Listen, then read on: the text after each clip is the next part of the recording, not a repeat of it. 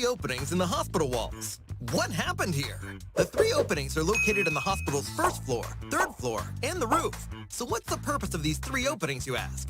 Well, if you like landing on the roof, and you can't find a weapon before meeting an enemy, then you might end up jumping off and hurting yourself. But with this opening, you can now explore the inside of the hospital quickly to find a weapon and make the first move.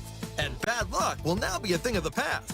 Since the opening on the third floor is located at a strategic point, not only will it prevent others from camping there, you can also use it to move to the platform on the second floor quickly. How convenient is that? Speaking of the opening on the first floor, it's even better. Not only can you enter the hospital from the side, it's also perfect for sneaking up on the enemy and ambushing them. In actual battle, you can also use these three openings to adjust your position and develop new tactics. So what are you waiting for? Come and try it out for yourself, now! Have you visited Milt of Power since the update? This area might be remote, but there are a ton of supplies to be found here. Looting the area after landing will more or less give you a steady start to the match. Even if you run into enemies, there's no need to panic. You should try to land at the 4 warehouses near the entrance if you can. Supplies are in plain sight here, so land and start grabbing weapons for a greater sense of security. After looting everything in the warehouses, take whatever you can from the nearby buildings too. The red brick building inside has complex terrain. Although it has abundant supplies, it's confusing and takes time to find them, so it's easy to get ambushed. The red brick building only has a few doors, but there are plenty of places for players to hide inside it. We can camp at the entrance and eliminate anyone who wanders over. If you've been waiting for a while, you can just aim for the rooftop. Most players like to find high ground to observe other players, so you can take out whoever you find there. You'll feel amazing and rich after taking out everyone there. Did you get all that?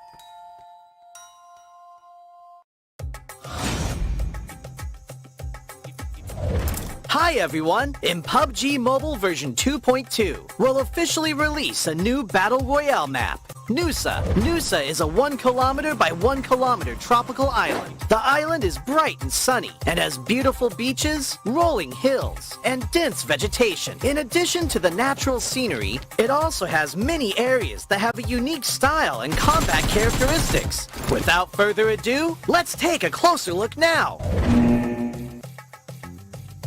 As a whole, being a 1 kilometer by 1 kilometer map, Nusa is the smallest map PUBG Mobile has released to date. It also has the most compact structure among all the Battle Royale maps. We can make some comparisons by looking at the data. Erangel is 8 kilometers by 8 kilometers in size, and 100 players participate in each match. This means there is an average of 1.56 players per square kilometer. In Nusa, an average of 32 players fight in a 1 square kilometer area. Conflicts are intense, and players will start shooting right after landing. In the southern part of the map is a heart-shaped island. 2 paths connect this island with the gorgeous Pink Beach. The Ferris wheel and hot air balloon are both located on Pink Beach, which highlight the romantic atmosphere of the beach. But keep in mind that the terrain of Pink Beach is rather open and has little cover within a certain area. If players want to move around Pink Beach, they can do so with the help of smoke grenades to obscure enemies' vision, or push the beach balls on the beach and use them as moving cover. But if you do so, remember to keep an eye on their durability. In short, Pink Beach is beautiful and romantic, but you must take care if you plan to spend some time there. Bulan Bay is located in the northwest part of the island, and the coast is quite low there. The cliffs on both sides have a large height difference, and players can move between them with a zip line, utilizing the advantages of high ground. Players at the top can observe where enemies are moving in the bay. Meanwhile, players in the bay need to move around covertly. There is also a cavern connected to the sea in the northern part of Bulan Bay. Players can jump there directly. The cavern extends in all directions, and players can explore this area. In addition to the natural scenery, Nusa also has many urban areas, of which the largest is Telepak Town, which is located in the southeastern part of the map. Buildings are scattered everywhere in the urban area, and close-range street fights can break out at any time. There are premium apartment buildings in Telepak Town. These buildings have elevators that can be used, which adds another dynamic to searching, attacking, and defending in the building. For example, players can set up an ambush in the elevator. By getting in and not selecting a floor, they can then give enemies a surprise when they enter to use the elevator. The rooftops of buildings in Telepak Town are also connected by zip lines, which gives players more flexibility in urban battles. If the zip line is destroyed, it can be repaired with a tactical crossbow. I believe Telepak Town will give players a unique 3D alley combat experience. If you like fast-paced battles and enjoy thrilling shootouts right after landing, you can land at the Science Center at the heart of the map. The design of the modern orbital satellite roof feels really high-tech. The Science Center has 3 floors. Each floor is spacious and contains lots of supplies, which attracts many players to loot this area. As you can imagine, very intense battles will break out between these floors. At the top of the Science Center is a rooftop with a multi-layer structure. Players can look far into the distance from here for a great visual advantage. However, they'll also be exposed as there's nowhere to hide. If you want to land directly on the rooftop, you must check if there are enemies nearby to ensure your own safety. In short, if you're confident in your close-range shooting skills, you're welcome to land at the Science Center.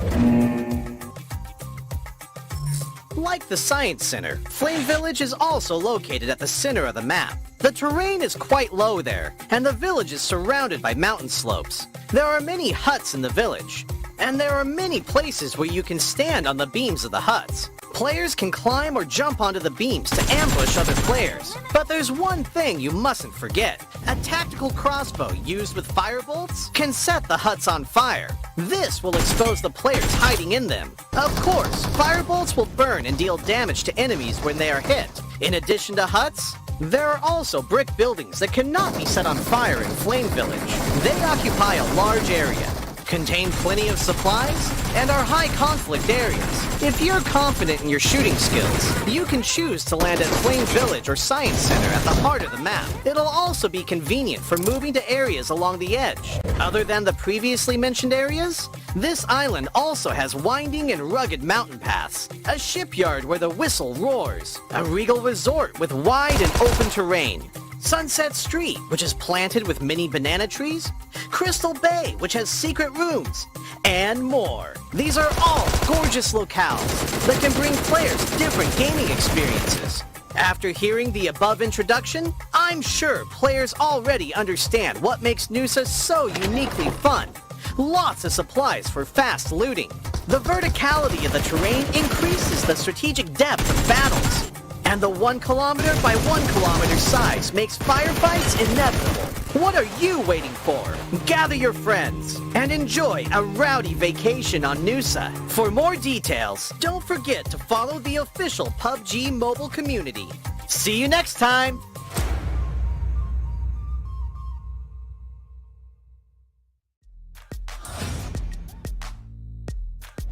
Hi everyone! PUBG Mobile version 2.2 is now officially available. This version update includes a new map, Nusa. Besides its beautiful scenery, Nusa also contains many new interactive mechanics.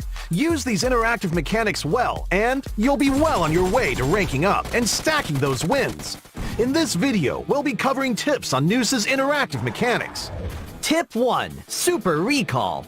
As Nusa is a small map with lots of supplies concentrated in different areas, players often find themselves landing in the middle of a gunfight. Given the intensity of combat, players may find themselves making a mistake and getting eliminated soon after landing. Not to worry, Nusa has a super recall mechanic available, as long as there's a teammate still in the match and before the first blue zone starts shrinking. All eliminated players can return to the battleground via helicopter with a random firearm. But remember, recalls are only available once, so make the most of your second chance. Tip 2. Zip lines. Most places on Nusa, with a big difference in high and low elevation, will have zip lines for moving between them. Players can approach a zip line to quickly move between areas, but note that zip lines are fragile and easily destroyed. If you come across a damaged zip line, use a tactical crossbow to repair it. Once repaired, the zip line can once again be used. Tip 3. Elevators. Telepak Town, located in the southeastern part of Nusa, has a luxury apartment building with an elevator serving its 7 floors. Players wishing to move between floors only need to enter the elevator and press the floor number. They'll be whisked to that floor. It saves precious time during fast-paced combat. Of course, be on your guard when exiting the elevator, as other players may be lying in wait for you. Tip 4. New weapons. The NS2000 is a shotgun with high accuracy at mid or close range. When hip firing, it uses 12-gauge shotgun shells. When aiming, it switches over to shotgun slugs. With combat being unpredictable in Nusa, the NS2000 enjoys great versatility in solo and team fights, and it heightens the fun of combat. Players can switch their firing mode based on the target's distance, status, or on one's personal preference, to always ensure having the best tool for the job. In this new map, the tactical crossbow can be loaded with both ordinary and fire bolts. These bolts deal the same level of damage, but the firebolt can set some structures on fire and destroy them, as well as deal burn damage to a target. During combat, the tactical crossbow is rather still when firing, making it a great stealth option. It's great for sneak attacks. Of course, Nusa is full of excitement. Besides the interactive gameplay mechanics outlined just now, there is a lot more content waiting for players to discover, such as Pink Beach and Bulan Bay in the southern and western parts of the map respectively. Besides enjoying the beautiful scenery, players can play with beach balls with teammates for a different kind of fun. During battle, beach balls can serve as cover on the open beach by giving players time to come up with a defensive and counterattack strategy. Energy can be recovered at the swimming pool in Bulan Bay. Flame Village in the middle of the map has water jars that you can hide in. And in various rural areas on the map, there are many random supply crates scattered about. More exciting mechanics are waiting for you to explore and discover. Alright, that was an introduction to Nusa's interactive mechanics. If you want more details about Nusa, be sure to follow PUBG Mobile's official social media platforms. See you next time. Bye!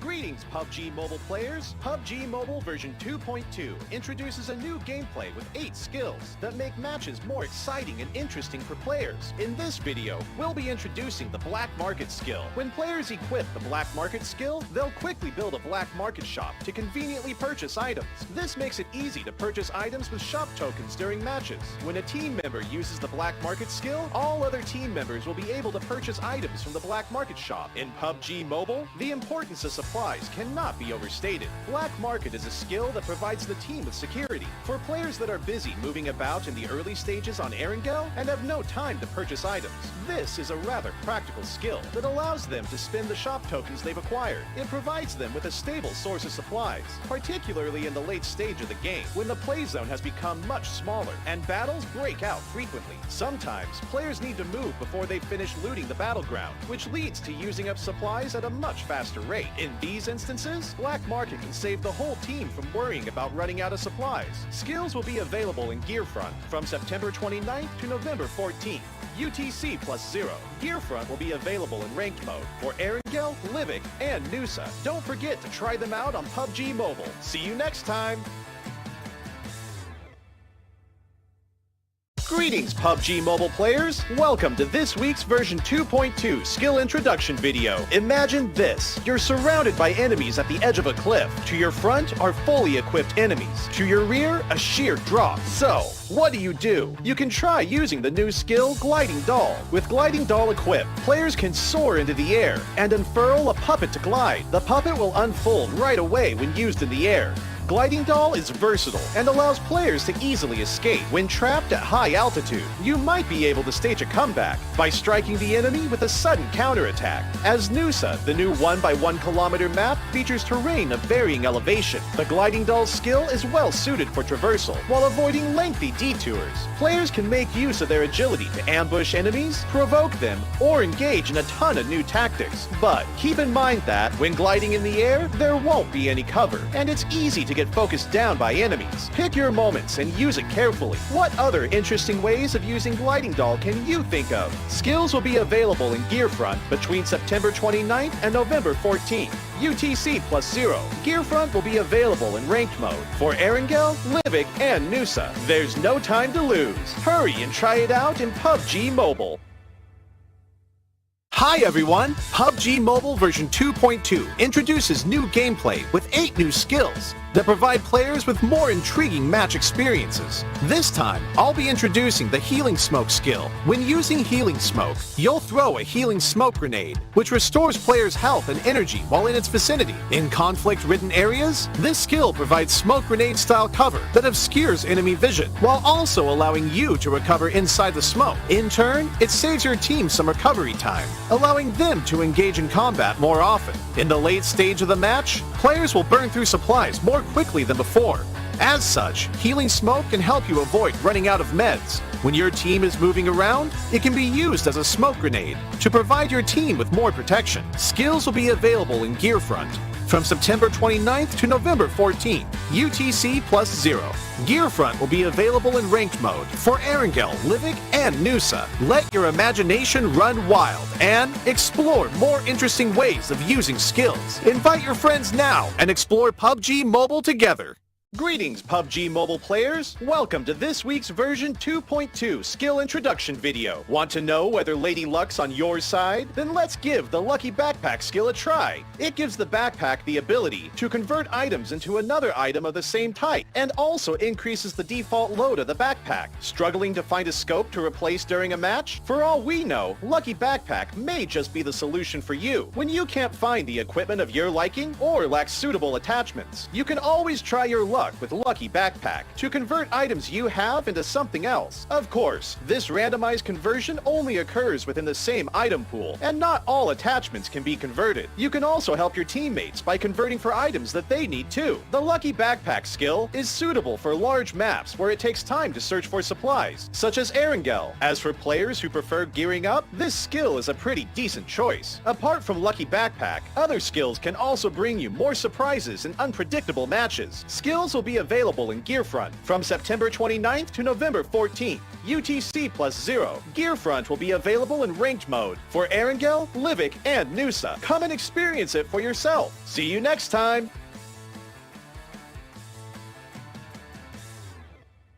Hi everyone, welcome to this episode of version 2.2 skill introduction. Today, let's take a look at play zone analysis. Play zone analysis helps players locate the next play zone. The information will also be shared with all members of the team. Take note that there is a limited number of times you can use this skill, so players must master the timing of this skill. Play zone analysis can help players quickly reach the play zone to gain the upper hand while avoiding conflicts and ambushes. Play zone analysis is highly versatile, especially on a map like Erangel, where players are inclined to avoid battle. This skill is especially suitable for players who prefer to get well equipped before heading into battle. Skills will be available in Gearfront from September 29th to November 14th. UTC +0. Gearfront will be available in ranked mode for Erangel, Livic, and Nusa. The other skills also have unique features. Test different combinations out for yourself. See you next time!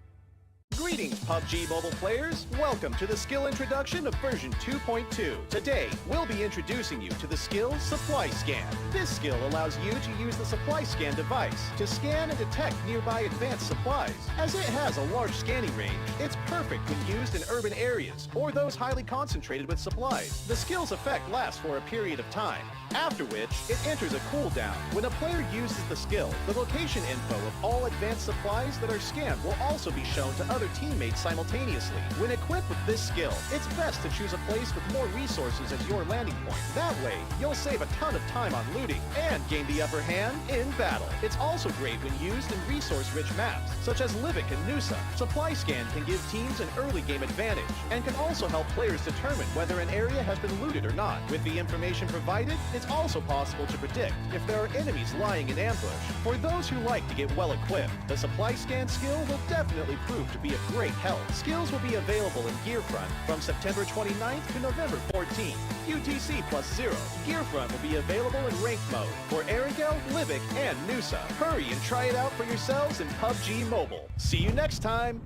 Hey there, fellow PUBG Mobile players! In PUBG Mobile version 2.2, we're debuting the new Gearfront mode. All 8 skills have distinct features, bringing players even more tactical fun. Players can select one skill for each match. Today, we'll be introducing the skill Trace. Trace is a passive skill. When hitting an enemy, a marker will be shown above their head. These marks track the enemy's movements, even through obstacles. When a teammate has this skill equipped, all other members of the team can see the tagged enemy, making it easier to focus fire. Trace can help teams on any map, particularly in areas with a lot of buildings or are plagued by conflicts. Your team is less likely to lose enemies tagged by Trace, as it provides information that allows teams to predict enemy movements and determine whether to pursue enemies or fall back. For aggressive teams or those that prefer frontal assault, Trace is all the more the go-to skill to help you clinch victory. Skills will be available in Gearfront from September 29th to November 14th. UTC +0. Gearfront will be available in ranked mode for Erangel, Livik, and Nusa. Everyone, be sure to make haste to try out different skill combinations to see what works. We'll also be bringing you more skill introductions, so don't forget to follow the official PUBG Mobile community. See you next time! Hi everyone! In this video, we'll be introducing the Vehicle Airdrop skill. When this skill is used, a beacon will be thrown and a vehicle airdrop will be summoned. Not only is there a limit on using the skill, it takes a bit of time for the vehicle to be airdropped. Hence, players will have to ensure the use of this skill at opportune moments and take their team to a suitable location.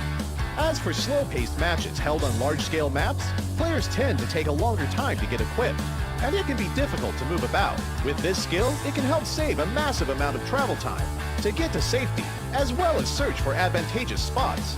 On top of that, there are few vehicles found in the rural areas.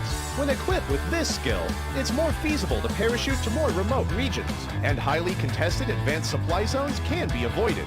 Once you've thoroughly looted an area, you can use the skill to get your team to the next resource point.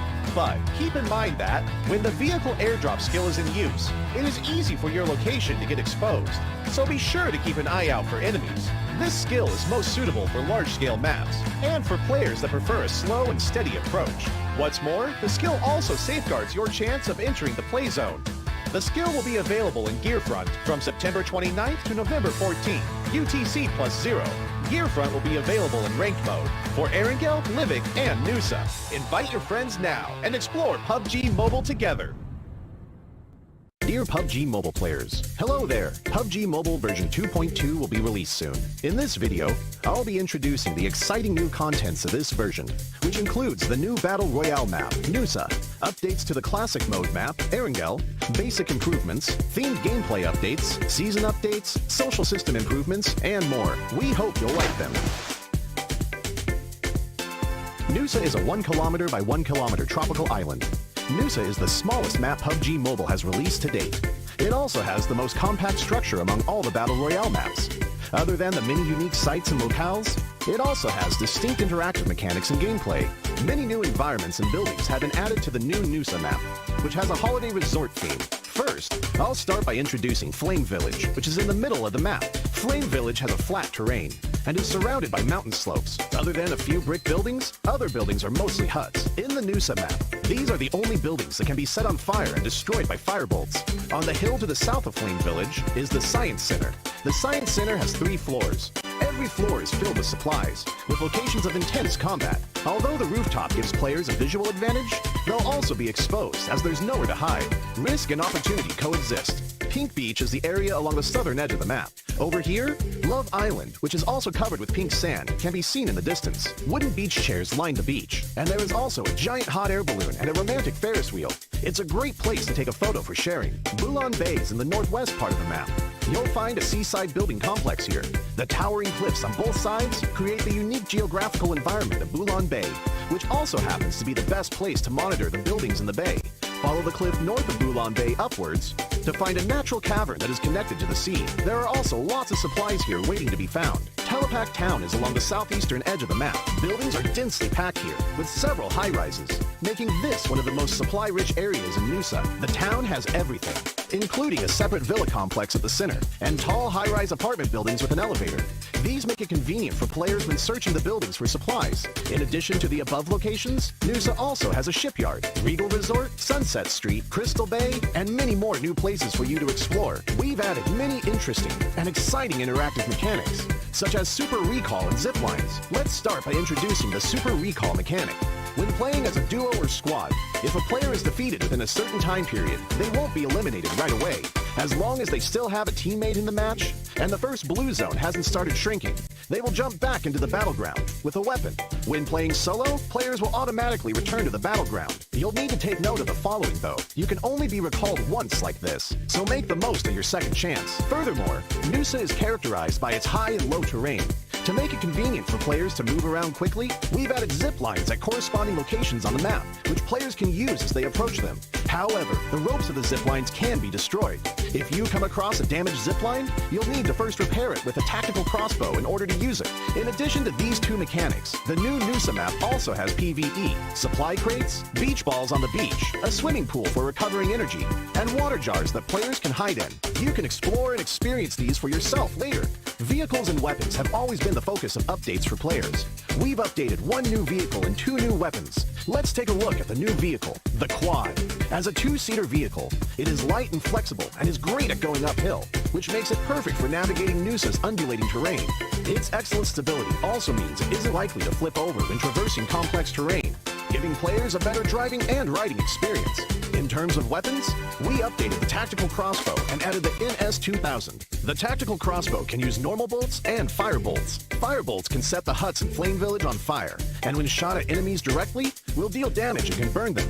The new NS2000 is accurate and powerful. Hip firing uses 12-gauge shotgun shells, while slugs are used when aiming down the sights. Whether it is used in melee or mid-range combat, it is still a powerful weapon. Stay tuned. Erangel has also been updated. Let's start with the updates made to the hospital. The fence and building of the hospital have been given new paths to give players more options when moving in and out of this area. The interior of the hospital has also been simplified so that players can search for supplies more quickly. Near the hospital, we added an abandoned ambulance and medical supply crates, as well as more vegetation to provide more cover for players. Milta Power has also been updated.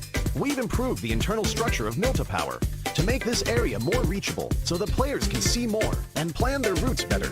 In this update, Erangel will get 3 renovated ports, which will be found at the ferry pier, the farm in the southwest, and Sosnovka military base in the south. These ports will bring more supplies to these 3 areas, so make sure to keep these 3 ports in mind and treat them as new supply collection points. We've added many new mechanics to the Erangel map. For example, there is a shed where bicycles can be obtained, a flash shop that sells discounted items, targeted supply crates that can be found inside buildings, and a trunk that teammates can use to trade items while riding the vehicle, and a gas station for refueling vehicles. Make good use of these new mechanics to win more matches. We've also improved firearms. In this update, we have significantly improved both the SKS and Mini 14 by greatly improving their handling. This will increase their stability when fired consecutively and increase the damage dealt to enemies. Among airdrop weapons, we have adjusted the AUG and MK14's handling and damage to better balance the airdrop weapons.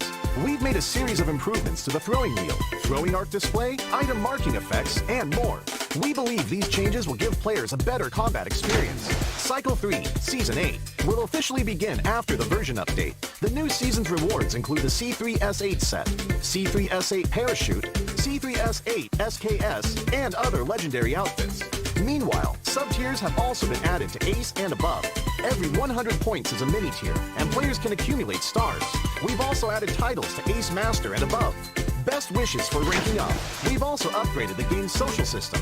We've adjusted the friend limit, synergy required for reserving matches with friends, synergy system, and other social gameplay. To an extent, players are also able to set their gender on their profile card, and new interactive gifts are also available. I believe these changes will give players better interactions and social experiences. Finally, RP M15 and M16 will have new rewards.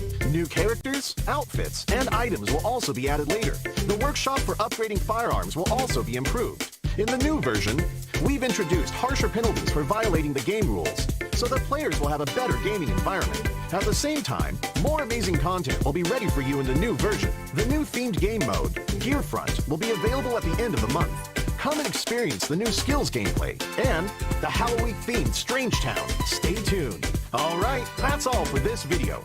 We hope PUBG Mobile version 2.2 will give everyone a good gaming experience. For more details, feel free to follow the official PUBG Mobile community. See you next time!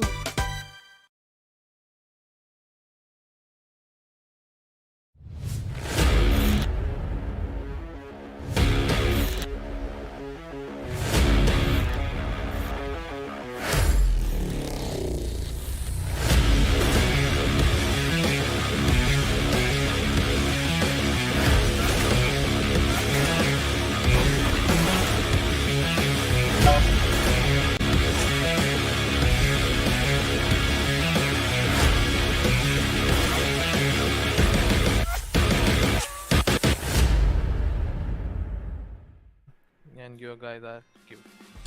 Hello and welcome back, ladies and gentlemen. It is time. Yes, you are watching the PUBG Mobile Pro League South Asia Championship Fall 2022, where we are here to find out in the next 4 days the kings of the South Asian region and the top 3, of course. They're going to be heading for the global championship, and of course Sam Fix is joining along with me for the first game would be Blotter. So Blotter, we have been casting the Pakistan region. Now we're going to witness the best out of South Asia. So how excited are you?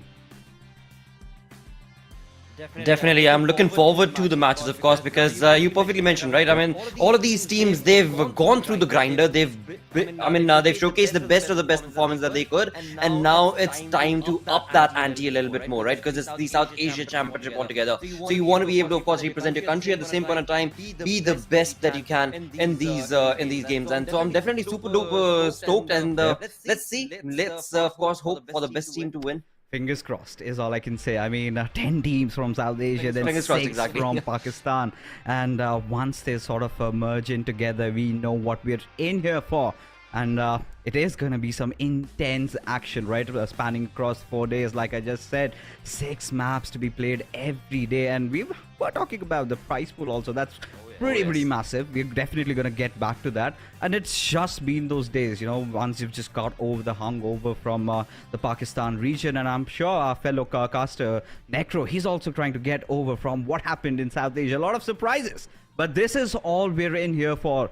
It's the $150,000 that is on the line, ladies and gentlemen. Of course, the first position receiving $40,000, the second getting $28,000, the third getting 18, and so on. And it just does not end here. The top 3 teams head on to face each other and against the best teams, not just in the region, but across the globe in the global championship. And how do they do that? They need to earn all these points. And yes, my friends, of course, it's pretty much similar. We have seen this happen for quite some time. It's almost been around 2 years. First position getting 15, so on, reducing. And what really stands out in this point structure is that 1 elimination, and you get 1 point for that. And a look at the contenders. Blotter, why don't you walk us through it? Absolutely, as we do have all the 16 teams that are going to be, of course, playing right here for these games. And we do have i8, T20 QWERTY, Quantum Rage, moving on along to TUF, Magnus, Red Side, High Voltage, I mean, DE Warriors, DW right there, as we can see, along with Stalwart, IHC, DRS, Elementrix, MABETEX, Skylightz, T2K, and VENOM Legends. Now, these are the teams that we're going to be looking at. These are the teams that are going to be playing against each other. By the same point of time, Yeah, it is going to get real chaotic, that's for sure, right? Because every single day we're talking about 6 games that are going to be played. So the equal opportunity is going to be provided to all the 16 teams. But how and what exactly is the storyline going to be like? Well, we're definitely going to find out in just a couple of hours. Yes, now let's take a look at the Warriors in front of us, right? Every single one of them starting off with the winners of PMPL Pakistan. That is going to be Agonxi8 Esports, of course, led by Uzim Ghost, IQ Reviews, Played and Trinda. Then we do have T20 QWERTY. We've got Khan 420 Boy, Voltrox, Gravity, and Wolverine. They did manage to redeem themselves. As we move along further, we've got Quantum Rage, we've got Spark, Goku, Sirius, JD, IO0 and Senior, and so on. And Magnus Esports, one of the favorites from the Pakistan region, did not fare pretty well in the finals.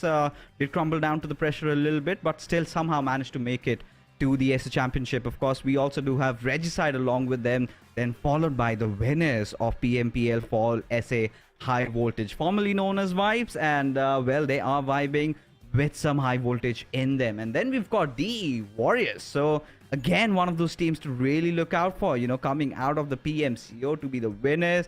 And they are definitely going through this Cinderella story that they're having. Doc, Sneaks, Nirzed, East, and Archer. I think this is one of those teams I'm really keen to watch out for as to how they perform. Now addressing the elephant in the room, Godlike Stalwart, Pika, Actions, Cry, Top, Senator. I mean, the name speaks for itself. And not really far behind, you've got IHC Esports, a glorious pass, but now they are on path of redemption. You've got Demo, one of those new players, or call him Demo, along with Zol, I see.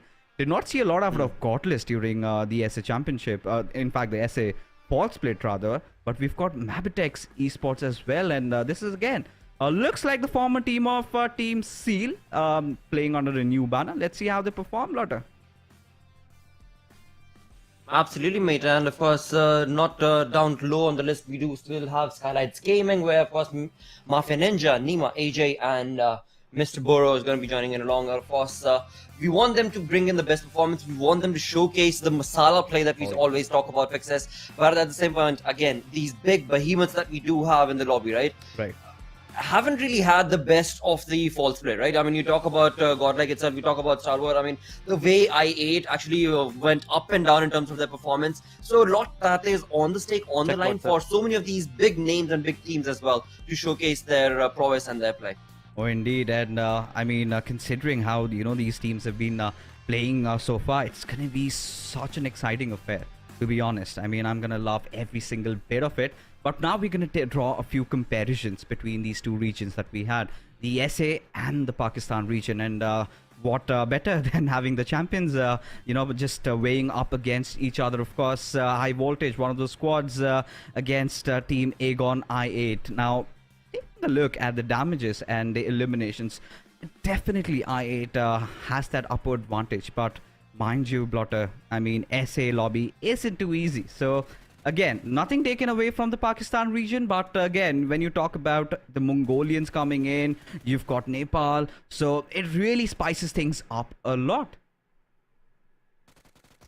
It definitely does. As we move ahead through the of course clips that we have on our screens, I8, the perfect plays that were showcased from the side of this team. Even if they were left with just a one-man army, as we saw IQ, he was able to, you know, stand true and tall for his team and of course walk away with a lot of points. And in fact, chicken dinner as well, as we saw from them. On the other front, we move on towards High Voltage now. High Voltage, they are a very high fragging team, and they definitely do deliver that sort of performance every single time they jump into the lobby. But again, everything that has been done in the past is off the past, because now it is a brand new start. And again, in this lobby, these teams know what they're up against, but in the battleground, you have absolutely no idea which side the fight is going to be moving towards, and how exactly are you going to be able to fare out in that.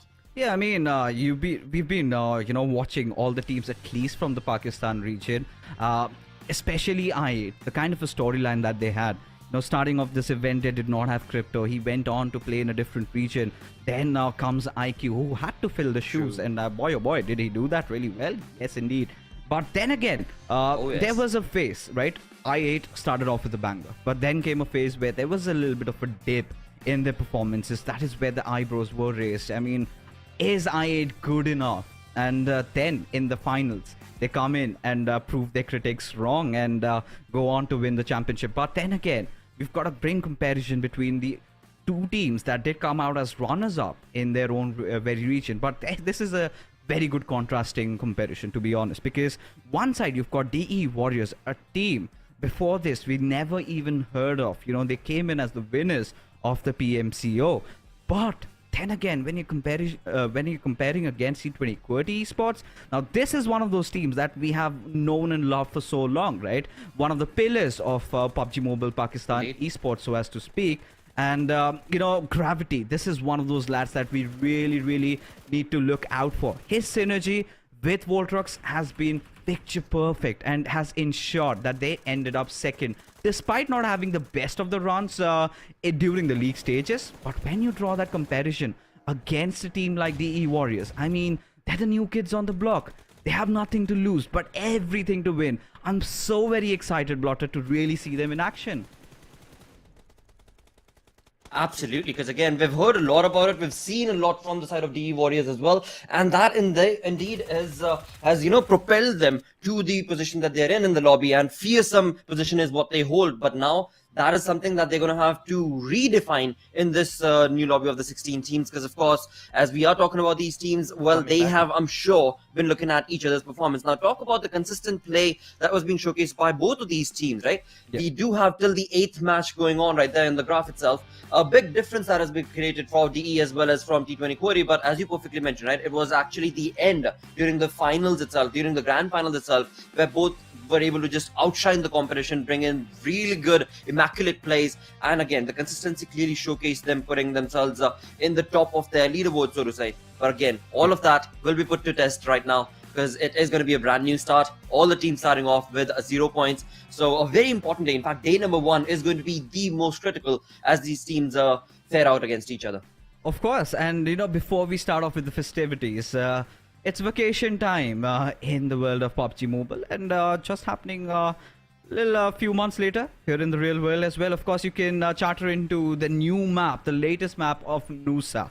And we know one by one map, it's a very small one, but you know, the action that really happens around the science center, I mean, that is where the scientists are. But imagine a scientist with a few weapons in their hands and going after this, wiping each other off. Talk about saving humanity out there. But again, you know, I'm really excited for this, because we do have some surprises for you that we will be announcing in few more days as they come. It's still 4 days of event, and yeah, I would love to see some Nusa gameplay in action, and if that happens, my heart is gonna be lifted. But again, coming back to the discussion that we were having, right? SA region, the Pakistan region finally merging. I'm gonna get that masala that I was, you know, looking forward to, because you know, you've got the different styles of play.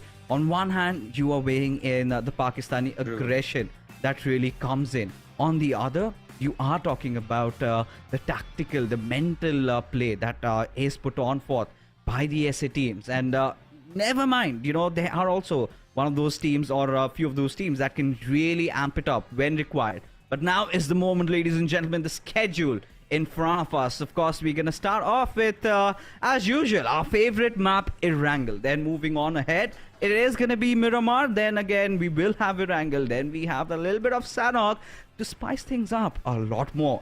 And then we're going to have Erangel and Miramar to end this day. And we do have 16 teams, so there are going to be no groups over here. All these 16 teams are going to be playing out with each other. Now, talking about the map of Erangel, Lakshay, I mean, considering the fact that these two teams have played in 2 different regions, right? These teams, right? So now we might have a few drop clashes, for which I'm really excited about. Because DE Warriors, they're one of those teams that can tend to drop towards the military base, you know, along with I8. But there might be also chances where they might head over towards Primorsk. Then you've even got places like Yasnai that has been contested.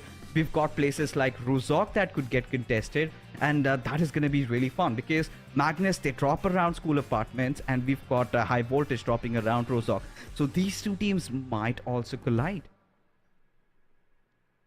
Well, again, that is what we want to be able to see, right? Right off the bat, in the first game itself, we want to be able to see some action-packed performances in the first few minutes of the game itself. And you perfectly mentioned, right? When it comes to today, day number 1, match number 1, well, those drop clashes are definitely going to be seen at the same point in time. Well, it also kind of boils down to fixes the approach that teams are going to have, right? Because these are players who do not want to back down. I mean, they're not going to be like, all right, you know what? We're not going to jump into this drop location because this other team can go ahead and take that swing for themselves. But we know that itself is going to be creating a lot of rivalry as well. Now, moving away from that towards, well, again, you know, it is time for prediction. It is time for the chaotic question to be raised and answered. What team would you want to see walk away with the chicken dinner in this first game? I think Godlike Stalwart for me, because I feel they want revenge, because ideally you would have expected them to win the SA fall split, but they weren't able to do so. But maybe this might be the moment where they sort of redeem themselves. So for me, Godlike Stalwart. But what about you, Lakshay?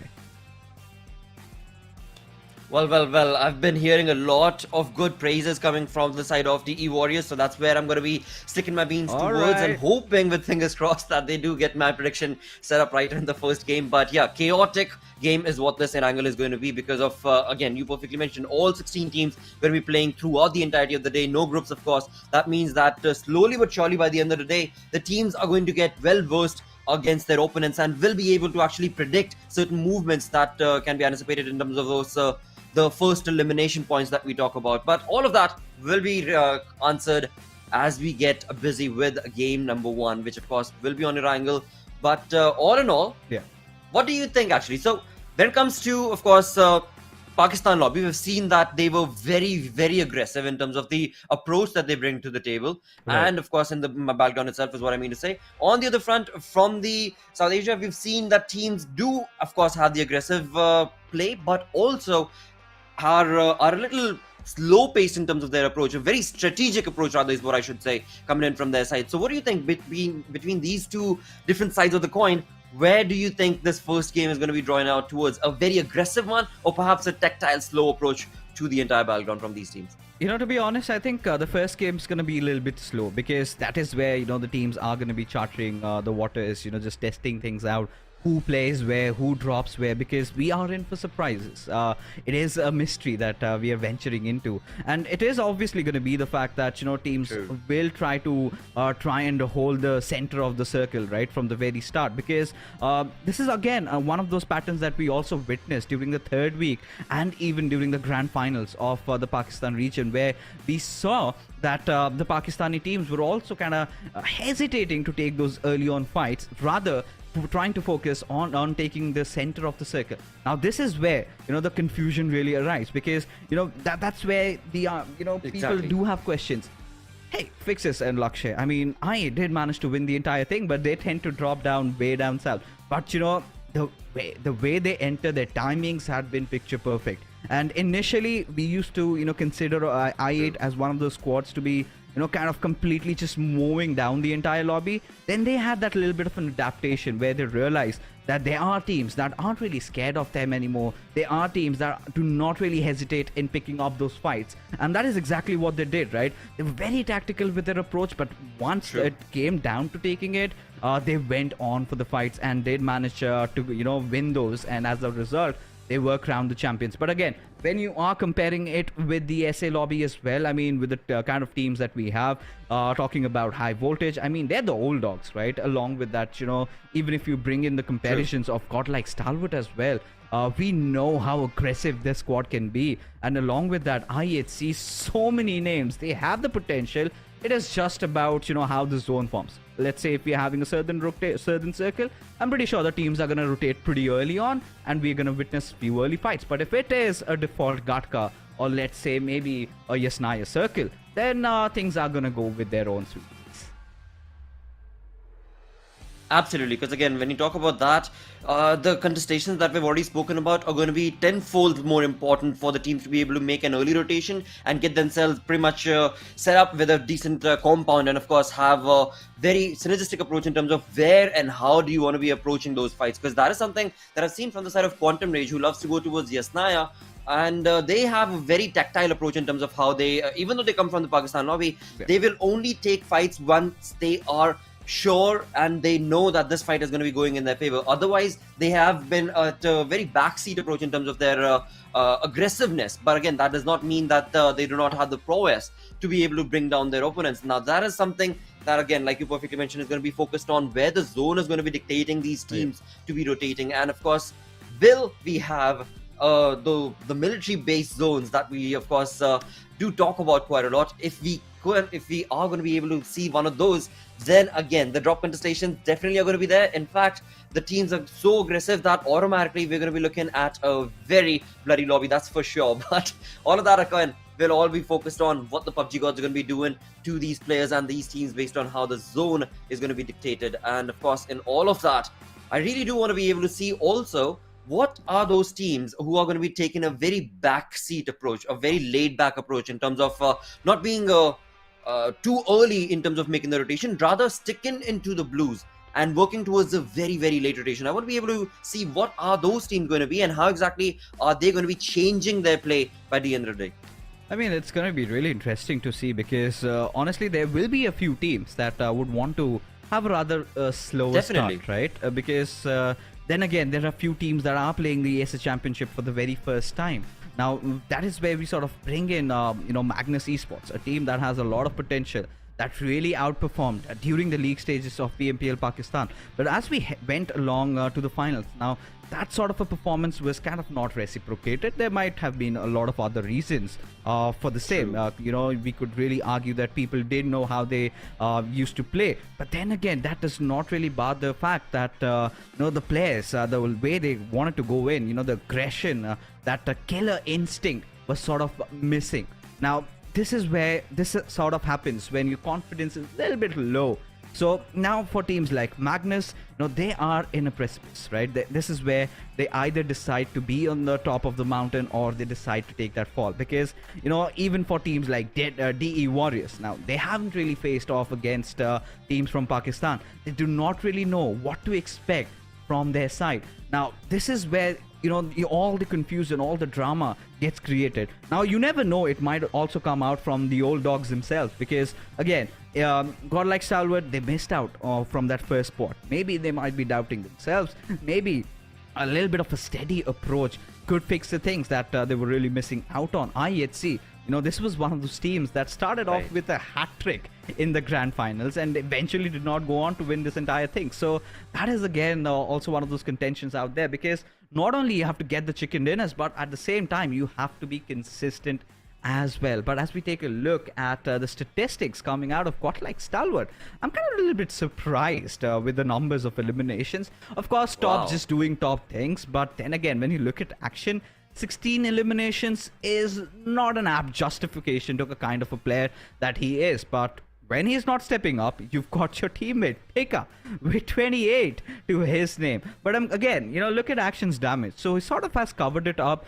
And then you've got Scry, the survival master for his team. No matter Godlike Stalwart being in whatever situation, he makes sure that he gets those, position points at least for his team 100% secured.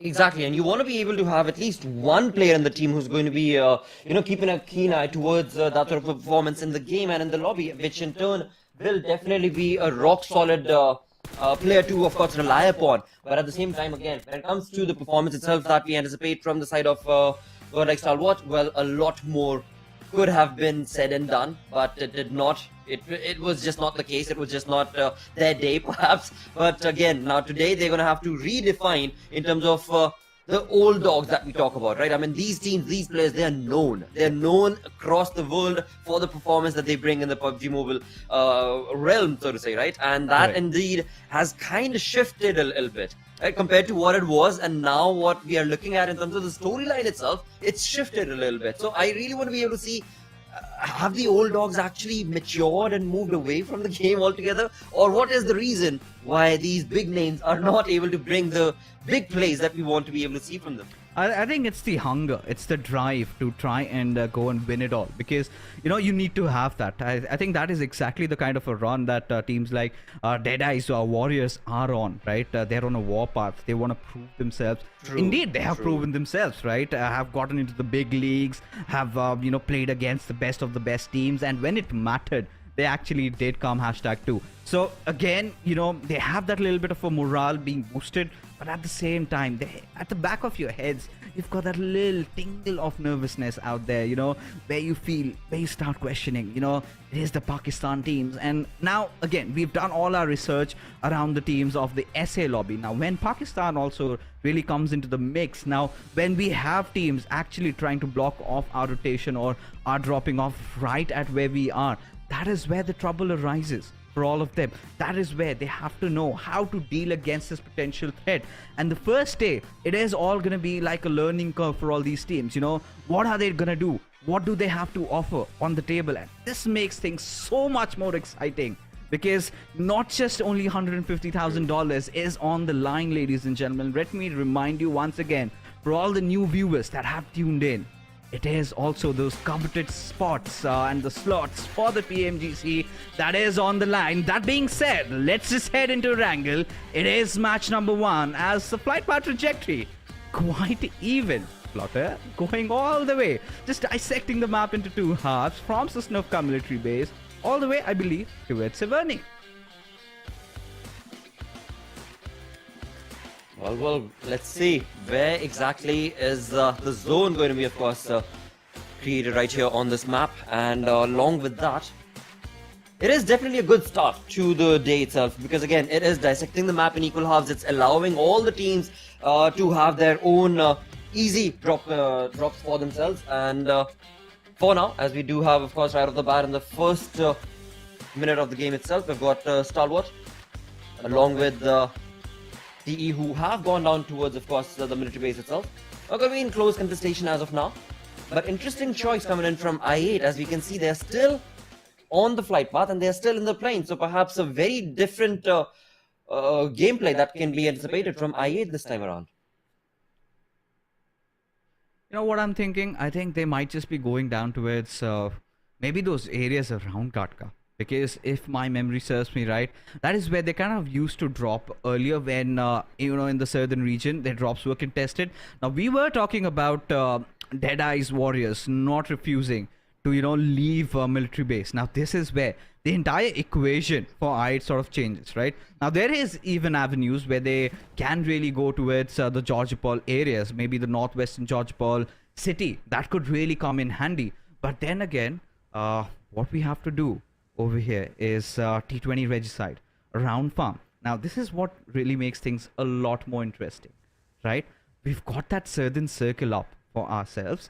Now, this is where, they're not going to be pleased just leaving off their drop, right? Because ideally, you would want a southern one, but you're not getting it. And now, look at Elementrix.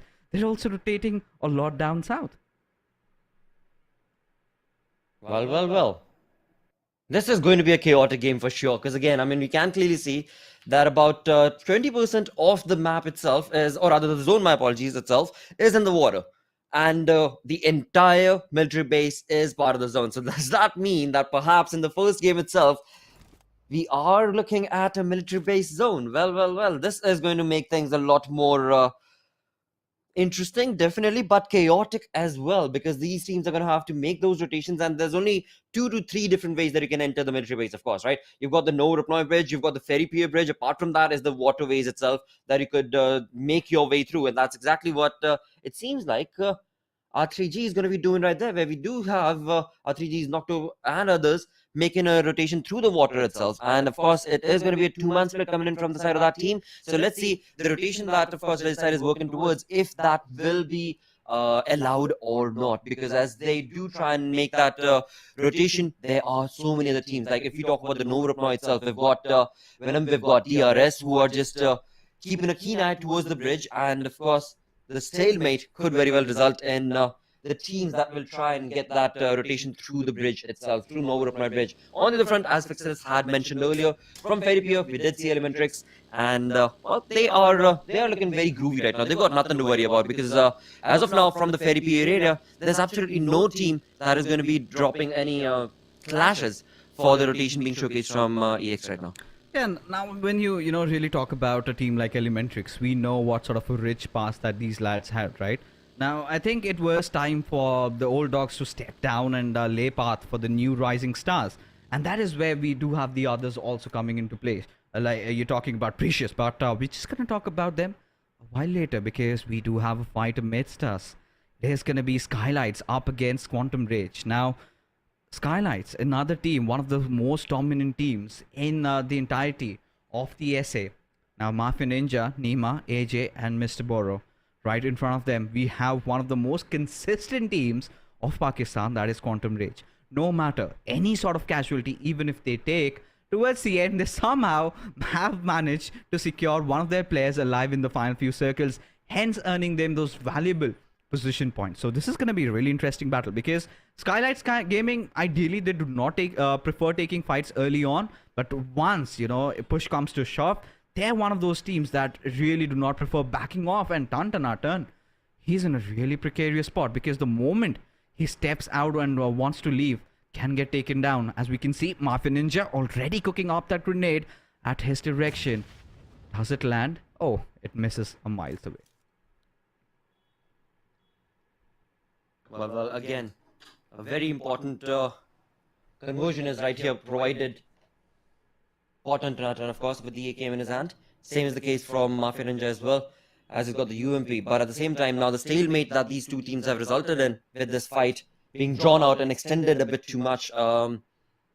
Again, for now, they don't really have to worry about much because the zone is going to be in close proximity for them to be able to make that rotation. But if they do not get an opening here, either Tantanatan or, of course, Mafia Ninja, then this can turn into a lot of problem. And with that, a perfect nade coming in from AJ from the backlines is going to result in Tantanatan going down. And just like that, the first elimination of the game is going to be drawn out and showcased right here from the side of Skylightz Gaming. A very synergistic approach, definitely showcased right there from Skylightz as they got the conversion. And at the same time, now it is going to be the player Tantanatan who will, of course, be the first one to leave this lobby. At the same time, Skylightz, they are on the move now. The stalemate situation that they were a part of a minute ago has now resulted in them walking away with 1 defeat points to themselves, and they're just going to easily back out of that. Not going to be overextending the fight, not going to be pushing their luck, which is definitely a good decision being made right here from Skylightz Gaming. Yeah, I mean, Skylightz, again, one of those teams that really know their corners, right? They're very well versed with the nooks and crannies around this entire city, and they know how to deal with a threat if it comes in front of them. But at the same time, DE Warriors are firing upon a few bullets at the players of T20 Regicide. You've also got the players of Team Magnus right around them, some of them having taken quite some amount of damage as Team Magnus decided to rotate pretty early from Pochinki, their homeland, and they do understand that it is the southern areas that they have to play around with. Absolutely, as we do have, of course, the Warriors on our screens now. They have a lot of information about the rotation being made from the side of Magnus, as Magnus's players were also sprayed on upon, and a little bit of a health was definitely brought down as well. But at the same time, now we have to see with the DP in action, of course, will this be able to draw out, well, no trouble whatsoever at all, as Magnus is going to be able to get out of that. And with that, we've got another trouble brewing right here for the players of Elementrix. It seems like where it is going to be T2K Regicide who have been able to eliminate their competition, and of course that in turn results them looking very much in control of this compound. At the same point in time, the best part for, of course, Regicide is this is a good start to the game that they definitely hoped for, and that's what resulted in them having a very good control of this compound, and they are at the zone, in the zone itself on the military base. They are at the southern edge of the map itself. So a very good controlled position that Regicide have right now. And along with that, of course, the defeat point already provides them the motivation that you need to be a part of this game, and that's exactly what Regicide have been able to create for themselves in the first few minutes of this game. Now again, like I said, they are looking very, very comfortable in terms of the placing that they are at on the military base itself. But let's see now, how long are they going to be able to hold this area for themselves? How long before their compound is going to be contested? On the other front, we've got VENOM Legends player making a rotation from the main island, I believe. Yes, it is. It is from the main island, from Milta Power, as we do have VENOM Legends players slowly making a rotation through the water towards the military base. Now, that is something that VENOM Legends, for now, are looking very comfortable in. But as soon as they reach the military base, that is what they are going to have a little bit of trouble in the name of, I believe, Stalwart, because Stalwart is around in the vicinity. So we'll have to see if at all there we have it. Perfect. Now, this makes things that much more easier to describe because we've got Stalwart who are at the right side of the military base itself. Now, VENOM Legends, if they would have decided to go straight in, then definitely they would have had a little bit of trouble against Stalwart. But right now, it seems like VENOM Legends are playing it safe. They've got a two-man split in the water as they make that rotation. And perhaps the way that they're making this rotation itself could very well mean that they are going to be jumping in from the southern side of the military base. But along with that, I mean, Fixes, this is perfect, picture perfect start to the day itself, where indeed it is the military base zone that we are going to be looking at. Now, all these teams, I was talking about it in the pre-game segment as to what teams are going to be the ones who are going to be working towards a late rotation. Well, so many of them are working towards a late rotation. We've got I8C along with, of course, I8 who are making a rotation all the way from Georgia Pole this time around. And on the, well, eastern side of the map, we still have Quantum Rage and Skylightz Gaming still in close proximity at Yasnaya as they are being taken over by the Blues. So now, this is the moment that these teams now are going to have to start pushing their rotations as quickly as possible because, again, military base, there's only that many areas that you can hold and contest. After which, all the other teams who are working towards the late rotation are going to be caught out in the open. They won't have many areas to defend or even call home. And that is where, again, we can anticipate a kerfuffle perhaps showcasing for those teams, for those late rotating teams. But we'll see. We'll see how exactly is this going to fare out because right now, I've got my keen eyes set up towards I8 and I8C as they are making that rotation from Primorsk and Quarry. TUF is waiting on that bridge. Elementrix is already set up pretty good. So what other opening is left for I8 and I8C? I wonder what exactly are they planning on doing once they reach the edge of that military base? You know, I think it's going to be all about the waiting game, to be honest, because they will have to let I8C pass. There's no chance on earth that they can go on engaging in this particular fight because I believe, you know, heading off towards Primorsk, finding a board, that's going to take a lot longer. I just hope they have enough healings to work around with. But, you know, that being said, at the same time, you know, taking a look at the circle, it looks like, you know, it could really go T20 Regicide's way if, you know, the circle kind of shifts a little bit down. But I really love the kind of an area that Team Elementrix has occupied for themselves. But taking a look at Team Magnus, they're kind of situated at the southeastern peripheries of the circle, which sort of makes it a lot more interesting because, you know, this is not how Team Magnus likes to play. But again, you know, these are dire circumstances. Again, we have been talking about the SA lobby being quite different. And look at Drolin. Quite literally, his buggy is on flames. Any moment, you know, a single bullet and it could just blow up. Wow. As we are speaking, T20 QWERTY is right beside them. And shots are being taken at Drolin's direction. Finisher having taken some massive chunk of damage as well at the same time. Now, Team Magnus, well, their armors have been penetrated through. Drolin also having fallen down. T20 QWERTY knows exactly what to do and they are heading for the push. Well, they definitely are. As Magnus, again, the rotation that was made from the side of this team, it seems like they are running out of options right now. There's no way they're going to be able to provide that cover or revival on their teammate. At the same time, when it comes to the approach that is being showcased from the side of course, Voltrix and his team of T20 QWERTY, they are going to be approaching this compound with just one thing in mind, and that is to be able to eliminate the competition in front of them, and that's going to be in the name of Magnus Esports. Now, Magnus Esports, they are trying their level best to be able to equalize this playing field, as they have been able to bring down Voltrix as well. So it is a 3v3 situation between these two teams right now. But the flank angle that's been created from Gravity from T20 QWERTY, that is an eye-opener in this fight, because if he's able to connect with this Carl in his hand, this could be the end for Magnus, because they have been covered, they have been surrounded, and there's no way for them to be able to run out in the open. And of course, that means that they are going to have to fight it till the end. But again, the position that we do have from the side of T20 QWERTY, and now with the numbers advantage also going in their favor, this is looking like a one-sided fight in favor of T20 QWERTY.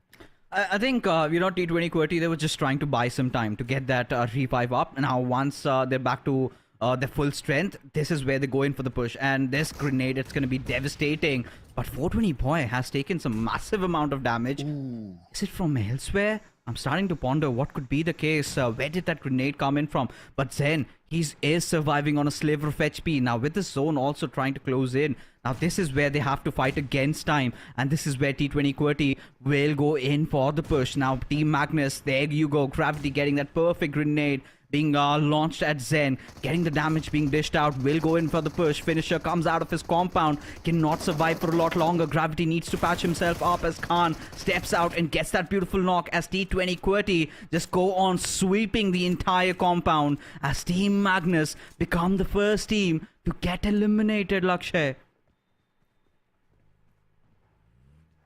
Ouch moment indeed, definitely for the side of Magnus. That fight, it was just not theirs. And the perfect synergistic approach that was showcased from the side of T20 QWERTY resulted in them, of course, walking away with, all 4 elimination points. Alongside that, now it seems like we do have MABETEX taking on shots against the players of DRS themselves. And DRS are at a downfall as they have perhaps lost out on the opportunity of converting this game in their favor, because DRS, again, the numbers have dwindled down for them.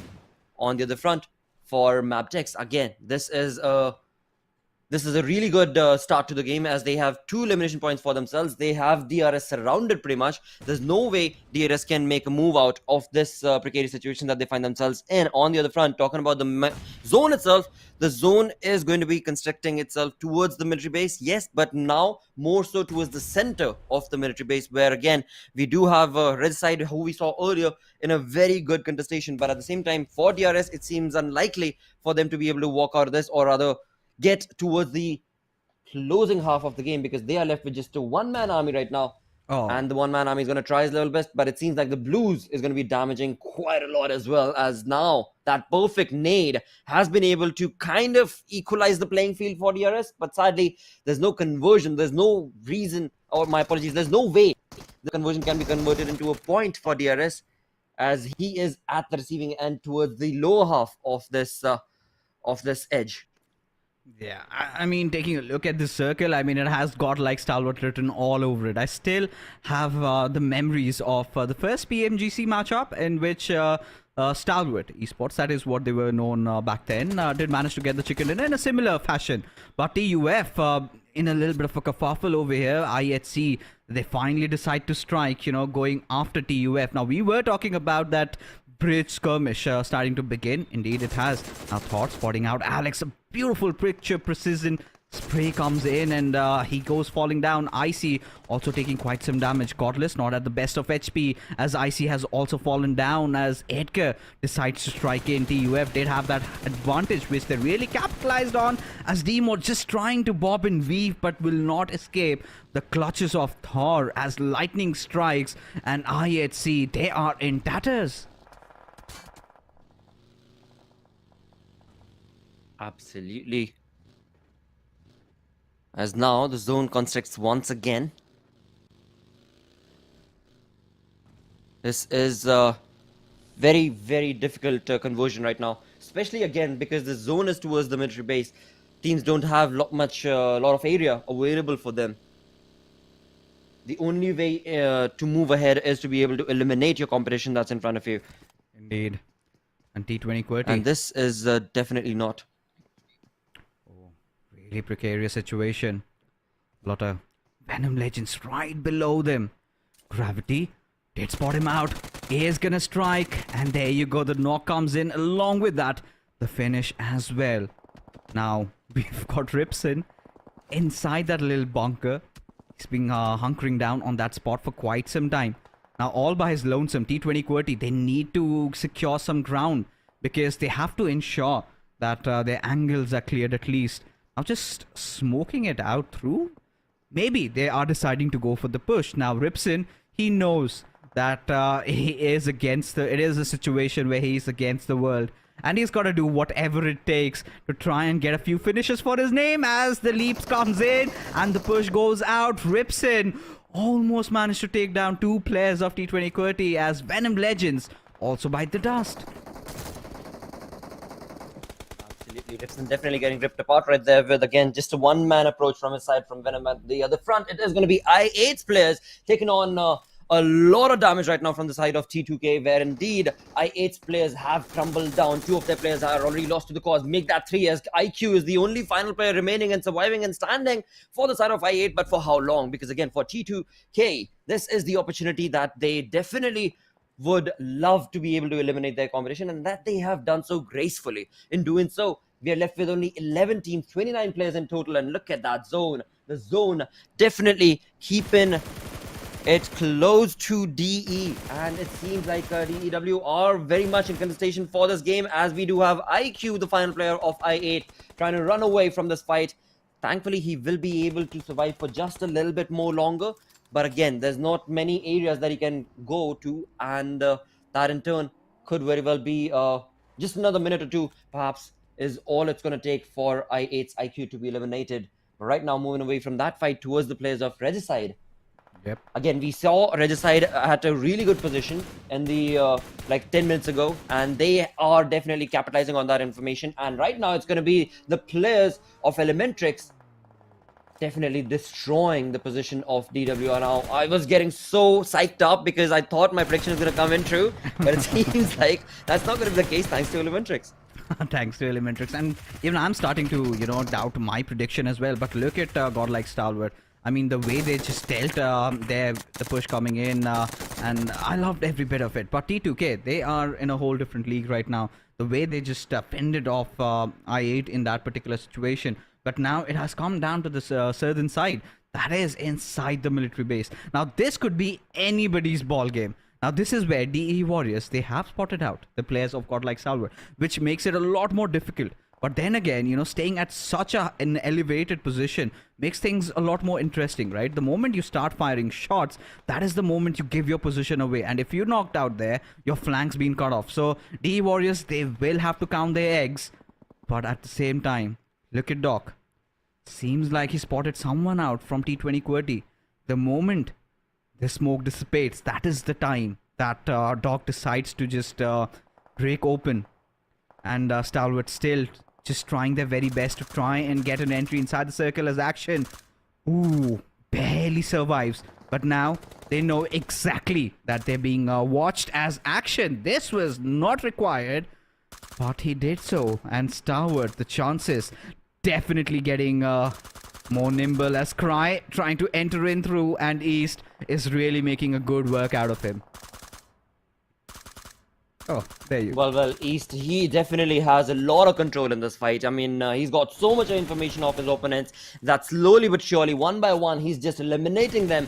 And along with that, of course, getting those very much needed points for his team. Now, Warriors, they are standing true and tall for.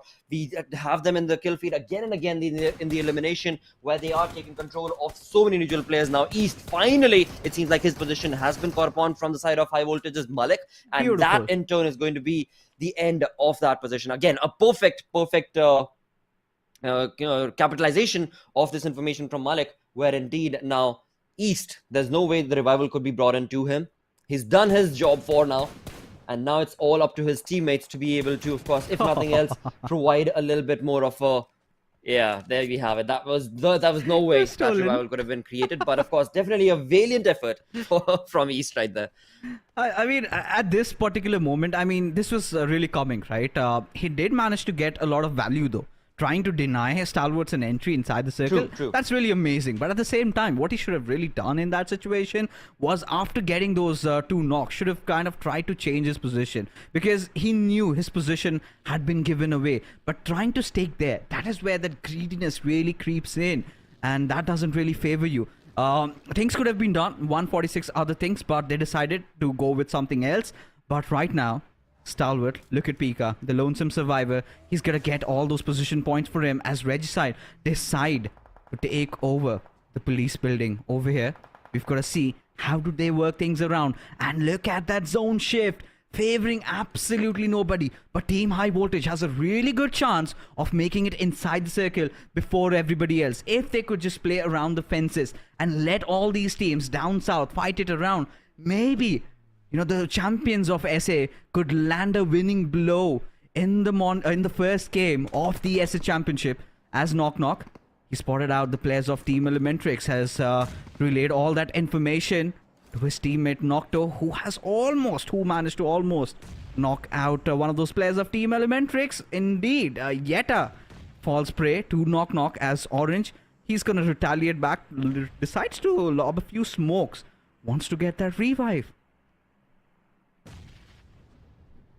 Indeed, and for now it seems like he is going to be able to get that revive on his teammate, where Elementrix is going to be standing with two-man army, but on the other front for Regicide, this is definitely looking a really, really good game. They've got the numbers advantage, they've got all 4 players, and again, the nades, they just keep coming in. Orange, he's trying his level best from the side of Elementrix to be able to hold the ground, but again, there's not enough area for him to be able to, of course, find that cover, which in turn is definitely getting hammered on upon from the nades coming in from Regicide, and that in turn is going to be the end of course, Elementrix right there, where it was, well, none other than the Warriors actually stealing the point away from Regicide this time around, as the Warriors, they are still very much part of this fight. They are a 2-man split army coming in with 7 defeat points for themselves, 5 teams remaining right here. But again, like I said, Regicide, they have the numbers working for themselves. They've got all 4 players standing, and the only thing that Regicide do not have is, sadly, the zone moving away from them.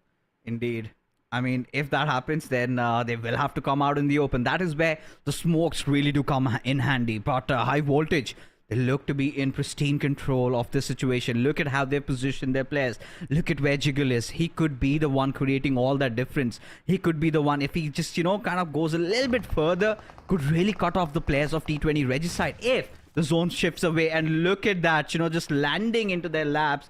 And High Voltage in such a prime position as Ring. He spotted out IQ, who's right out in the open, who has no idea of Ring's presence, will eventually get picked off, as does have the ghillie suit also to help him out. But IQ, I mean, did a lot for his team. Did manage to get those crucial position points. Oh, yes. Managed to get that 5th position at least, still keeping them in the race, as DE Warriors right beside the players of High Voltage. It is getting a lot more enthralling at this point, because now High Voltage, their positions well known to the players of DE Warriors, but we've got to see what do they make out of it, because Regicide, they have to come in, and at this point, Ring could prove to be such a thorn for them, because all he's going to do is just try to fend off any sort of attack that comes his way and get as many finishes as possible, as just sneaks upon the players of Regicide. And Knock Knock, he's got to pay a hefty price. T20 Regicide, they were doing so good up until now, just survived by the last player. That's going to be a Shad.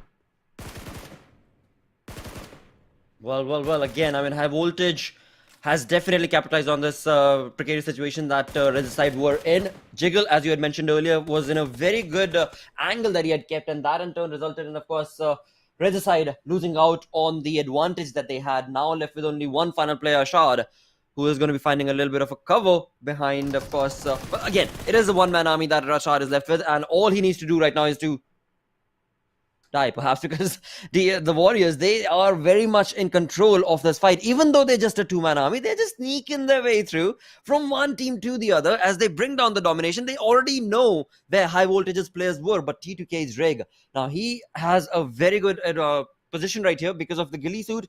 Also, at the same time, nobody knows where he's at, or my apologies, it seems like High Voltage Assassin has a little bit of an idea for that final play of T2K Rig, and definitely Rig is being sprayed on upon. With that, the Warriors themselves are not going to be allowed to stand true for long, because High Voltage Assassin has definitely assassinated right there, thus remaining one final player from the side of the Warriors. And now it seems like High Voltage, as soon as the zone came in towards their side, they capitalized on that perfectly, which in turn seems like this game could be theirs. This chicken dinner could definitely be theirs, as we are left with only 3 teams, and High Voltage with a 3-man army compared to, of course, T2K's Rig, 1-man army, along with the Sneaks from the side of the Warriors.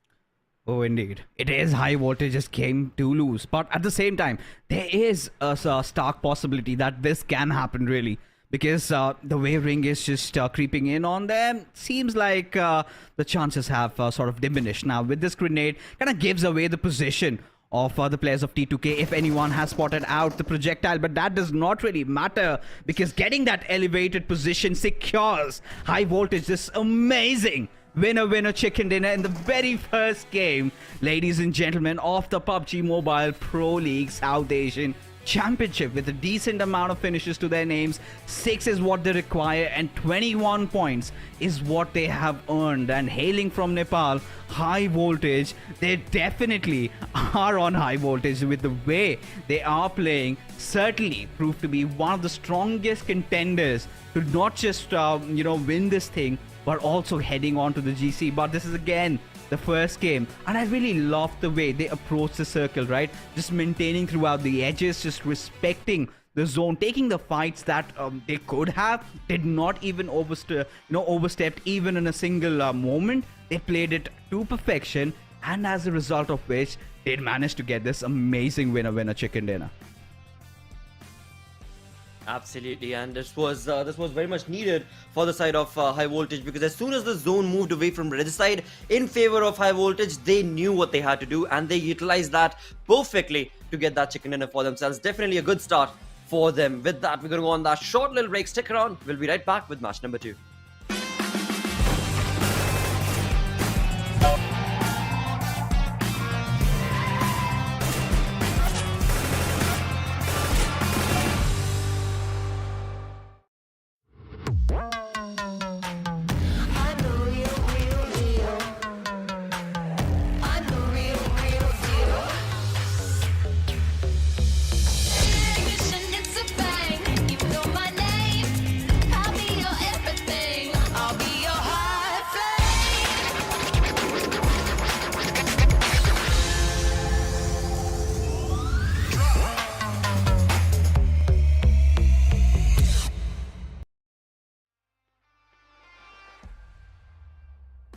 Hello and welcome to, of course, South Asia Championship right here, all thanks to Oppo. But we're just done with one game, and what a perfect start to the day this definitely was. Along with that, Fixes has left the call for now, as now we're going to be moving on along with, well, my apologies, Fixes. I did not mean to say that you've left the call, but yeah, you definitely are. But what I meant to say... I should have seen that. My apologies. But again, dude, definitely a good start to the day. I mean... it was the zone. Once again, we spoke about it in the pre-game segment as well. It is the zone that defined all of it. And this time around, once again, it was the zone that became the MVP. But talking about MVPs themselves, let's have a look at the MVP coming in from this game. Of course. I mean, Doc 922, right? Dropping off straight at military base, and they did whatever was required. The kind of, knocks really do not, and the eliminations really do not reciprocate as to how much, instrumental he was for his team. Those 900 points of damage trying to fend off all that attack coming in from multiple directions. And, him doing that, it was something that was absolutely needed for the Warriors to shine. And what a start have these lads had, right? Again, you have to... talk about even the heroics of Regicide, because honestly, they also rotated pretty early on. But now, focusing on the players that were really amazing in this game.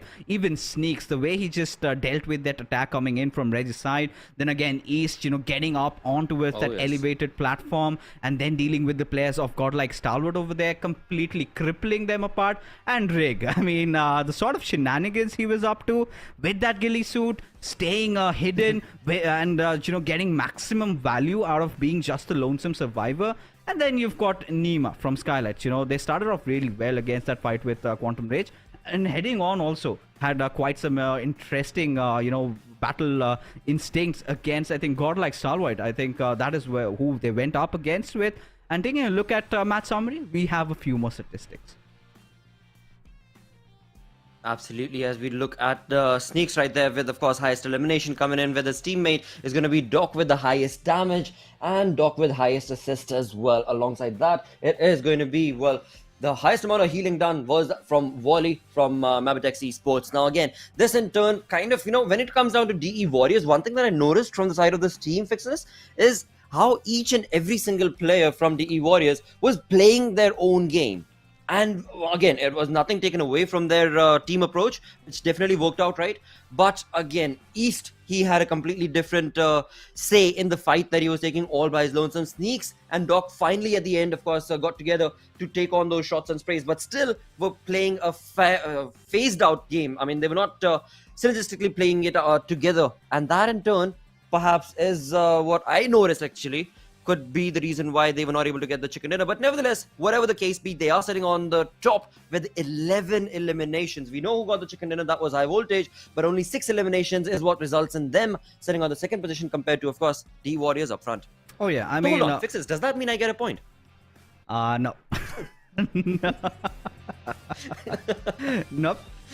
Aves were called for the chicken dinner, and you barely made it there, right? I mean, I should be the one who was really sad because I really called it. This was supposed to be a Godlike Stalwart circle, and I think things really went down south for them. That first fight with Skylightz Gaming, something that they were not really anticipating, having lost out on action in that very situation. Now, let's take a look at all that happened in the Oppo F21 Pro moments, as we can see all the action ensue right in front of us. Now, Quantum Race did not have the best sort of start, right? Did manage to lose out on Tantanata, and one of their players also did get taken down to the circle. And this is where, you know, Stalwart decided to go in for the push, but in the process of doing so, did manage to lose out on action, which was not a good news for them. And even TUF making things worse for the players of IHC, not really giving them that entry inside the zone, causing so much trouble for them. And that is something that they really could not recover from. But High Voltage, they were witty and cunning as a fox.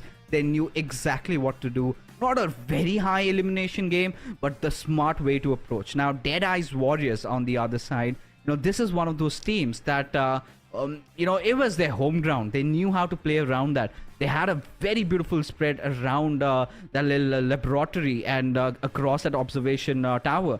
And as a result of which, they managed to get 11. Missed out on the chicken though, but still, you know, nothing to really worry about. Still at a very good position right now. And heading into Miramar, it is going to be a really fun game to watch, because so far it has been an SA domination.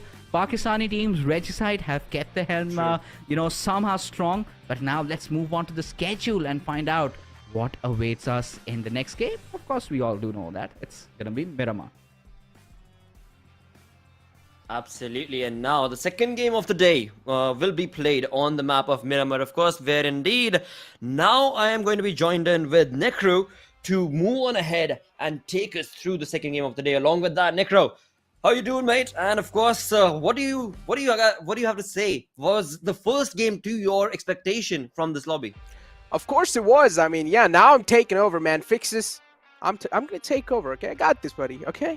But yeah, as you said, you asked me, was the first game to my expectations? Of course, I am a lover of military-based circle, and that's what we exactly saw, the military island circle, and it was played perfectly as well. And I think so. I agree with a lot of points that Fixes made over here. We thought the Godlike Stalwart will probably have much more dominating performance, but unfortunately that was not the case. But at the same time, if you do think about some other teams that I had expectations from, which is of course going to be Team Cordy as well. But now, Blotter, time to make the predictions, man.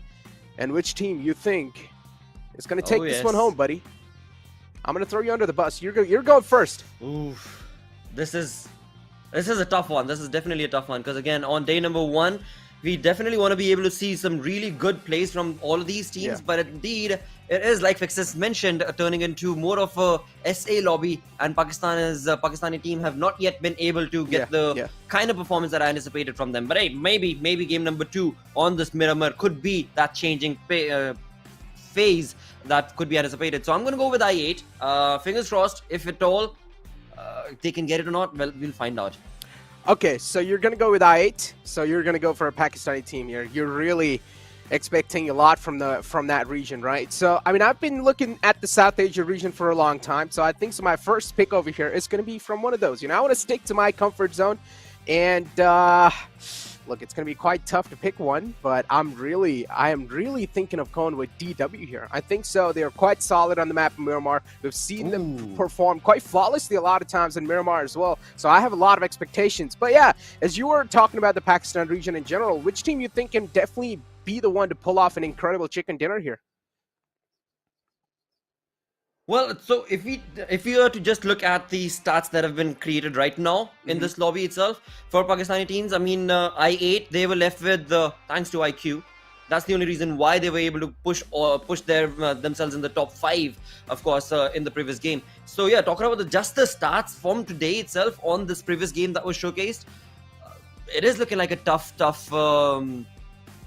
question to answer or raise, because for now, like I said, the Pakistani teams and the entire Pakistani lobby that are part of this match itself, well, they are yet to get their feet dug in. They're yet to get warmed up, is what I can say. On the other front, for SA, all the teams, I mean, they're doing phenomenal, right? The way the rotations were being made, the way the fights were being taken, the synergistic approach that was showcased as well, with the team that was remaining with only a two-man army. Like, for example, we can talk about DE Warriors themselves, just a two-man approach, and that resulted in them working towards 11 eliminations. So, yeah, definitely I'd say that they are a little bit better set up for this, but let's see if that'll be the case for game number 2 or not.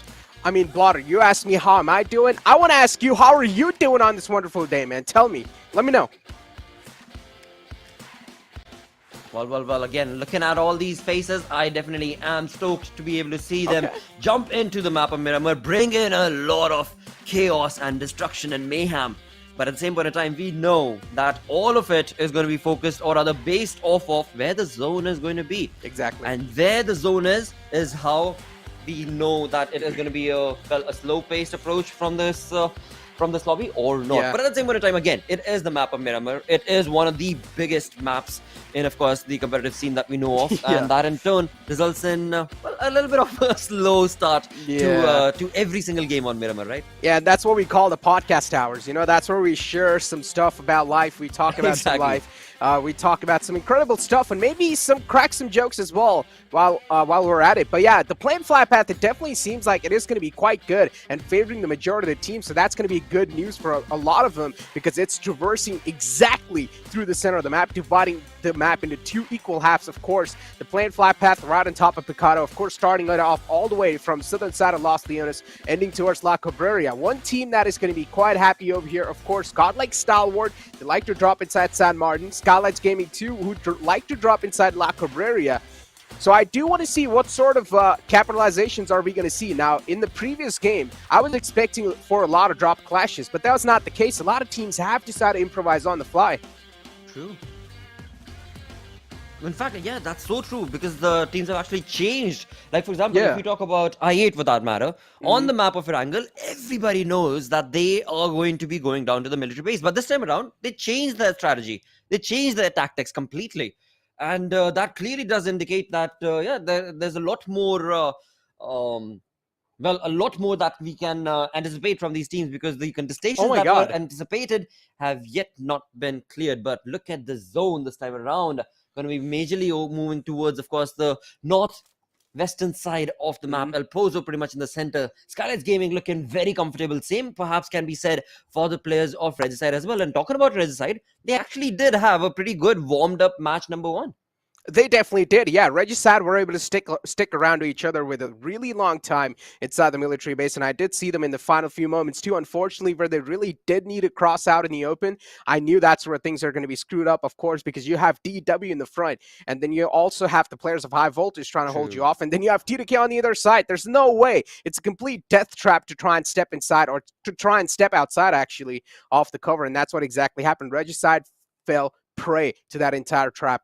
But now, if you do focus inside this game, one thing I've noticed over here, T20 Cordy, and if I'm not wrong, they like to drop inside San Martin. So this is going to be quite a different approach coming in from their side. This time they've dropped all the way down south, Blotter.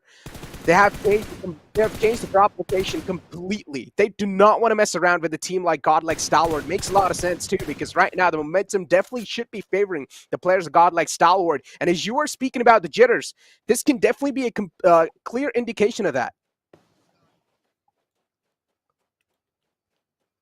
Indeed. Along with that, it seems like a first blood situation right here on our screens from the side of course, DRS.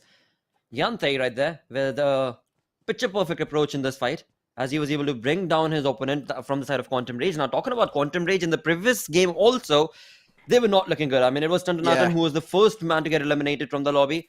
And that point in time, they had a fight against Skylightz, which resulted in, again, their numbers just dwindling down.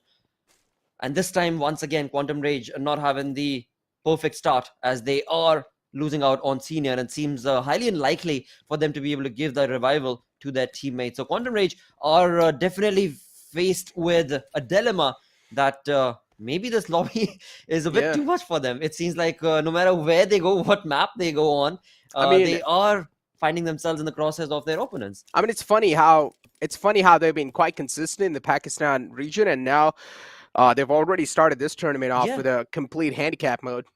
In the first game too, as you said, they started off with a handicap. It is still consistent, right? Though I mean, I guess they're still consistent. They are somehow managing to stay consistent. That's what Fixes mentioned, right? He said they always do have that one player who's able to sneak in that final zone, so they have apparently cracked the code. We can't just judge a team right off the first game, right? So I'm going to let it pass by. I'm going to let it slide. I'm going to be like, okay, it's just the first game. Maybe they're trying to get rid of the jitters. As you said, facing teams from South Asia, I mean, which the teams that I'm talking about are, of course, the ones that I was looking at, DEWs, Skylightz Gaming, Godlike Stalwart. I mean, these names are, of course, some of the names that anyone would be scared of, right? So it makes a lot of sense, too, when you're going to be stepping inside the lobby. Things are going to be quite tough for them, too. I'm not saying these teams are scared, but you at least need a couple of more games to shake off those jitters, because they have never faced against each other. Exactly. I mean, so I guess we can actually talk about this from both the angles, right? From SA teams as well as from Pakistan teams, because they've seen each other's gameplays. And in fact, I mean, these are such big names that they have, in fact, played against each other as well. But every single time you jump into the battleground, it is going to be a different approach that that is going to be forced on you. Again, it could be based on the zone. It could be based on how you've rotated as a team, or maybe a two-man split coming in from your side itself, which again kind of evolves the battleground every single time. And this time around, like you perfectly mentioned, they need, or both these regions actually teams, they need a few more games. In fact, perhaps day number 1, by the time we reach game number 3, is where we can say game number 3 or 4 perhaps is where we can say, all right, now the teams are well versed against each other. They've gotten decent amount of understanding against each other, and then from game number 5 onwards, perhaps we can see them go on ahead and get those points for themselves, because right now it's just a few teams that are jumping up in terms of creating those opportunities. Regicide, definitely one of them. I mean, the E-Warriors we saw with just a two-man army also, they were looking very, very good and consistent approach in terms of the aggressiveness that they've been able to showcase. So overall, again, like you perfectly mentioned, it's just a matter of time before these teams are going to start popping off heads on day number 1 itself, I believe.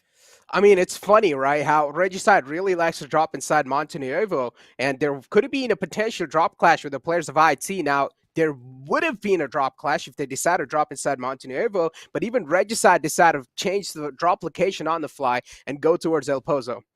So all the teams that have came in from the Pakistan region, they're leaving their initial drop locations at the bat. The problem here can definitely be is that if you're going to leave your primary spot, are you really well known off the fact that how to rotate from the secondary spot? Have you practiced that well enough? Because, of course, if you are speaking of primary things, that's what you're accustomed to doing the most. But if you do switch things on the fly and decide to go on the secondary drop location, it really does come down to if you have practiced that enough as well. Indeed. And you know what? Another thing that can be brought on in this same conversation, Necro, is that maybe it's just mind games. Right? I mean, this is game number 2 of the day. After this Miramar, we are going to go back to Erangel. Perhaps on the second Erangel of the day, we can have I8 go back onto the military base. But maybe some mind games that they're trying to play out against their opponents. So again, it is all out in the open, because there's just not enough games that have taken place between this lobby against each other to be able to, iron out the clauses as to why is this change being showcased. But definitely, I mean, right off the bat, we can definitely see that it is the Pakistani teams more so that have actually decided to change those drop locations, as you mentioned as well, and which in turn, again, it's kind of working. Let's see if that will be the same for game number 2 or not. On our screens, we do have, of course, MABETEX Esports. Now, they had a decent game number 1. Definitely want to be able to see a lot more from them. But let's see if the Miramar game is set up for them or not. On the other front, I mean, Godlike Stalwart. One point in time, this team was anonymous with, of course, Miramar and the performance that they brought on to this map. But this time around, it seems like still hold on all 4 players from Stalwart. Speaking of tough cookie, I remembered something that happened in yesterday's dry run, if you know what I'm saying.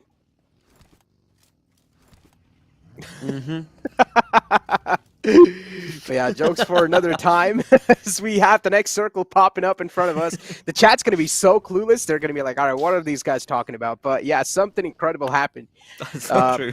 behind the scenes. If you guys know, you know. I mean, you guys are not going to know anyways, but yeah, it's just, I feel bad for you guys. But anyways, as we do have the circle popping up on our screens, of course, it's going to be shifting a little bit to nothing side. Inside the creative fields, of course, and creative fields can definitely be the prime spot, but again, it is tilted to another side a little bit more. So the high ground areas near creative fields can definitely be heavily contested. Now, in the past, I've seen this similar type of circle, and Skylightz Gaming is usually the team that decides to take the control on the high grounds, and that's what exactly is happening right now as well, as they do like to drop inside La Cabrera. This circle is favoring them, or at least they're having a bit of advantage. Definitely do. I mean, you perfectly mentioned from the side of Skylightz Gaming, they already are set up with exactly what you said, which is going to be on top of the mountain, with a two-man split that too, which means that all the other teams that are making a rotation, well, they are going to be in the crosshairs of Skylightz, that's for sure. Skylightz Gaming will have the information. Now, what we need to be able to see is that information being utilized and converted into points, because right now, we are 10 minutes into the game, and of course, we've been able to see quite a lot of knocks that have taken place, but no elimination as of yet. Yeah. Even though Quantum Rage's player was knocked down, it seems like the revival was brought to him as well, as we are remaining with 64 players. All the players in the lobby are still alive. So perhaps only a matter of time before we can be a part of some fights. Right now, we do have IHC, who have made a rotation from the southwestern side of the zone, and it seems like right in close proximity is going to be the players of Regis side as well. On the other front of the map altogether, we've got Laser from Venom taking shots against none other than Quantum Rage once again. Now again, this is going to be quite an interesting affair. Skirmishes are now definitely deciding to pop up inside the game, as we have one of the players from the side of Quantum Rage falling down too. You mentioned this fight coming up. Now, VENOM Legends, they've had quite an interesting journey in the PMPL South Asia. So I want to see what sort of a conversion are we going to be seeing inside the championship over here, because VENOM Legends, they have a lot to live up to, that's for sure. And if they're not going to be able to do that, then of course the fingers will be raised onto them. Quantum Rage for now, again, that's going to be another man who goes down. I mean, they were able to recover the man who went down previously, but this sort of a start is really going to shake their mentality a lot inside the games. Quantum Rage now down to a two-man squad in which they only have Sirius and they only have Senior alive. Quite a tough affair, actually. Cyrus and Senior, don't exactly know what these two players are going to be able to pull off, because, again, two-man squad, being able to survive inside a map like Miramar, which is going to be quite exposed in the later phase of the game. So, yeah, the chances are quite low, that's for sure.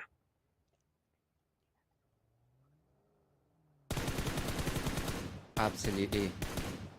As we do have VENOM Legends themselves now being sprayed on upon from the side of DRS Gaming, where Killer YT has easily been able to convert that into a knock, but it seems like a elimination point will not be provided to him just yet.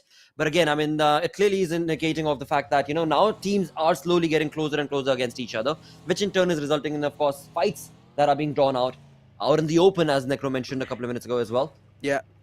But all of this now will be in the hands of DRS. Now, DRS Killer YT, he was able to spray to perfection, but again, seems like a laser from Venom has been provided a recovery as of now, and it's going to be Rifson, who now, after having given that perfect, crucial revival, seems like he is under the bus as well, because Killer YT, he's got a very good position right here.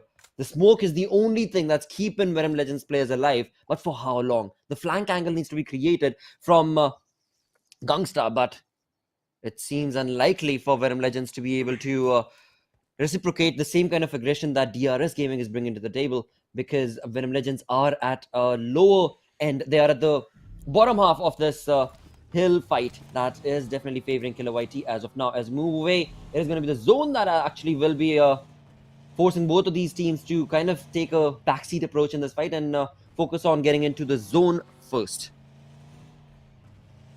As you said, taking a bit of a backseat approach. if you are inside the circle, then yeah, it makes a lot of sense to take a bit of a backseat approach. You don't really need to engage inside the fight. Unless if you have a prime spot, just like the players of Skylightz Gaming. And as I said, this is what they really like to do, and that's what they've exactly done.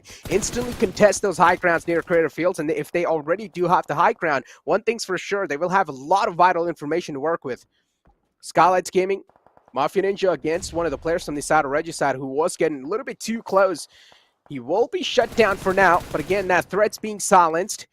Want to see for how long that's going to be silenced. On the other hand, you have teams like DEW as well now finally engaging inside some battles themselves. High Voltage is going to be on the receiving end. Praveen goes down and completely out from the game. High Voltage, not a start they wanted. Now down to a three-man squad. DEW is not going to be a team. It's not going to be a thorn. That's going to be way too easy to get rid of.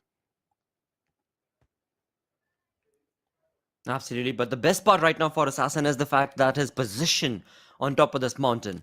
His position is so very crucial. And if he plays this card right, he can very well be the sore thumb standing out or thorn standing out against the players of DE Warriors. And not only that, in fact, Stalwart as well.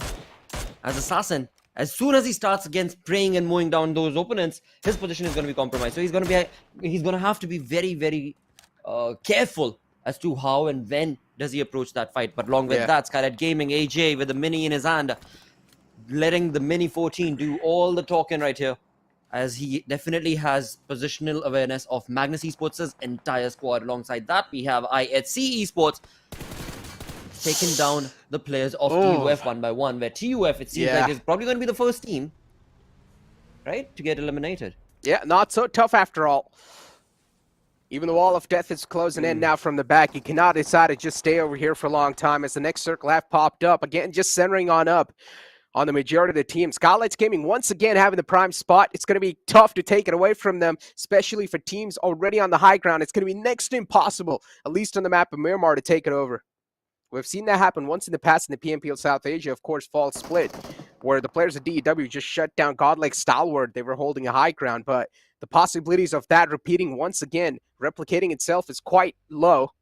High Voltage against the players of DEW. This exact fight happening once again, where DEW find themselves in a big disadvantage, and Assassin having all sort of positional advantage. Of course, a lot of info to work with as well. Now, the information can definitely be quite vital. It's up to him how he wants to convert it.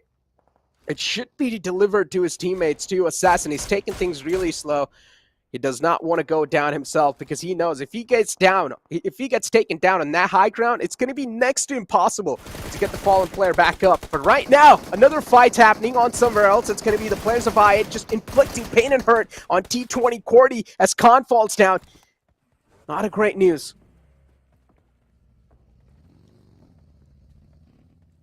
Well.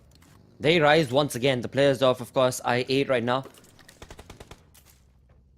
Agonxi8 are looking like they want to be able to get decent points from this Miramar game. They've been able to make a rotation from the southwestern side of the zone. That is where they are at as of now. Alongside that, High Voltage, again, a perfect approach right there, where Assassin drew the attention of the Warriors, and indeed his teammate just completed what was needed, and that in turn has resulted in the Warriors again at a receiving end, as they have been brought down to a two-man army, as one of their players was already knocked down, as we saw, Doc. And it is going to be very, very difficult for them to be able to get that revival. Along with that, it is going to be Quantum Rage getting eliminated. Oh my god, T20 so Cordy, clean. seems like I8 are having a lot of problems as well now. DEW. Jeez, this is not what we anticipated from the side of this team, but it seems like High Voltage got the better half of that fight. I mean, they started off with a big advantage. They already had one player knocked out. DEW, they had all the advantage. I mean, not exactly all the advantage. The positional advantage was not with them, but still the players of High Voltage, with the way they played, the micro adjustments, those movements, those positioning, it's just way better, man. One thing I really love about High Voltage is that tactical nature has been their sort of like the main forte, and they have stuck to it since a long time now. At this point, T20 Cordy, they're getting approached by I8. This fight can definitely be quite interesting, but I8, they don't last for long. Ouch. Ouch, indeed. Turned into a 1v1 between those two. But eventually it was I8 who got eliminated right there. But yeah, as you were mentioning about high voltage, definitely loved the tactile approach that they brought in that fight. Alongside that, we do have Skylightz Gaming, who again, I mean, they're reigning in supreme with the position that they're at. They've got so much of information, and that now in turn is going to be resulting in them finally starting to take on those shots and sprays against the players of Magnus Esports, where Faster was not dropped down, as Mafia Ninja is just waiting to capitalize on that elimination point for himself. As we are left with 10 teams remaining, 35 players in total. Here's a little replay of how things really did just go south for the players of DEW. They try to make a play. They try to sneak up on top of there, but again, Buggy makes a bit too much sound, and the players of high voltage, the positioning as I was talking about, the tactical approach in that fight, just played to perfection. Absolutely perfect. Even T20 Cordy, of course, having a little bit of high ground over the players of I8. Things really didn't work out even for them.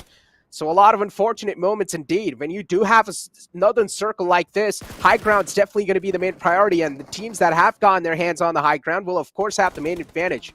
And that's what exactly is happening so far, too. T2K now just pinning down the players of VENOM Legends. They're out in the open. VENOM Legends nowhere to go. They will also be running out of those smokes soon enough. The smokes will start to fade away. 2 players go down. It's all down to Frag Boy now. Even Laser falls down. Frag Boy is going to be the only man left alive. And also the Wall of Death is chipping away a lot of damage. He will not be able to out-survive the zone.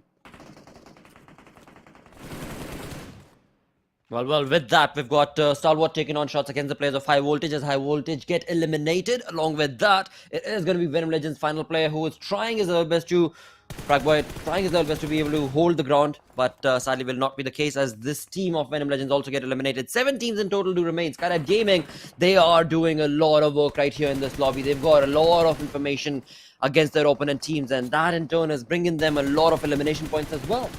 But T2K, we just saw, T2K is very close to where Skylightz Gaming is.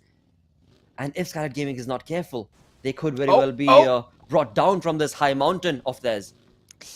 Yeah. The wheels are not too sticky, after all.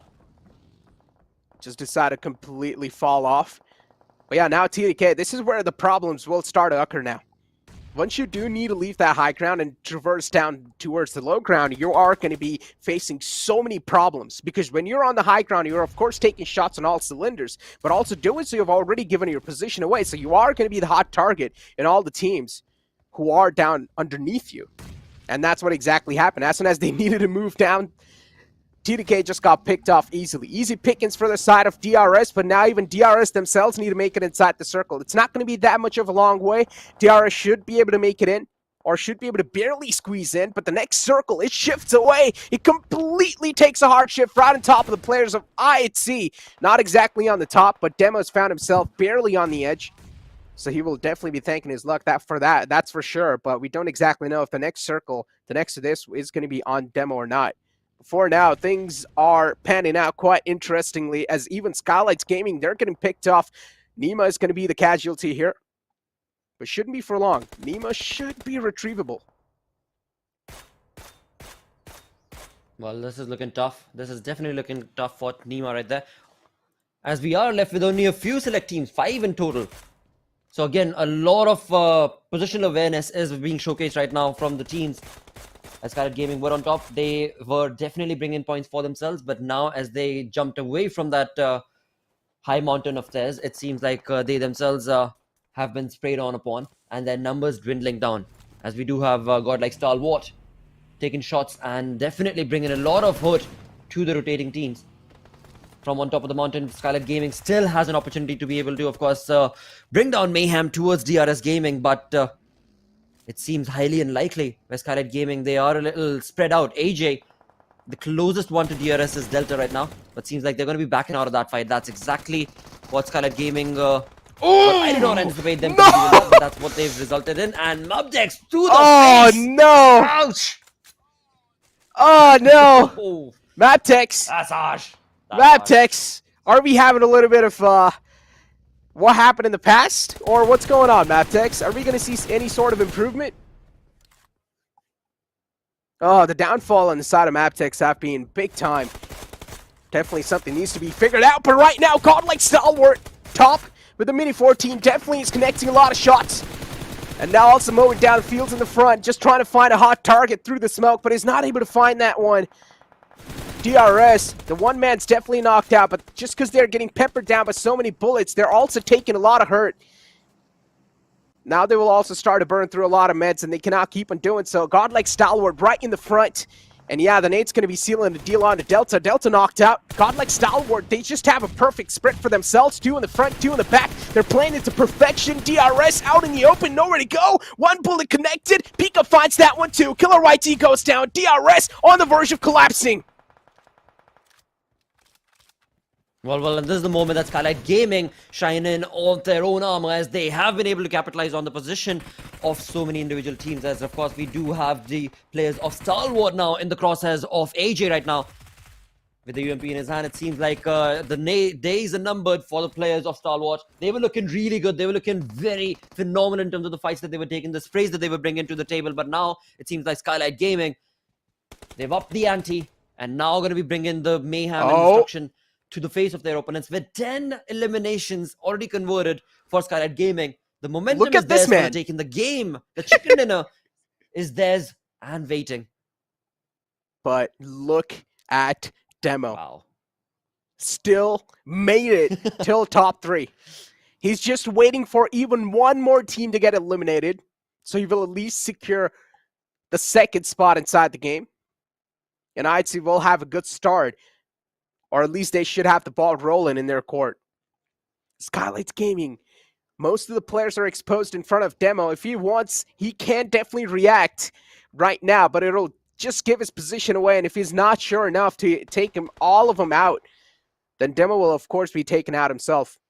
I'm not down Demo's firepower. Of course, he has pulled off some incredible clutches in the past too, but relying on that clutch instinct is not a great thing all the time.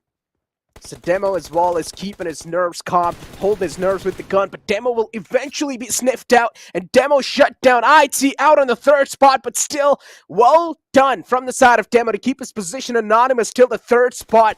Decent amount of points accumulated. Now it's going to be the Battle of Goliaths.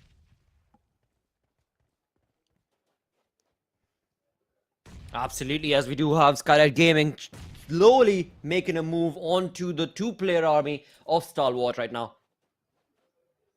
Now the 4-man gang of Skylightz Gaming. Again, you pointed it out. You nailed it to the core. As soon as you saw the zone, Necro, you were like, you know what, Skylightz Gaming did it previously. Can they do so again? It seems that they definitely are, because this chicken dinner, there's no way Stalwart can do anything to steal it away from Skylightz. I mean, this sort of a layout, let's be honest, right? Let's talk some logic here. This sort of a layout, Skylightz Gaming is just way too familiar with this one. They like to drop on the northern side, which is La Cabrera, and they exactly know how to play around the terrains. And that's why Skylightz Gaming are easily able to traverse around this area, and now they're just able to secure this one. Yeah, final nail in the coffin. The last man falls down, and Skylightz Gaming, an easy piece of cake for this team. They get this chicken dinner, and they make it look so easy, just like the champions at Skylightz Gaming. 2nd game of the day with a nice boost for themselves, and they've already taken the 1st spot in the overall rankings spotter. Absolutely. 13 eliminations, 28 points in total right now from this game. Skylightz Gaming definitely just utilized it to perfection with the way the positioning was set up from Skylightz Gaming. It was immaculate. Yeah. And they had to get the game for themselves. In fact, for a moment, I was a little worried about Skylightz Gaming, because the way they actually moved away from the DRS fight, it seemed like things are turning away from them. But what a perfect cover, and then again just bringing down a lot of players from their position, which in turn, of course, got them the chicken dinner. Along with that, of course, we will stick around. We're going to go on a short little break, after which we're going to talk more about this game and match number 3.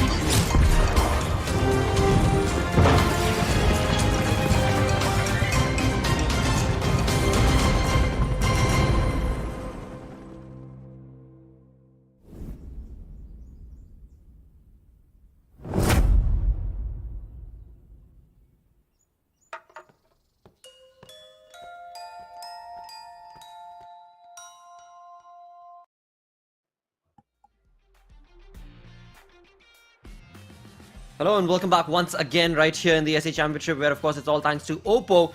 But alongside that, game number 2 has come to an end on the map of Miramar. We know who walked away with the chicken dinner, and Necro actually called it in the first minute of the game itself. That has to be Skylightz Gaming, and that's exactly what Skylightz Gaming did there. But unfortunately, I didn't predict that, man. If I knew where the circle was going to be, then things would have been different. But unfortunately, I didn't know that, man. DW just got picked up by high voltage, and that was quite an unfortunate sort of stuff. But now as we do have the MVP of the previous game, and it's going to be Action, okay, from the side of Godlike Stalwart. I mean, we did see Godlike Stalwart surviving for a really long time, so Action has to be the MVP, right? And speaking about Action, a little flashback for you, a little recap for you, Blotter. Action was the man who was at least suppressed throughout the entire PMPL fall split, and now it seems like Action is deciding to activate himself.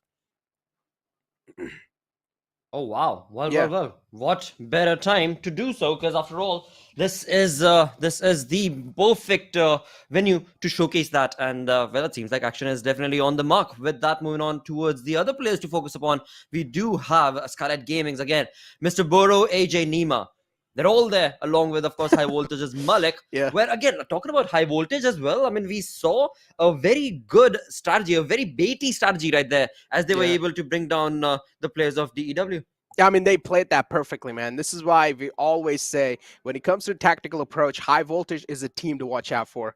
And if you do want to learn something, you can definitely watch out High Voltage, that's for sure. Because inside these type of lobbies, still able to just outperform a team like DEW. It's not easy, man. And they used their brain to finesse potential. That's for sure. As you do have the match summary in front of us of the previous game, of course, Mr. Boro with the highest eliminations. Then you have Action with the highest damage coming in. Then you have Icy with the highest assist. And then Senior from the side of course, Quantum Rage. He found himself with the highest healing done. Now, Quantum Rage, we had a little bit of conversation before the game even started, or even the game started, as how they are having a little bit of unfortunate journey so far, at least in the first 2 games. Do you think in the upcoming games, Quantum Rage can definitely pick up the pace? What I will say, though, is I honestly hope that they can move away from the first elimination at least, because this game also it was quite, and that's when I was talking about consistency. That's the consistency I was talking about. Yeah. So yeah, I definitely do keep my fingers crossed that hopefully in the upcoming game that does not end up happening for Quantum Rage. But talking about this game, of course, Skylightz Gaming, they were all over the place. They had a perfect control on top of the mountain. They knew where their opponents were, and slowly but surely, again, the synergy just proved their gameplay, which of course resulted in them walking out with that chicken dinner for themselves. I mean, again, we had conversations about Quantum Rage. We had conversation about decent amount of teams, but I still feel like one team that we're really missing over here is T2K. We haven't spoken about this team for a long time, and again, just to let the viewers know how they have, what sort of a journey they had in the PMPL fall split. Of course, the way they started the tournament was definitely quite dominating. And fun fact, I asked Unch, right, or even Johnny and I asked Unch. We were like, yo, which team you think is going to win this PMPL fall split? And Unch is like, T2K is going to be on the first spot. They're going to win this one. Trust me, 100%, T2K got this. First week, we were like, damn, Unch is a god, man. He's a fortune teller. Second week rolls by, T2K is not able to perform. Third week rolls by, T2K is deactivated once again. And we're like, Unch, man, what did you say? I mean, T2K's journey has been really interesting. But again, all the jokes aside, hopefully in this South Asia Championship, they're able to pick up the pace, right? True. I mean, we want to be able to see that happen, and nothing taken away from their play style as well. Because in this game also, they were very much alive. They were very much moving and making. Yeah, they're trying. Making their presence felt, definitely for sure. Right, and yeah, that's something that we want to be able to see from T2K again and again, and that in turn, hopefully, by the end of the 4-day affair, we can very well come back to the T2K that you mentioned in week number 1. I mean, again, so far T2K's performance hasn't been bad at all. Let's be honest, right? First game, what? Like top 3? Second game, a decent amount of points accumulated. I would say 3 elimination points, and still, I mean, at least they didn't go away with completely low amount of points, right? At least they got some sort of points in their hand. So I would still say that's a sort of a consistent approach. Absolutely. But now, as we move on towards match number 3, On the map of Erangel, we're going to be joined in with Fixus once again for Erangel. Now, again, when it comes down to this third game, perhaps Fixus, for this game number 3, we can very well anticipate a better performance from these teams because now they're a little warmed up in the lobby, right? They know what they're up against. They've already played one Erangel before. But this is a conversation that I actually touched upon with Necro as well. Do you think that the Pakistani teams actually, the way they changed the drop location on Erangel, perhaps that was just a mind play? Do you think that could be the case? Along with that, of course, let's also talk about the prediction and the team walking away with a chicken dinner this time. You know, I don't know about the mind play, but of course I'm going to make my predictions over here. Considering how things are going on in the map of Erangel, I think I want to stick with high voltage. I really feel that they have what it takes to get another chicken dinner because the way they've been performing, I've been really impressed by all the kind of plays that they have been doing for quite some time. But what about you, Lakshay? Who are you going with? I'm a little divided. I mean, there's Stalwart, but there's also Regicide. Regicide have had a decent Erangel in the start. They were looking very good in terms of the way they approached. The synergistic approach from all 4 members of the team was looking very much on point. Stalwart is a little... I'm going to go with Stalwart. It's just one of those things that if I keep on dissecting a little too much, then automatically... Exactly, yeah, the gut feeling says that's going to be Stalwart, so that's what I'm going to go with. You know, Godlike Stalwart 100% does have what it takes to get another chicken dinner. In fact, the only problem that I have seen them having really is that little bit of a spread. Something that I8 was constantly doing in week number 3 and week number 2. And sort of has been the Achilles heels. The way, you know, they went on with the push against DRS. They clearly did not anticipate Skylightz Gaming to come in and reigning supreme from above. Again, isolating their players. That was a smart move that Skylightz Gaming really made. Anticipating and reading the situation really well. Now, had the players of Godlike Stalwart stuck on with each other and you know, just let the game flow, this chicken dinner could have been theirs because again, we know how good they are in those 4v4 battles. But again, talking about the discussion that we were having about the Pakistani teams, I really feel that they're feeling a little bit intimidated, a little bit faced by the lobby because I've seen every single one of them changing their drop location. It is as if they are trying to adjust or adapt to the SA lobby where they should be making it theirs. I mean, I8 leaving military base to the Warriors, I mean, that is something that I've witnessed for the first time, and them trying to go try different things. Even in the map of Miramar, we saw a lot of changes being made by so many teams. In fact, TUF, one of those teams that did in fact get eliminated pretty early on. Where did they start off with? At Puerto Paraiso, whereas they're supposed to go somewhere around Monte Nuevo, and you know, of course, being faced from a team like IHC, that's understandable, man. But again, you know, like Necro rightfully pointed out, I 100% agree with him. The rotation times, that are gonna matter, and had they chosen that, and maybe somewhere around Chumasera, they could have done a lot of things. And in fact, PUF loves going down to Chumasera. That is where they drop at, and that is where things really went down south. And talking about things going down south, we do have the flight path trajectory this time around, quite interesting because it is going down south indeed, and towards Quarry is where it is headed towards. But, you know, I'm down with the circles. I want to see some action happen around the northern areas. I mean, maybe a George Paul circle, or maybe something happen around Lipovka. I love every bit of that. That being said, again, you know, I8, this time, it's going to be interesting to see where do they head off. Are they going to their good old new drop location? Are they just going to let DEW just head over towards military base? Yes, indeed. They have done that again.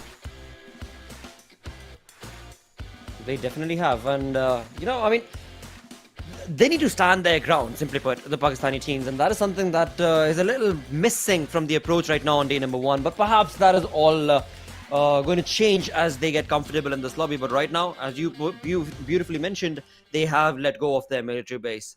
Now, some would say that it was high time for IA to have done so. But with that, we do have the zone going to be drawn towards, of course, the center is going to be Gatka right now. And this is definitely going to be a little bit of a change, which is definitely a good thing that we want to be able to see from these teams as well. But alongside all of that, when it comes to the teams that are going to be in the center right now, we do have TUF. Right close to them is going to be T2K and Magnus around the corner as well. But IHC, now in the previous one, we saw IHC's final player demo just stand his ground. But before that, when his teammates were alive, IHC were able to accumulate 8 defeat points. Oh. So definitely a good play that was showcased from the side. On the other front, it seems like T2K have spotted down their opponent. That's going to be none other than i8 IQ going down. T2K Jane to the rescue in that fight, as we do have i8 off to a very shaky start for game number 3 of the day. Oh, this is disastrous for I8, the way it has begun at this point, because now they literally, they were without weapons, and now they do have something to start off with. A few shotguns is what I believe, and Uzum, he's making a run for his life. No way on earth are I8 prepared to take this fight, or rather engage in. So let's see. T2K, what do they have to offer? Now, we've been talking a lot about T2K being very, very consistent. Even in the previous game of Erangel, we had Rig taking his team to the very 3rd spot, all by his lonesome. Losing out on IQ, that's not a good choice, but look at Blade. Does not have any meds to work along with, as T2K just kind of cluster in from both the sides, as Blade does manage to get a knock in, but Rig coming in with that beautiful retaliation, that trade-off coming in. Ghost position has been spotted out, and T2K just playing around with their prey, waiting for the right opportunistic moment to strike, but Ghost comes out, makes that preemptive fire with that S2LK, gets that knock, but no, T2K being very, very vigilant with their trade-offs. And there you have T2K. Oh, they have literally gone off to a really good start, whereas I8 really can't say the same for them. Indeed. You pointed out so beautifully and perfectly, right? They were playing around with their prey, honestly. The amount of control T2K had in that fight, i8 were visibly shaken, which in turn, of course, resulted in i8 losing out on 3 of their players. Only 1-man army is what i8 is left with for this game. On the other front, for T2K, again, Necro was mentioning, we want to be able to see T2K bring themselves back to the way they did play during the week 1 of the SA Championship. Let's see if that same will be the case for T2K in this game or not. But of course, definitely a good start for them with 3 defeat points, and that too, a big name like i8. Now, we can go back to that same conversation. i8, was it really a good decision changing the drop itself? Because taking on fights at their home ground of military base, probably they would have been a little bit better equipped and prepped and ready for, compared to this Ruins fight, which again was definitely in ruins, because i8 is left with just 1-man army. That's going to be Uzum, and it seems like T2K are on the hunt. They will not allow that one final player also to be able to survive for long. Yeah, I think that is what the intention looks like. But I think for i8, it had all to do with the flight path, right? They intended to go way up north, but the flight path literally, ruining things up, and now they are left with barely any choice. The only saving grace, the silver lining over here, would be Uzum trying to survive. And if he can take his team at least till the top 5 or the top 6, something that i8 even did in the previous game, they still could be in the race, because again, now this is anybody's tournament to win, right? We are not seeing any repetitive chicken dinners so far. New chicken dinners have come in from the 2 games that we've had, but some things are constant. That is Quantum Rage being very stubborn, in leaving out on Yasnaya, and that is where they want to drop at. And I think this time things are a little bit different, because Skylightz Gaming know what they're dealing with, and it is smart for them to also kind of have that little bit of a comfortable spot to loot around, because again, you can never really be complacent about the fact that Quantum Rage is also one of those teams that has qualified their way in. It's not a gifted slot for them, so you can never really undermine your opponent, and there could be chances where you could have casualties. So it's a good decision by the players of Skylightz just to back off a little bit, get their loot done, and once they are well equipped, and then they can start rolling. But for now, the way things have formed, again, it looks like to be a TUF circle. Now, TUF have not had the best of starts, right? In the game of Erangel, we saw them, going off for that bridge camp. Did manage to get a lot of players off IHC, but not an effective result was visible from their side. In the second game, however, they were the first ones to get taken down out of the lobby. So that was a concerning situation. Now, this is the game where they have to redeem themselves, where Uzum, he's out for a stroll in his bike just around the sewers. And, at this point, what can he do, right? barely out of option, does not have any meds to work around with. All he can do is just try and hide, or maybe get a few sneaky eliminations for himself.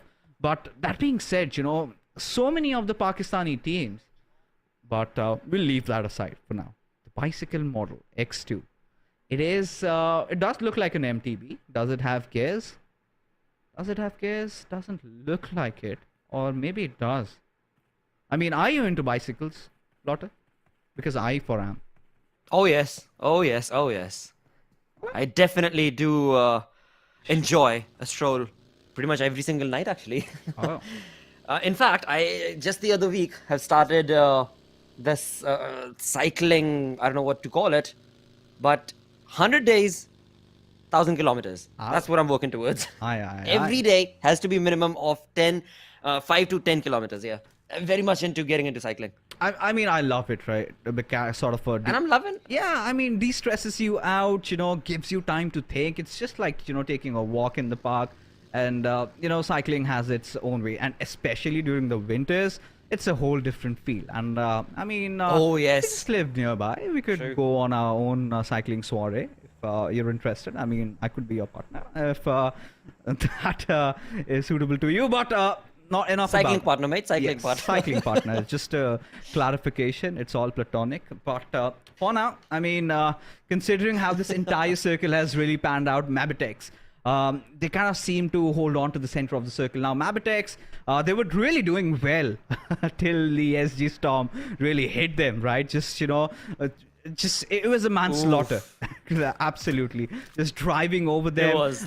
They barely had any choice. They barely had anything to work around with. But, you know, coming back to the discussion that I was really having, you know, T20 QWERTY also did manage to change their drop location to where Bablu used to land earlier, I think, in the map of Miramar. They went down towards Valdemar, did not really want to take that fight against Godlike Stalwart. And this sort of, you know, raised the points fingers at the Pakistani teams, as in... are they really scared?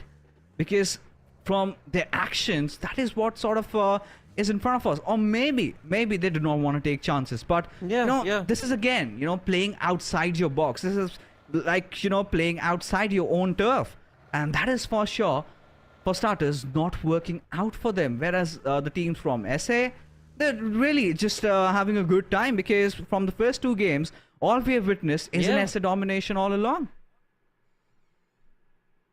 Definitely. I mean, I think you hit the nail perfectly down to the core when it comes down to the way Pakistani teams are actually approaching today's day number 1 in the SA Championship. It is looking like a little lackluster performance coming in from their side. Also, at the same point in time, I mean, it wouldn't really be too far out to say that maybe they are a little backseat benchers, perhaps, is what I can say right now. But again, that could all be mind plays. That could all be an approach that has already been strategic in terms of they want to be able to understand their opponents in the lobby, and day one is just set out for that. But right now it's going to be TUF who have been, of course, spread on upon. It's going to be MABETEX bringing in those shots and elimination points in their favor, as we do have MABETEX's player also going down. Leo is down. That means it is a 2v3 situation between, of course, MABETEX against the 3-man army of TUF, where Thor, Joker Sir, as well as Saad are going to be able to just completely destroy their opponent, and MABETEX, just like that, get eliminated. Again,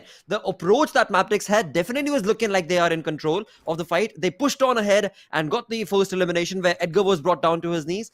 But then soon after, TUF just stood their ground and got them by the storm, as MABETEX has been eliminated. The first team to get eliminated in this lobby. 15 teams, 55 players still remaining. With that, TUF, 5 elimination points already converted. Definitely a good good start to the game for themselves, as the momentum is definitely looking in their favor. You know, I really loved what TUF did, especially just Joker charging in and relaying all that information. Hey, 2 guys are over here, right above me. Just lob a grenade, and Thor exactly does that. Just blows them off. Now, the intention from MABETEX was clearly visible, right? All they wanted to do was fight for the center.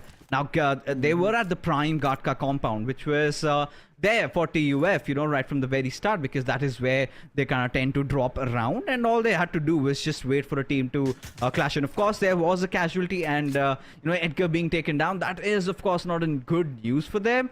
But again, this is something that they can live with. 5 eliminations for 1 player being traded off, it is fine. It is still a-okay as long as the circle keeps on favoring you. In the meanwhile, IHC do have themselves stationed at the highest point right now in this particular circle on the Mount Everest. They've got a lot of vision as the messenger himself, Sandesh, gets yet another knock.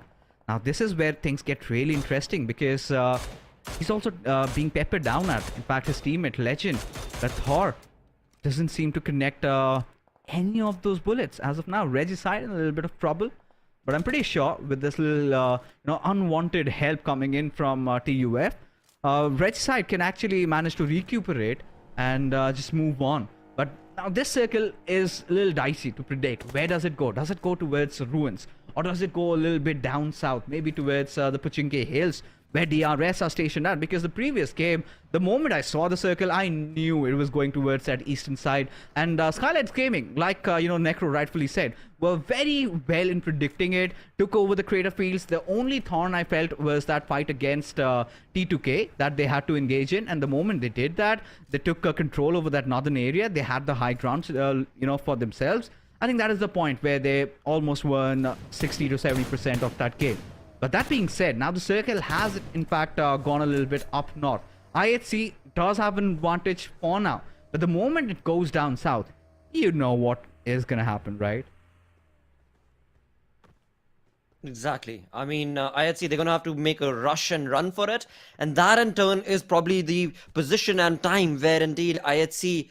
well, again, the other teams, the opponent teams can very well just bring them down, can bring IHC's rotating team down. But again, that's all speculation as of now, as we are yet to find out what the zone is going to be doing. But one thing is for certain, IHC, they've got a lot of information. Being on top of the mountain right here, they've got a lot of information for a lot of the teams around in the vicinity as well. They've got TUF as well as, of course, Regicide in front of them. But are they going to be taking on any shots as of yet?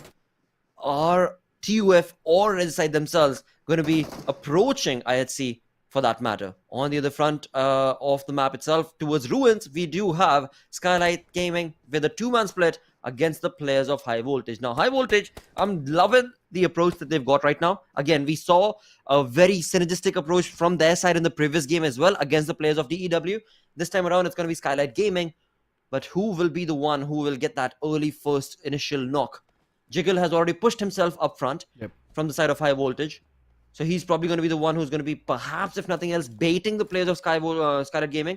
But let's see if that will result in any fight as of now or not. On the other front of the map itself, we have Magnus Esports' players taking on a perfect spray and nades to the face of DEW, where DEW and Magnus are in a relentless fight, where indeed it seems like both of those teams are losing out on players. Oh, indeed they are. And this is again happening east to Gatka, where DW are in a little bit of a pickle over here, as Talk 922 will cut on the loss and move ahead, or maybe just denied, as DW become the second team to get eliminated in this game, falling prey to the players of Team Magnus Esports. Now, this is where, it gets really interesting. This is what I was talking about. The moment you step outside of your turf, how good you are, that really shows your potential.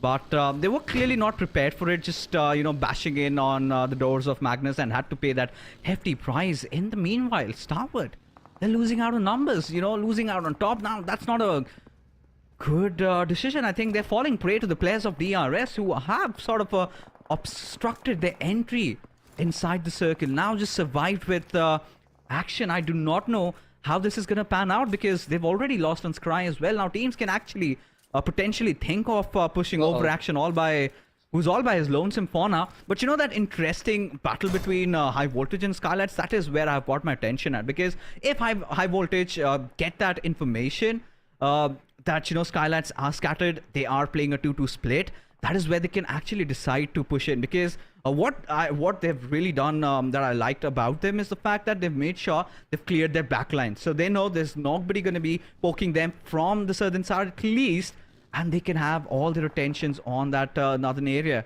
where all they have to do is just try to push. With T20 QWERTY just being around the vicinity could cause trouble for Skylightz Gaming. But for Skylightz Gaming, now this is a really good thing if the zone shifts away from them. Now this is where Skylightz Gaming can provide that quintessential cover fire for the remainder of their teammates to try and get inside the church area.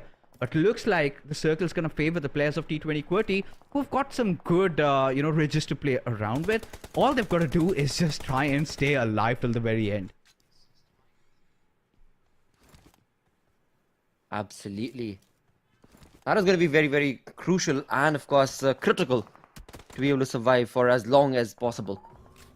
Now, on the other front, it is going to be High Voltage who have been sprayed on upon. Malik has already been brought down. It is going to be Skylightz Gaming against High Voltage. The fight that we were anticipating has finally taken place. And it is going to be Skylightz who seems to be much in control, as the numbers have dwindled down for High Voltage, as they are going to be losing out on the player Malik and also leaving their position. And Coast alongside that, Red side, their compound is being thrashed on upon from the side of TUF. And boy, oh boy, are they prepared? Not letting a single soul pass Regicide. Making quick work of things as Knock spotted out one of the players that is lying in hiding. Joker Sir is trying to spray upon the players. Now has his positions compromised. Does manage to get that one knock. Could potentially get the second. Does indeed. Now at a sliver of HP. Can he heal up? No is going to be the answer as he gets cleaned up. As TUF bow down out of the server at the 14th position. In the meanwhile, Action, just a lonesome player, still managing to get a lot for his team. Gets a knock, but still no finish confirmed. Gives that important information to the players of High Voltage in Action. Still standing strong, at least for now. High Voltage in that ruins area. Not just breaking out of the cover that they have built for themselves. As Tantanatan just breaks open at the players of Skylightz Gaming.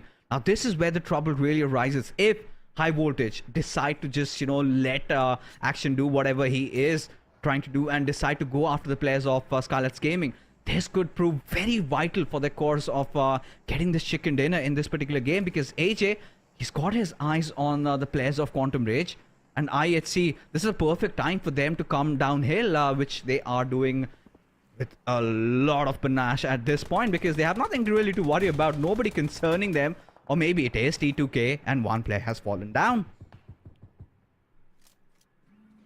Well, IC definitely has been dropped down, but again, his teammates are going to be right around the corner to give him that revival. For IHC Esports, this is looking like a very good conversion, but that is only if they can stop T2K, because T2K, they are equipped, they are prepped, and it seems like Sandesh is going to be pushing up front to confirm that elimination into a point for himself and his team, as 4 defeat points have been converted for T2K Esports, with all 4 players still standing, looking very much in control of this fight, as IHC, slowly but surely, as they push on ahead from the mountain approach that they had, now going to be out in the open. So many angles that they can be, of course, brought down from. So many teams around in the vicinity as well, as we were talking about Skylightz Gaming against the players of Quantum Rage. It seems Quantum Rage have backed out, and for now Skylightz Gaming is going to be able to live to fight another fight, but as of yet they have 0 elimination points. So it is now or never for Skylightz Gaming, because the zone is catching up to both of these teams, and Quantum Rage, they want to be able to, of course, define this moment for themselves and for their fans against the players of Skylightz Gaming. But will Skylightz Gaming fall down? Will they retaliate, or are they going to be focusing on getting into the zone? It seems likely to be the latter, as they are going in ahead to get into the zone. Same is the case for Quantum Rage as well. So GG play being showcased from both these teams, but now once again it is T2K who's probably going to have the last laugh. Oh indeed. And now with this circle shifting drastically down south, it makes things so much tougher for all these teams that were just kind of hunkered down at that northern area. Now they all have to rotate at the same time. Gives enough time for the players of IHC to readjust and readapt themselves, as Team Elementrix, they have been wiped out from the server. As T2K, they have to deal with threat from multiple different angles, as Sandesh manages to find yet another knock, and this time he is just gonna bolster through the squad of Quantum Rage, already cooking up his grenade. If this lands into perfection, could just blow a few bodies out, but look at that, just being driven over. Quantum Rage showing no mercy, as Jane, he's being pushed at, or maybe not, or does he even realize that he's got bodies around? And at this particular moment, he is getting shot from the backlines. It is going to be Demo from IHC, again being that survivor for his team. IHC still having 3 players alive this time. Now the chances of getting the chicken dinner has gotten so much more stronger, but at the same time, look at Uzum, has managed to survive, has gotten his team to the top 8, but how deeper can he dig? He's crawling, he's scratching his way, doing whatever he needs to do to remedy the hemorrhage that they have had to deal with in the early game. But for now, the circle again taking a little bit of a northeastern shift, falling into the laps of high voltage yet again. But do they have enough numbers? That is the big question over here. Again, we know the players of high voltage are cheeky lot and they definitely can convert, but hold on, never mind that because their numbers are going down. You were talking about how many players do they have? Well, it seems like not enough because they are getting eliminated from the players of DRS as well as T20 Query, and in doing so, it is going to be, of course, high voltage losing out on this fight. With that, we're left with 6 teams remaining. Magnus get eliminated on the 7th position with 5 defeat points of their own. In all of this, T20 Query as well as DRS are the 2 teams who are looking very much in contestation for this game, for this chicken dinner. But can they do so? Because IHC, even though the numbers are not favoring them, IHC, slowly but surely, they've made their presence felt and they are pushing on ahead against their opponents. Right now, DRS Gaming's rules, OG, a perfect nade being brought on from his side. DRS Gaming is a little divided right now between 2 individual fights that they're taking with 2 individual teams themselves. In all of this, the only reason I bring up IHC is because they're being so very subtle about their movement. And if DRS or, for that matter, T20 Query are not careful, IHC can very well pounce upon them. And that's exactly what happens right there, where Alex is going to be ripping apart Rips on from VENOM Legends. Oh, yeah. And I love what IHC are doing. Despite, you know, having just 3 players alive, they've sent out Demo Solo, right? He has got that flanks covered, but hold on as DRS manages to get a knock onto its Voltrox.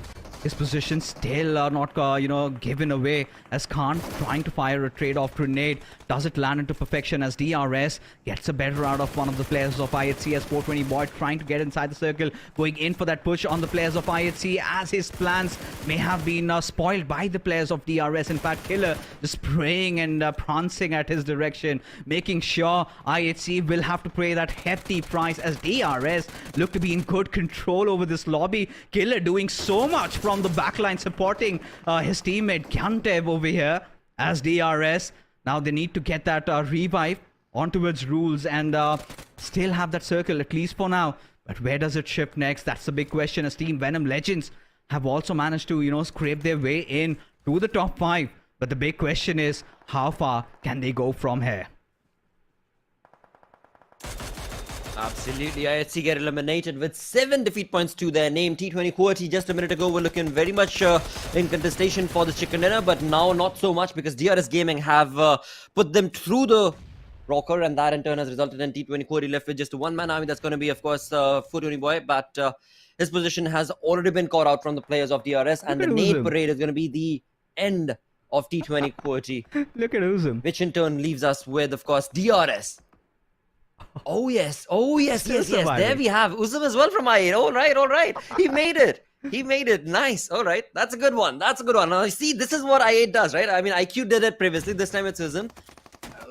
Even if they're not part of fights, they are definitely getting those placement points. And if he's gonna steal a chicken dinner, I'm gonna lose my mind. And, just to the audience knowledge, he had not even a single first aid throughout the entire game. Now just, dropping all these smokes off, gave off his position away, and it is gonna be in the bags for the players of DRS. The real soldiers strike and get a chicken dinner all to their name. And in what fashion? This time it was played to perfection. 13 eliminations is what they got to their name, and I love that little bit of a spread. And Killer, showing that killer instinct, providing cover fire left, right, and center, being so instrumental in all those fights, especially in the downfall of IHC, where, for a moment we felt that this could have been IHC's game. DRS looked, unfazed. They just rattled their enemies apart. First, they dealt with T20 Query in a beautiful manner, and just when 420 Boy decided to strike upon the wounded players of IHC, well, Killer dealt with them as well.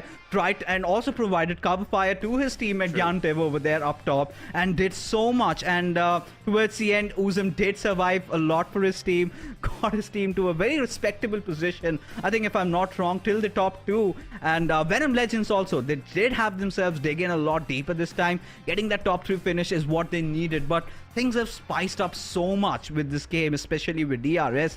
Getting this chicken dinner is obviously going to shake off the points table a little bit. But right now, ladies and gentlemen, we're going to push for a short little break. We'll be right back after this.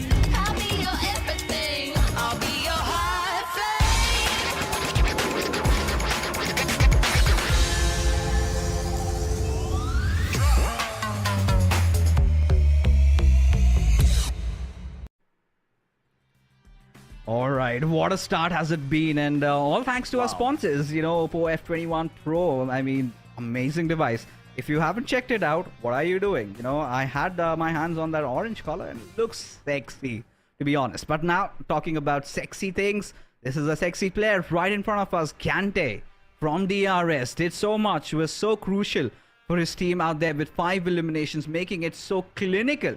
How this conviction really light, 562 points of damage, 5 eliminations, and look at the healing done. Did not really have to heal himself much. Got a lot of work done for his team, and this game was all about how the circle really shifted, right? Just when we thought that it could be a ruined circle, that is where the curveball was thrown. It went down south, and for a moment it felt like teams like IHC, teams like the even T2K QWERTY were in good control over the game, and to be honest, they were. But it all came down to folly when DRS just come charging in and sweep the floor with that chicken dinner and the player focus. Drolin finally proving to be living up to his name, still waiting for fast run finishes to show up though. But Voltrux also from T2K QWERTY, those 2 eliminations. But Killer YT and Rules, I love what they did throughout the game, especially Killer. For me, he was the MVP.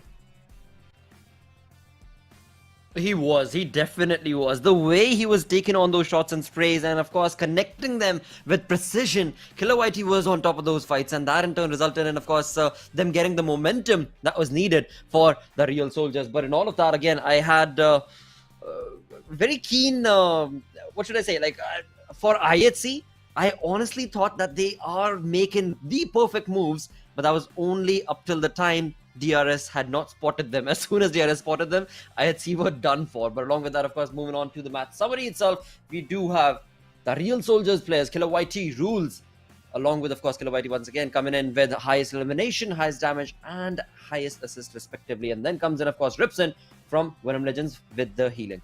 I really liked how DRS approached this game. Dropping off at Milta and getting a chicken dinner in such a circle. We've got so many teams, just clustered up from that certain side. But, once we had the circle go a little bit up, they kind of entered in from the eastern one. And as a result, we see that matched rankings in front of us. VENOM Legends, of course, did manage to secure that second spot. Courtesy, to getting those 6 eliminations. T2K QWERTY did not finish 4th, but, had those finish points also along with them.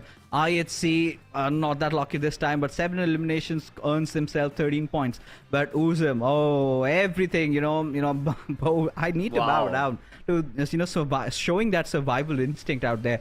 Without any meds, right from the very start, left to fend off all by his lonesome, still manages to secure an #2 for his team. Had things gone a little, had things shaken up a little bit between VENOM Legends and DRS, there could have been that little sliver of chance where he could have walked off with that chicken. But despite that, it was a good game for the Pakistani teams here. Gotta say that, T2K QWERTY, 6 eliminations, Magnus, TUF, all did manage to win their initial, fights that did come upon them. MABETEX trying to push in their direction, they were dealt with. But Godlike Stalwart, even this is one of those teams that we have to mention, were dealt with by the players of DRS while they were trying to rotate inside the circle. And that is where I think DRS sort of had the confidence built up in them. If they can take one of the strongest teams inside the lobby, they can do it all. Entering in from that eastern side, we'll get a more vivid picture once we start doing that zone analysis, where we have to look at how beautifully DRS rotated, dropping down at Milta. They initially just were kind of hunkered down at that southern side of Pochinki. They waited for a little while and waited for the circle to shift. In that moment, they did not take a lot of fights. And the moment they realized the circle went further down towards that western side. They moved all the way from around Pochinki, from that school area, and entered in. That is where they were looking really patient. Now, this is where you see that entry point, right? This is where they took a fight against, if I'm not wrong, Godlike Stalwart. Did manage to take the 3 of their players down. And now they knew the backsides are completely clear. All they have to do is try and get in and fight it out once the moment arrives. And they did that with really nice fashion, and eventually walked off with that beautiful chicken. Absolutely, and again, till that 15-minute marker that we're looking at right now, where the screen is paused, we clearly see that the players of DRS, they were playing a very slow poke game, a very backseat approach game, and this is when the zone actually favored them, as well as the rotation that they did, perfectly helping them out in of course the situational awareness that they had, which got them slowly but surely as we move on ahead from this 18-minute marker towards closer and closer to the chicken dinner. And for that, they had to fight their way through, but they did so perfectly. I mean, we saw those fights where we had IHC slowly making a move as well, but DRS, they were all on top of it. Again, not only them, but also T20 Quoty, I believe it was. Yes, it was T20 Quoty, where DRS once again was the only sole reason why T20 Quoty were not able to move on ahead. Even though T20 Quoty had 4 players, the numbers advantage was working for them, the momentum was working for them. That was only till the time they cross paths with DRS. I think what T20 Quoty could have done better was had their players on a little bit of a split. And I can understand the intentions of Khan to have all 4 of their players together. But that sort of proved to be the Achilles heels, right? But it all started off with this, I8's players just being, pounced upon when they were really helpless. All the intention was to try and go towards that northwestern Georgia Paul side, something that, Bablu used to do back in the PMPL days, and considering the fact that they failed to qualify this split, I think I8 decided to take theirs, but the flight path trajectory not really favoring them, and as a result did lose out on all their players, in fact 3 of their players right early on, but still in the race right now. As we take a look at the overall rankings, the tides are changing constantly, and DRS have taken that first spot up, jumping, propelling themselves 8 positions up top. 40 points is what they have accumulated for themselves, as Skylightz have lost that little position, are still, in the race, just 3 points shy. IHC, back-to-back 2 consistent games, and now at a 3rd spot. Godlike has lost some ground with that 4th spot, early elimination. High Voltage, they're also losing some ground, but I8, alright, I mean, they have managed to keep up with the pace, and they are looking good. Absolutely finding themselves on the 6th position. Definitely looking pretty good for now. On the other front, as we move towards the 2nd page now, this is where a lot of changes need to be showcased, and something that perhaps can be anticipated from the upcoming game, where we now are done with 3 matches. The teams are well versed with what to anticipate on the map of Erangel and of course on Miramar. But talking about the team sitting on the 2nd page, I mean, we've got big names. We've got DE Warriors, VENOM Legends, MABETEX, Regicide. These are teams that are going to have to really bounce their performance in the upcoming games, in the upcoming 3 remaining games of the day, for them to be able to, of course, be in close contestation to what's happening on page number 1. Because page number 1 teams, they are leading the charge. And again, as they lead the charge, the point difference itself is being created. But right now, we'll move on ahead towards game number 4 of the day, match number 4. And for that, we are going to be going to the map of Sanhok. So, Necro, welcome back once again to the Destination. As we are going to be now jumping from the, from the most slow map of Miramar, because again, it is a pretty big map, to one of the most aggressive maps that one can anticipate, with 3rd parties and 4th parties that are brought on the map of Sanhok. So what is your anticipation going to be like from these teams on the map of Sanhok? Do we think a slow-paced game, or are we in for a rocking game where right off the bat, it's going to be so many teams just, going for the heads of their opponents? I mean, that's quite an interesting question, Blotter, because again, Sanhok, you said it is supposed to be aggressive, but what's happening recently is that teams are somehow finding a way to play tactically more. So, even in Sanhok, the start's happening quite slow, so I don't exactly know what this sort of a Sanhok game is going to be like. Hopefully, there are going to be a couple of teams that are decided to push outside their comfort zone and maybe go for those early elimination points. The best part about today is all the teams that I expected to have a chicken dinner, they're having chicken dinner so far, but I'm still waiting for DEW and Godlike Stalwart. With that being said, time to make a prediction, Blotter, and which team you think will be taking this one, man? Sanhok, alright, let's see. I'm gonna go with TUF. I'm gonna go with the team that I know can actually pull it off.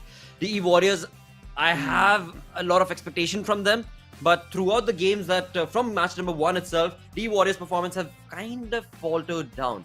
I'm not entirely sure what the reason for that is. Definitely do anticipate for a big comeback from them, But for now, day number 1 not looking good for the EW. I mean, I would say they're still doing pretty okay in the overall rankings, considering the overall rankings at the first day are, of course, going to be quite fragile. They're going to be quite sensitive. It's going to be easy to breach inside the top 5, of course, but it's going to be tough to maintain that top 5 position. It's going to be the similar sort of affair that we had in the weekdays, of course, in the past. But again, now it's just because it's a fresh start.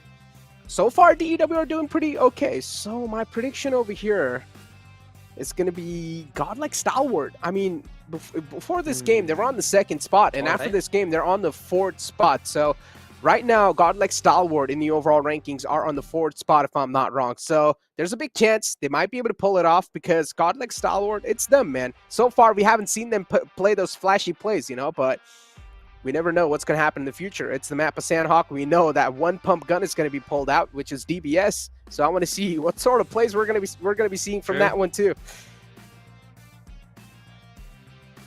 Oh yes, and along with that, right, another thing to bring up is going to be the fact that now, after having looked at Erangel, after having looked at Miramar, after having seen what teams have actually changed their drop location itself, now this is going to be another one of those very important games where, of course, on the map of Sanhok, they're going to be playing for the very first time, these teams. And so we'll have to keep a very keen eye as to what teams are actually going to be changing their drop contestation. If at all there will be drop contestations or not, first things first. And after that, if at all teams have changed their approach to the map of Sanhok. With that, the flight path is going to be on our screen in just a couple of minutes. The players are ready. The players are equipped. They are prepped. All they want is to just start the mayhem, start the destruction. Exactly, and it will be started soon enough. Now again, the plane flight path is not going to matter quite a lot, but I want to see, are there going to be any sort of potential drop collisions even inside the map of Sanhok? Now again, we know Sanhok, they have quite a lot of small compounds that teams can definitely rely on, and there have been a decent amount of teams who prefer to drop in those small compounds again. But what I'm really looking for here is a drop collision, because so far we haven't seen any sort of drop collisions. Of course, and those drop collisions would have been resolved in the scrims these teams play. So are we going to be seeing any drop collisions in the bigger maps, in the bigger picture right now? That's my main question, because Painan was definitely looking quite uncontested before when I try to figure out those drop locations. And again, inside boot camp, Godlike Stalwart and Cordy like to drop. So that can definitely be a potential drop collision, but only time will tell us if we're going to see that or not. Oh no, it's not. Only time will tell. Cordy is not going inside boot camp, Blotter. Well. Absolutely. Change, a definite change from the side of these teams. Now, I am still looking at the map itself, and of course, the teams have, spread out all over the map right now. The zone is going to be very comfortable as well for all of these teams. But IHC, the spread out that is being showcased from their side. On the other front, it is going to be VENOM Legends already who are going to be starting off the destruction against the players of T20 QWERTY. Where it seems like one elimination point has already been converted from Fragboy, and you pointed it out beautifully, mate. It is the DBS, the Hulk gun that is just letting T20 QWERTY know that you probably shouldn't have gone down to this area, because VENOM Legends, they are very much in contestation, and in doing so, T20 QWERTY are at a backseat approach from this fight, as they are already having lost out on Voltrix. Gravity is going to have to, phase out of this fight and hopefully survive to be a part of another one later. I mean, not so well thought out, that's for sure. I can see that. This drop was not so well thought out from the side of QWERTY. And this is the exact problem I said too, right? When you're going to be dropping inside your secondary drop spot, are you that well aware? Are you that well known of how things are going to be over there or not? And Team QWERTY definitely did get caught off guard by the players of VENOM Legends and already lost out on a big man, Voltrix. Voltrix being the first casualty. Team QWERTY, definitely now their mental should be shaken a little bit, but that doesn't mean they don't have a chance anymore inside the game. They have 3 players still, and they will be equally harmful. But as we have Team QWERTY, again, Gravity is quite chipped out. Gravity cannot afford to be spotted out as he was swimming on the other side. It doesn't seem like the players of VENOM Legends do want any more sort of a brawl against the players of QWERTY, so they should be safe for now. Godlike Stalwart inside boot camp. We expected a drop collision, but that's not the case. Regicide's quite close. Now, the way the players of Godlike Stalwart like to play in general, as soon as they're done looting boot camp, they'll instantly go for the hill near boot camp. And they will try to get the high ground and pretty much just play around it, secure as much as vital information possible, and then later on move on if the circle takes a huge shift away from them. But right now, Quantum Rage against the player in the front. They have managed to find one knockout. IT, not a start they wanted. Absolutely. It is going to be Tantanatan, who right now, from the side of Quantum Rage, has been able to, of course, bring down a player of IHC, but elimination point not yet confirmed. A big difference, or not difference, a change that can be showcased from the side of Quantum Rage's approach to the game itself. As when the day started off, they were the ones who were actually getting knocked out in the first few minutes of the game itself. This time around, now as the game has progressed on along, as the day has progressed on along, Quantum Rage are finding their pace. They are finding their groove, so to say, in the battleground, which in turn this time around was showcased against IHC. But again, no point converted as of yet, but definitely an aggressive approach being showcased from these teams in the map of Sanhok. Where once again, when it comes down to the map itself, we saw earlier, the entire map of Sanhok has been covered by all of these teams, all these 16 teams that are playing. So for now, each and every single team will have an opportunity to participate in a fight. But an elimination is yet to be seen as to what team is going to be bringing in a first elimination right there. Or eliminating a team. That is something that we're going to have to wait for. On the other front, if we are to talk about the center of the zone itself, we've got TUF, we've got Regicide, and we've got Godlike Stalwart. Very good positioning from all three of those teams, but being in close proximity to each other could very well result in a fight that perhaps none of them were anticipating. At the same time, my prediction, DUF would want them to absolutely nail it and get the chicken dinner as well as a prediction to me. But easier said than done. Now, again, you were speaking about being close proximities, and yeah, these teams are definitely getting way too closer to each other, especially TUF and Regicide. I don't like how things are looking between them. Regicide, they're having a bit of a split between themselves. 2-2 split going on right now. 2 players in the front, 2 players in the back. TUF, they might just find the opening they really do need.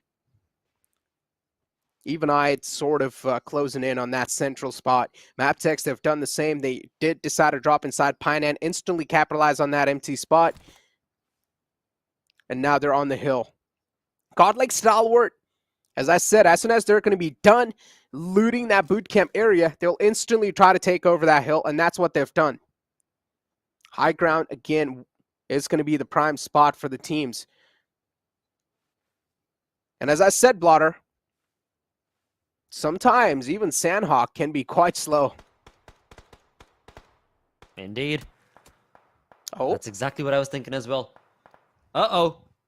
With that, it's Regicide. And knock from Regicide, who has been knocked down, actually. Not entirely sure where the shot came from. Was it T20 Cody? I think it might be No, never mind. Apologies over there. But definitely, knock is going to be provided that revival. At the same time, though, they are out in the open. So Regicide has to be a lot more careful now. Or the shot could have actually come in from Godlike Stalwart as well. From the backlines. As you do have Stalwart on our screens. I mean, a very good spread out approach coming in from Stalwart. With a 2-man spread is what we're seeing on the other front. It's going to be MABETEX who are also getting closer and closer to the positioning of Regicide, which in turn has now resulted in them capitalizing. And it seems like Knock, the man who is just brought up, perfect, is going to be the sole. Yep. Yeah. Sole person drawing all the attention of Leo from MABETEX, which in turn has resulted in, of course, that beautiful Molotov being utilized as MABETEX are looking at a comfortable 2 eliminations right here from this fight. Oh man, these suppressed M4s are definitely doing a lot of damage on the enemy teams. And if it's far enough, it's going to be quite tough to tell where the bullets are exactly coming from too. So right now, at least the players of Godlike Stalwart have a bit of a knowledge where the bullets are coming from. They have spotted the players of MABETEX, but action out in the open. The spray's not going to connect way too far away. MABETEX have done a great job of neutralizing the threat that was in front of them. Regicide right now, handicapped big time. 2 players lost already. Of course, Nocto and Knock Knock went down, and now we only have Ushut and Vaz left alive inside the game. That's the only team next to Team Qwerty with a casualty. Godlike Stalwart still just continuing to pepper down those shots inside the smoke, thinking that maybe there's going to be someone inside that. Not the case so far. And we were speaking about Quantum Rage, Blotter, and Quantum Rage so far in the overall rankings are on the latter half of the board. But before that, I'm going to hold on to my word because on the northern side, you do see the players of DEW and Team Qwerty getting way too close to each other. We might just see a little brawl occurring soon.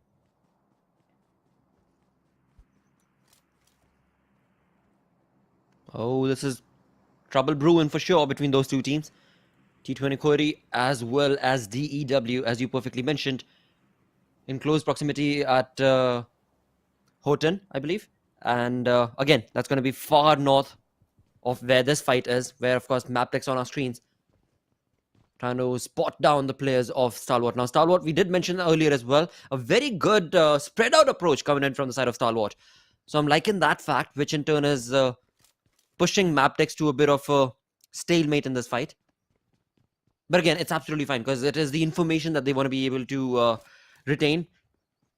They do know that they are surrounded by Stalwart. They just don't know from what angles. Speak of surrounded, right now the center of the map is definitely filling up with a lot of teams, Blotter. A lot of teams have accumulated right there. And the hot spot right now is being controlled by the players of Godlike Stalwart and even MABETEX. Soon enough, the fights should definitely start to pop up even more. Right now, teams are just getting well-versed. They're just settling down.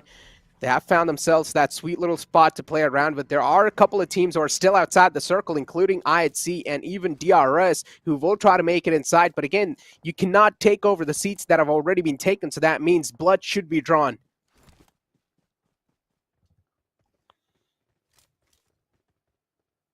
IHC are playing a very passive approach in this fight, or rather in this game. As of now, they definitely are not interested in taking on those fights. The only moment that we saw them was against the players of Quantum Rage.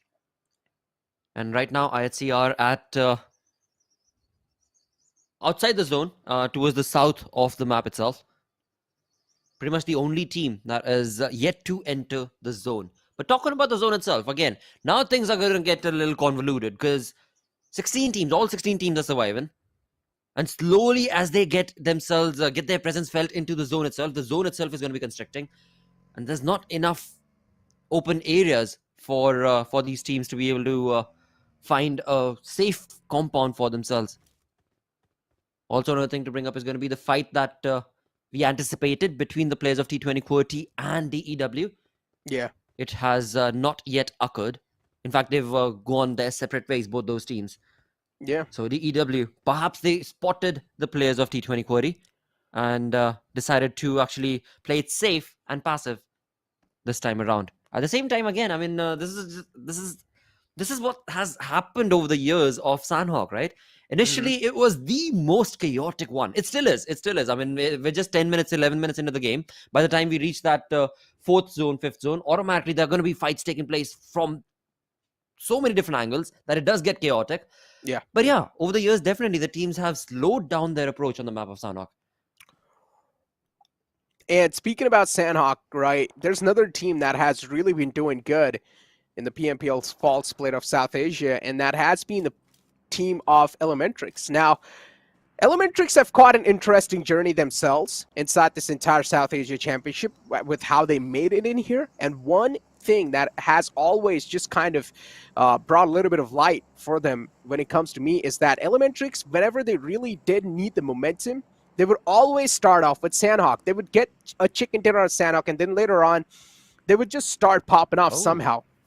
So Sanhok has always been a sort of a saving grace for that team, and they have been really good on the map of Sanhok. One thing I've noticed about Elementrix is that they're really, really good at defending things, but they're kind of shaky when it comes to aggressing onto other teams. Right now, though, there's a fight popping up, that's for sure. I8's against the players of Skylightz Gaming, as one player was a little spread out, and he will not be spared. Mafia Ninja taken out from the game. That's a big key lost already.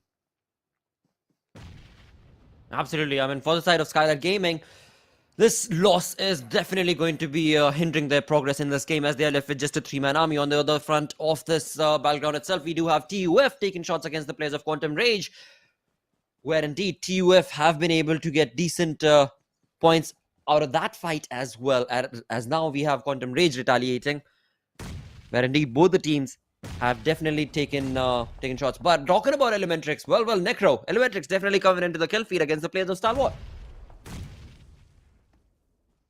Seems like this game could be the rise to shine for Elementrix perhaps, but on our screens we do have TUF Sard bringing on those shots and perfect sprays against the players of Quantum Rage. On the backlines, Team TUF Sard, he has his teammates, he's going to be pushing on along with a Vector in his hand, and this is going to be the most critical and crucial push of his... it did not fare well, because indeed it was serious from the side of Quantum Rage, who has easily been able to stop Sard in his track, and the DBS coming to the rescue for the side of Thor from TUF is going to be resulting in, of course, what a chaotic fight. Thor, the only player surviving, but finally, thanks to his DBS, was able to bring down the players of Quantum Rage, and Quantum Rage becomes the first team to get eliminated. Okay, I'm not gonna lie, one of the players really messed up big time. He whiffed the majority of his shots. He whiffed an entire clip on the player in the front, and then he just turns around and just slaps him in the face with a DBS. That could have definitely been a little game changer if he did not miss that many shots. But right now, high voltage against the players of Quarty, as they have managed to tap out one player. Just 10 now haircuts on top of this high ground they've found themselves in. Right now, high voltage, they are looking pretty okay, but still sort of on the edge. Not exactly playing in the centers. Thinking about how they can try to make things even better from this one is what I'm thinking of. I mean, the compound in front of the players of high voltage is quite empty, but right now, what they're doing is quite brilliant as well. Just trying to hold teams off at bay, make sure they're not going to be able to cross over on either side of the bridge. And on the other side of the bridge is a big threat too. If you're able to eliminate a team like DEW early off inside the game, that's going to be a big threat compromise. Indeed, that is exactly what high voltage apparently seems to be working towards. At the same time, not only, of course, DW, but they've got shots against another team as well. So, high voltage, they have a lot of information right now. On the other front, MABETEX was just in the kill feed as they took shots against the players of TUF. But I believe TUF is down to a 3-man squad now. But again, teams are definitely playing it safe. They are taking a very passive approach in the Sanhok. 16 minutes in, and we're still looking at 54 players alive. Yeah, this is... Even Sanhok now these days is sort of like a podcast hour thingy. Unbelievable. Yep. Unbelievable. But one thing that we ought to talk about, and of course, viewers, you ought to believe it, Nusa. I love that map. I absolutely love it. It is a small one, definitely much more smaller than Sanhok. But yeah, the amount of aggression that can be showcased on that map, it is mamma mia. But again, moving away from Nusa to the fight right now on our screens, it is going to be Magnus against the players of T2K in the same compound. Yeah. At, I believe, Paradise Resort. Yeah, man. I mean, T2K and Magnus, yeah, really close to each other. The fight might just break down soon. And T2K, they really do want the smoke as well.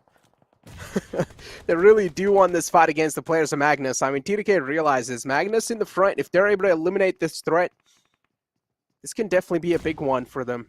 One player's all the way in the back, though. T2K only have 2 players in the front line, as 3 players of Magnus are here to defend this compound down. T2K really do want to take it over. Rig with the shotgun, of course, can definitely play a big game, and Rig have already found the opening. The one-pump man strikes again as Rig. With the opening being found, he can definitely now try to turn around the tides over here. The man advantage sort of just neutralized. And even Rig really wants to press on it, really wants to work with the sort of opening they've found, but they're not able to find any sort of another openings. Rig instantly being found themselves too. No, this is not a sort of party you really do want. Rig being taken down. Magnus are playing this really well. And now T2K, yeah, they're definitely going to be quite unsettled. Oh, from the backlines, that too. From the backlines, it was VENOM who was able to actually spray on down to the players of T2K, which in turn resulted in them having to walk away from that fight, having lost out on one of their players as well. That was Sandesh, and now Rig lost to the cause as well. T2K were doing so good. Yeah. Up until the time the third party was brought in from VENOM against this team. But with that, we're left with 14 teams. Smack in the center is going to be Stalwart, looking very comfortable and confident as the zone keeps on restricting. The teams now are going to have to make a very tough call as the rotation is going to be very important now. But it's all out in the open. TUF on our screens with 7 defeats. Looking real good in terms of the aggressiveness. But only 2 players surviving now. I mean, again, you can try to out-survive the wall of death too if things are really not working for you. Hopefully you do have the enough amount of first aids for that. If you don't, then yeah, playing a normal game has to be the way. Magnus, so far, at least they have managed to get themselves out of one tricky situation, but they might just run into another one if they don't scout out the areas properly. But right now, Magnus, they're playing this one quite well.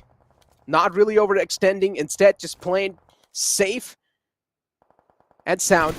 But around them are definitely a lot of fights now are starting to pop up. As we have VENOM Legends too against the players of T2K. They're quite exposed, but unfortunately Laser isn't able to connect those shots. Could have been a big one too, but Laser a little too late to react on that. Instantly were able to sneak behind that rock. T2K, they've realized now they've messed up big time. They are just pinned behind that rock. The only things they can work around with if they do have the smokes to play. And they have deployed one. They can try and retreat back, but they don't exactly know how clear the backlines are too. So T2K, they're definitely pinned for now. MABETEX, speak about pinned. Leo is pinned behind that tree, nowhere to go. Around him is completely exposed lands. If he does have a smoke, yeah, that's what he exactly does. Utilizes it to cross on over. As I said, the wall of death is definitely going to be quite deadly, which will make him burn through his meds. But Leo, I'm not sure if he has enough. No, this is not looking good for Leo, definitely. From MABETEX again. The Blues have already caught up to him. And in front, of course, IQ from the side of I8 is just holding that angle in position. And along with that, it is Leo who does go down. And it was T20 Regicide, actually, who were able to capitalize on that elimination point. Even though we had I8's IQ just holding on to that spray. Oh! The kill was definitely stolen away. On the other front, on the Paradise Resort itself, we've got Magnus finally being pushed on against the players of TUF. And talking about the circle itself, absolutely bang on point you are, Necro, because Elementrix, dude, how do you do this? I told you, man. Okay, now it definitely looks like Elementrix is definitely should be able to, you know, climb up and get this rise from this game itself for the day. But even Godlike Stalwart is going to be the biggest thorn in the way, though. That's where things can get way too messy for the side of Elementrix. And as I said, Sanhok has always been the momentum catcher for the side of Elementrix, and they have somehow managed to find themselves in lucky foot, and the circle always just decide to pan on top of them if things are really not going well for them. But right now, DRS just putting that final nail in the coffin. Ouch. As Magnus, a team that was looking pretty good so far, is not looking good anymore because they are out the game. MABETEX to Apex down. He will be dusted soon enough. He will bite the dust. Wally is the only man left alive behind the rock, trying to pull something off. Bob and Weave on the other side. Shotgun's being pulled out. Goose really does want to shut him down, but Wally instead, in the mid-range, utilizes his gun perfectly, shuts the man down, and now Wally will try to save his team for another day. But he's the only man left alive, with only 2 first aids to work with. There are some fallen players in front of him that he can try and loot up, and that's what he exactly does. He should be able to wrap up a decent amount of first aids here, right? Oh, what is he doing? Definitely should be, and with that, what a perfect conversion that was coming in from this mad dashing guy, Wally, from MABETEX, of course. As MABETEX Esports, the entirety of their dreams are set up on Volley right now from this game, as he's the only final player remaining and surviving. On the other front, Godlike Stalwart, the team that we've been talking about, Necro, who find themselves pretty much in the center of the zone itself, finally now are going to be starting to pop off some heads, as they do have 0 defeat points. But the only team that has a cover, a proper cover, a compound in the zone itself, that's going to be, of course, Godlike Stalwart. But from the backlines, Elementrix can capitalize on this opportunity where Godlike Stalwart are busy in a different fight. And from the backlines, as we can see in the minimap, the team in pink with a 2-man split is going to be Elementrix. They can very well pounce on upon this opportunity right here to bring down the players of Godlike Stalwart. I mean, right now, I think so. Elementrix, just holding your ground has to be the play. And that's what they're doing so far. They have a little split going on too, but even if one of those players gets taken down, it's going to get so tough, pretty much next to impossible to get the player back up on his feet. Godlike Stalwart just mowing down lawns in the front. They know DRS is there, but it's just smoke all across the board. They don't exactly know where to fire, but they're still able to find those shots. They're still able to find those connection in those blind shots. And even VENOM Legends, they find themselves in a little bit of tricky spot. Elementrix is going to be the one up against him. Laser really does want to close some distance on them. Yuta Uta hasn't spotted out that player yet. Laser's still alive. Nades are being barraged in that direction. Laser's position compromised. Yuta Uta opens up the scope, but it's way too much. But still manages to put a full stop to that fairy tale, as they are now going to be eliminated from the game. VENOM Legends out on the 5th spot, as we have Elementrix and Godlike Stalwart in the prime spot. DRS outside the circle. DEW outside the circle, just going for a med strat. Absolutely. The only two teams who are in close contestation for this chicken dinner, of course, is either Elementrix or it's going to be, of course, Godlike Stalwart. Now, Godlike Stalwart, they're going to have to move out of their compound safety and get out in the open. That's exactly where Elementrix is waiting to pounce upon the opportunity to take down this chicken dinner with them. But definitely a very good game for Elementrix right here, as they've been able to get all 4 players in the final moments of the game. Now we're left with, of course, these two teams who are going to have to start ironing out things between them. For Godlike Stalwart, only 3 defeat points. Yeah. It's funny how I'm calling out these teams and they instantly just start doing good. I mean, Elementrix, this map has been the map where they start catching the momentum, and that's what exactly is happening. Elementrix, they're having a phenomenal game of Sanhok, and it seems like they might just dismantle the players. Godlike Stalwart too, as Precious has found the opening. Action's been taken down, and Action's a main key player for them because he likes to play in the front. If Action's taken down, things can definitely now be quite unsettled for the side of Godlike Stalwart. Scry's position compromised. The nades are exactly on the mark. Scry's taken down way too low. If Skry gets taken down here, things are going to be way too tricky for the side of Godlike Stalwart. They will need to get the pace back inside the game. They will need to claw their way back inside this fight in general. But Elementrix, they themselves too are now crawling apart. They themselves are getting crumpled down. And it seems like Elementrix will be eliminated from the game, as Godlike Stalwart, they claw their way back inside this fight. It's done. It's their game. Well, for a moment there, Elementrix was so close to getting this chicken dinner. They had the information, they had the retaliation, they had the spray, everything on point. Yeah. Everything on point. As soon as action went down, there was an opening that could have converted into a chicken dinner for Elementrix, but hey, it is Godlike Stalwart that you're talking about, so it's never going to be easy to take that team down. The momentum working in Stalwart's favor, and that in turn seems like Godlike Stalwart are going to be the ones who will be walking away with the chicken dinner from this game. They did lose out on action, but they still have all the 3 players surviving. All the other 3 players surviving, of course, from that fight. And DRS, of course, the final player who set off on this mission to survive for as long as he possibly can with, what, 15 first aids is what I saw last time when we joined on to Gyante. Yeah. And now, even though I'm sure he knows that there are only 2 teams remaining, he wants to utilize. Oh wow, what a perfect shot that was.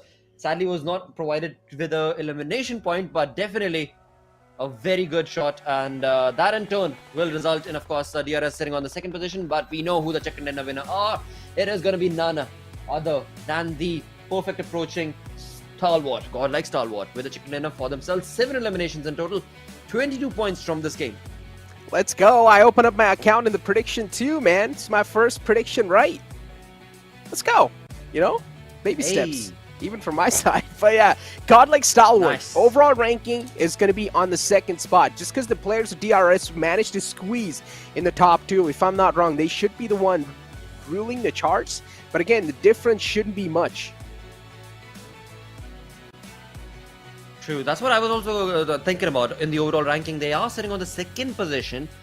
So yeah, there definitely shouldn't be too much of a difference between the 1st and the 2nd. Because, anyways, we will definitely have a look at that. We will look at that when the overall standings are going to be brought on. And the storyboard is going to make things that much more clear. But yeah, now with game number 4, match number 4 done, now we can definitely say that the teams are well versed with each other. They know exactly what to anticipate from one game or the other, because there are still 2 more games remaining. But before we jump in with that conversation, it's time for us to go on a short little break. Stick around. We'll be right back.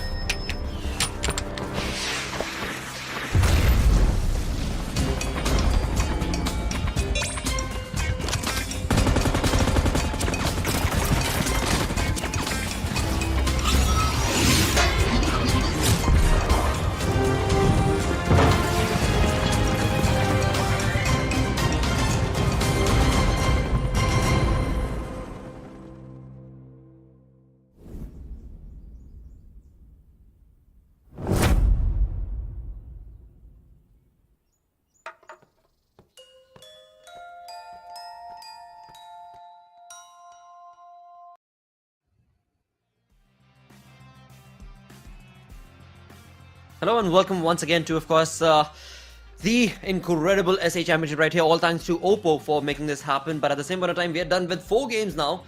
Just got done with the map of Sanhok, where again Necro and his mouth spoke what was going to happen. That's exactly what ended up taking place with Elementrix. Sure, I mean, they rose to the occasion, mate. You pointed it out. You said it that, you know what, Lakshay, this is what they do. And here they are doing exactly that on the map of Sanhok. So I think next time on, I'm going to go along with your predictions and see if all that works out right for me or not.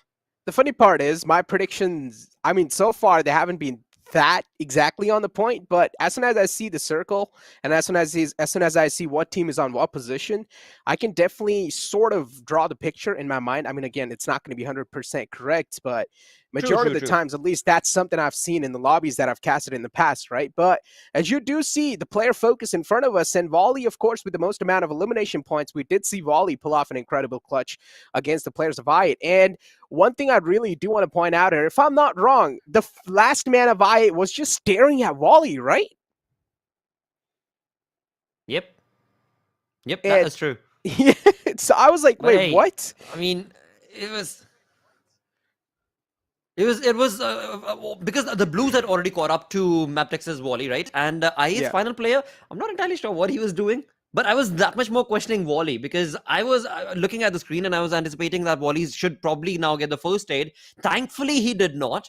And that's what allowed him to actually take and spray down the final player of I8 because, it was a pretty close call right there for the final player Wally of MABETEX.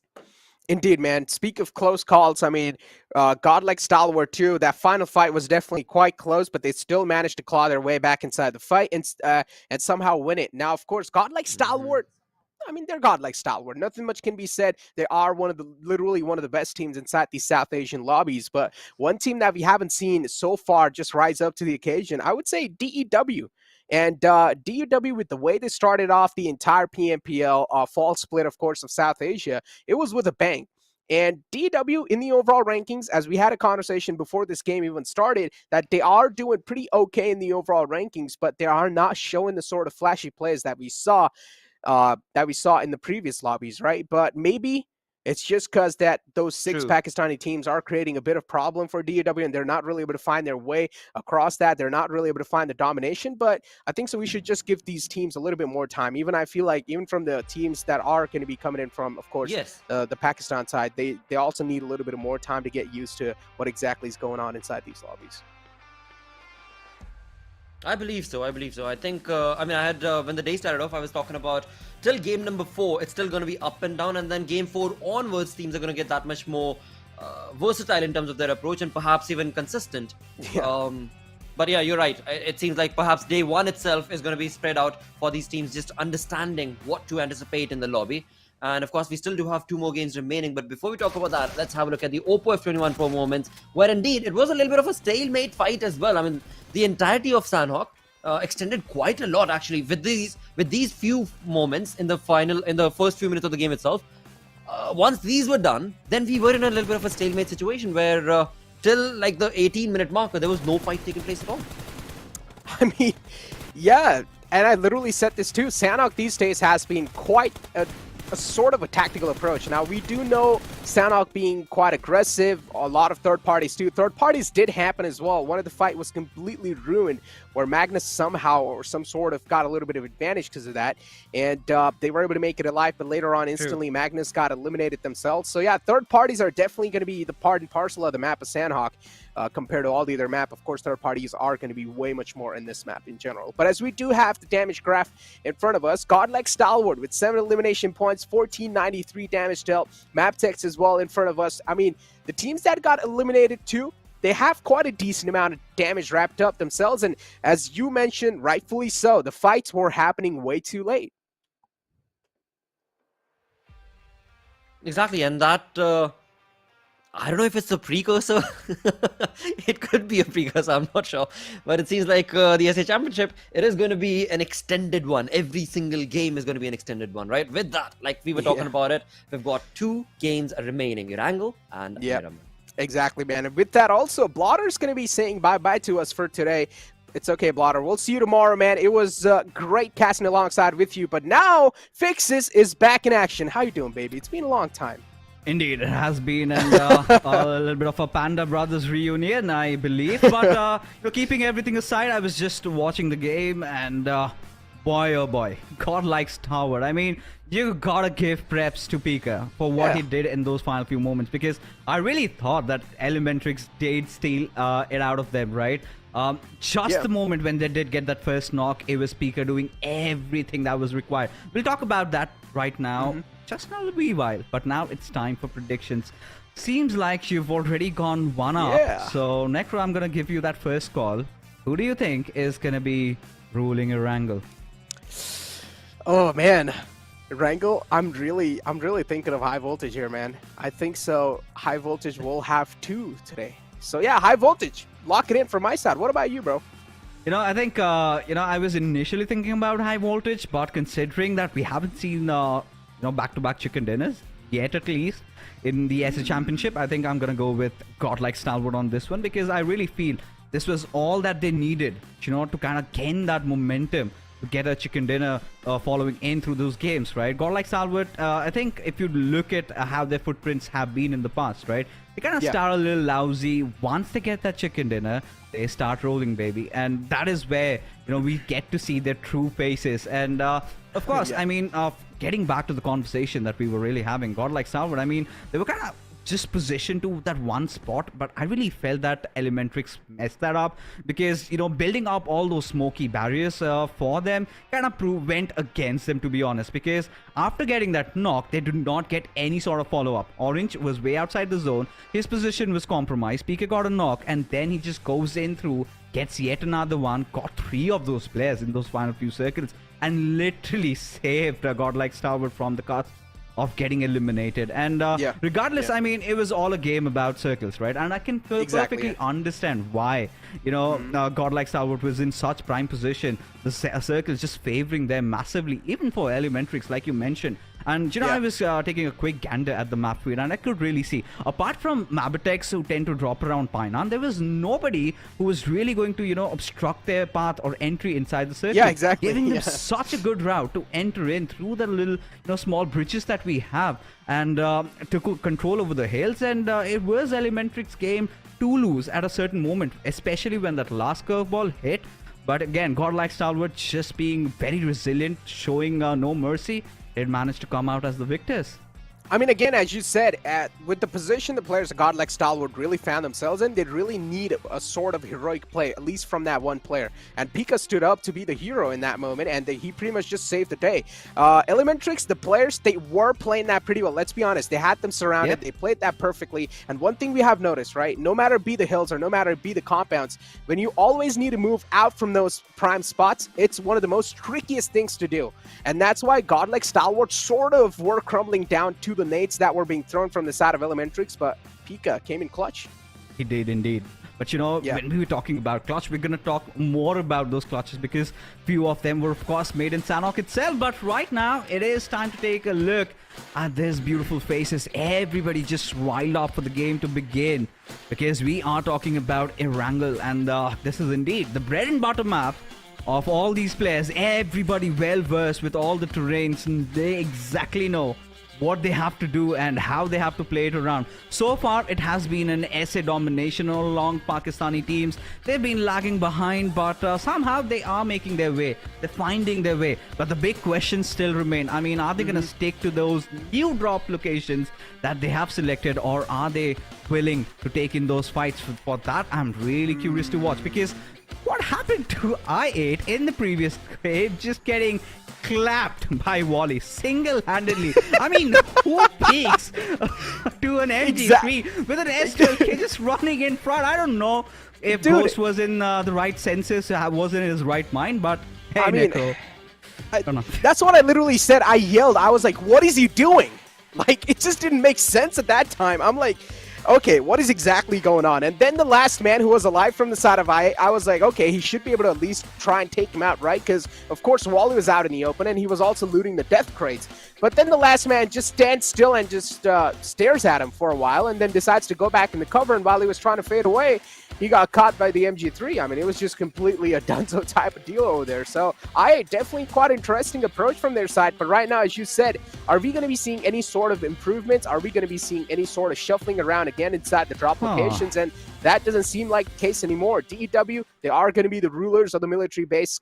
Godlike Stalwart, of course, they will make their way towards Nova Rapnoi, just because the plane fly path's sort of far away from that spot, so they would decide to drop in the compounds nearby first, get the basic loot, and then make it towards Nova Rapnoi. What now we're really waiting for here is going to be the circle. Now, again, fixes, of course, you and Blotter have been casting the Pakistan side way too much, of course, right? And you guys have known these teams a lot. And what do you think is the reason? Why are these teams really backing away from their prime spot they like to drop in? overthinking. I really think, at this point they're doubting themselves because Yeah. look at this. I8 have changed the drop location again. This Yeah. time heading over towards Primorsk. I mean, it's probably the second drop Indecisive. location. Yeah, pretty much. And I do not know how they're going to work around with from over here, because had they gone towards Northwestern Georgia Paul, this could have been a much better game.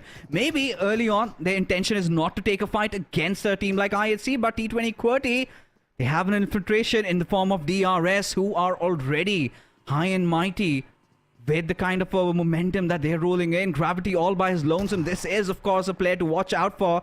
You need to fear him. But DRS, with the way they are playing, are they scared? Heck no. Of course not. Both these teams are quite solid teams, right? But again, DRS, I would still say they have a little bit of momentum favoring them. They should also have a lot of confidence favoring them in general. But if you speak about Gravity, he does have a perfect set of guns too to hold his house down. He has a shotgun and the AKM to play around with. On the other side, DRS, I mean Delta does have a double barrel in his hands, and he's now sort of just making sure that he's clearing every single angle off the house. He has managed to clear the top lines, and now they have no clue that Gravity has dropped down. Maybe Gante has some sort of a clue, but he should be exposed soon enough. Yeah, what is exactly going on? I mean, the entire team of DRS is really close. And even now, QWERTY has decided to close on it. So finally, the cavalry is here. This should give a bit of more confidence for Gravity to try and make some plays. But what? He whiffs those shots and gets taken down by a pistol. That is something that Gravity did not quite anticipate. But T2K, in fact, T20 QWERTY getting a trade-off for their own as they've managed to deal with Killer over there. But Delta having that double-barrel shotgun. Can he make good work of it? As 420 boy does have that M16 to play around with, and sometimes can really prove devastating. As now T20 QWERTY cutting on their losses, but still would want to fight this out because they know DRS, barring those shotguns, they do not have much to play around with. But you also know, Necro, in these sort of situations, it is all you need, to come out as the victors, as 420 boys shifting onto that S12K. I think pretty much picked it out of Gravity's death crate out there. As DRS, a little phased right now, a little scared, but still very alert, very vigilant. They need to stay alert in these moments, and as you do have to replay, the correction just want to rub some salt on the wounds of Gravity, right? How he really did whiff those shots, but he was at least able to find the opening at the start. So at least he got traded away. I guess that sort of makes up for what just happened. But even the players at T20 QWERTY are really trying their best to sort of equalize the ground between them. And they have managed to so far as well. Indeed, they have. At least, T20 QWERTY really making sure that at least they've come out on the positive side of this particular fight, getting those two finishes. Now DRS will have to tuck their tails and run, and that is indeed what they have done from over here. A little bit of a bloodshed right from the early start, but Delta seems to be stuck. What does he do? Where does he go? Has no meds on him, Necro. But still, that shotgun. I mean, I'm still going to count my chances with DRS, especially Delta wielding this. And in a perfect crossfire position, because the moment, anybody from T20 QWERTY decides to push in, if a grenade doesn't come in, then that's a different story altogether. But I don't think T20 QWERTY have enough grens on them at this point. But Delta and Gante just counting on those shotguns that they have. Let's see, when does that push come in? Already taking quite a lot of damage. Voltrox, this is the time he needs to push in. And hopefully he has the meds too to patch himself up, because they have just dropped inside this compound. And as he was patching up, perfectly capitalized by the players of T20 QWERTY. The last man tried to do something, but he couldn't. Too late to react, and yeah, T20 QWERTY will come out on top, and that's a big threat neutralized. DRS taken out from the game this early.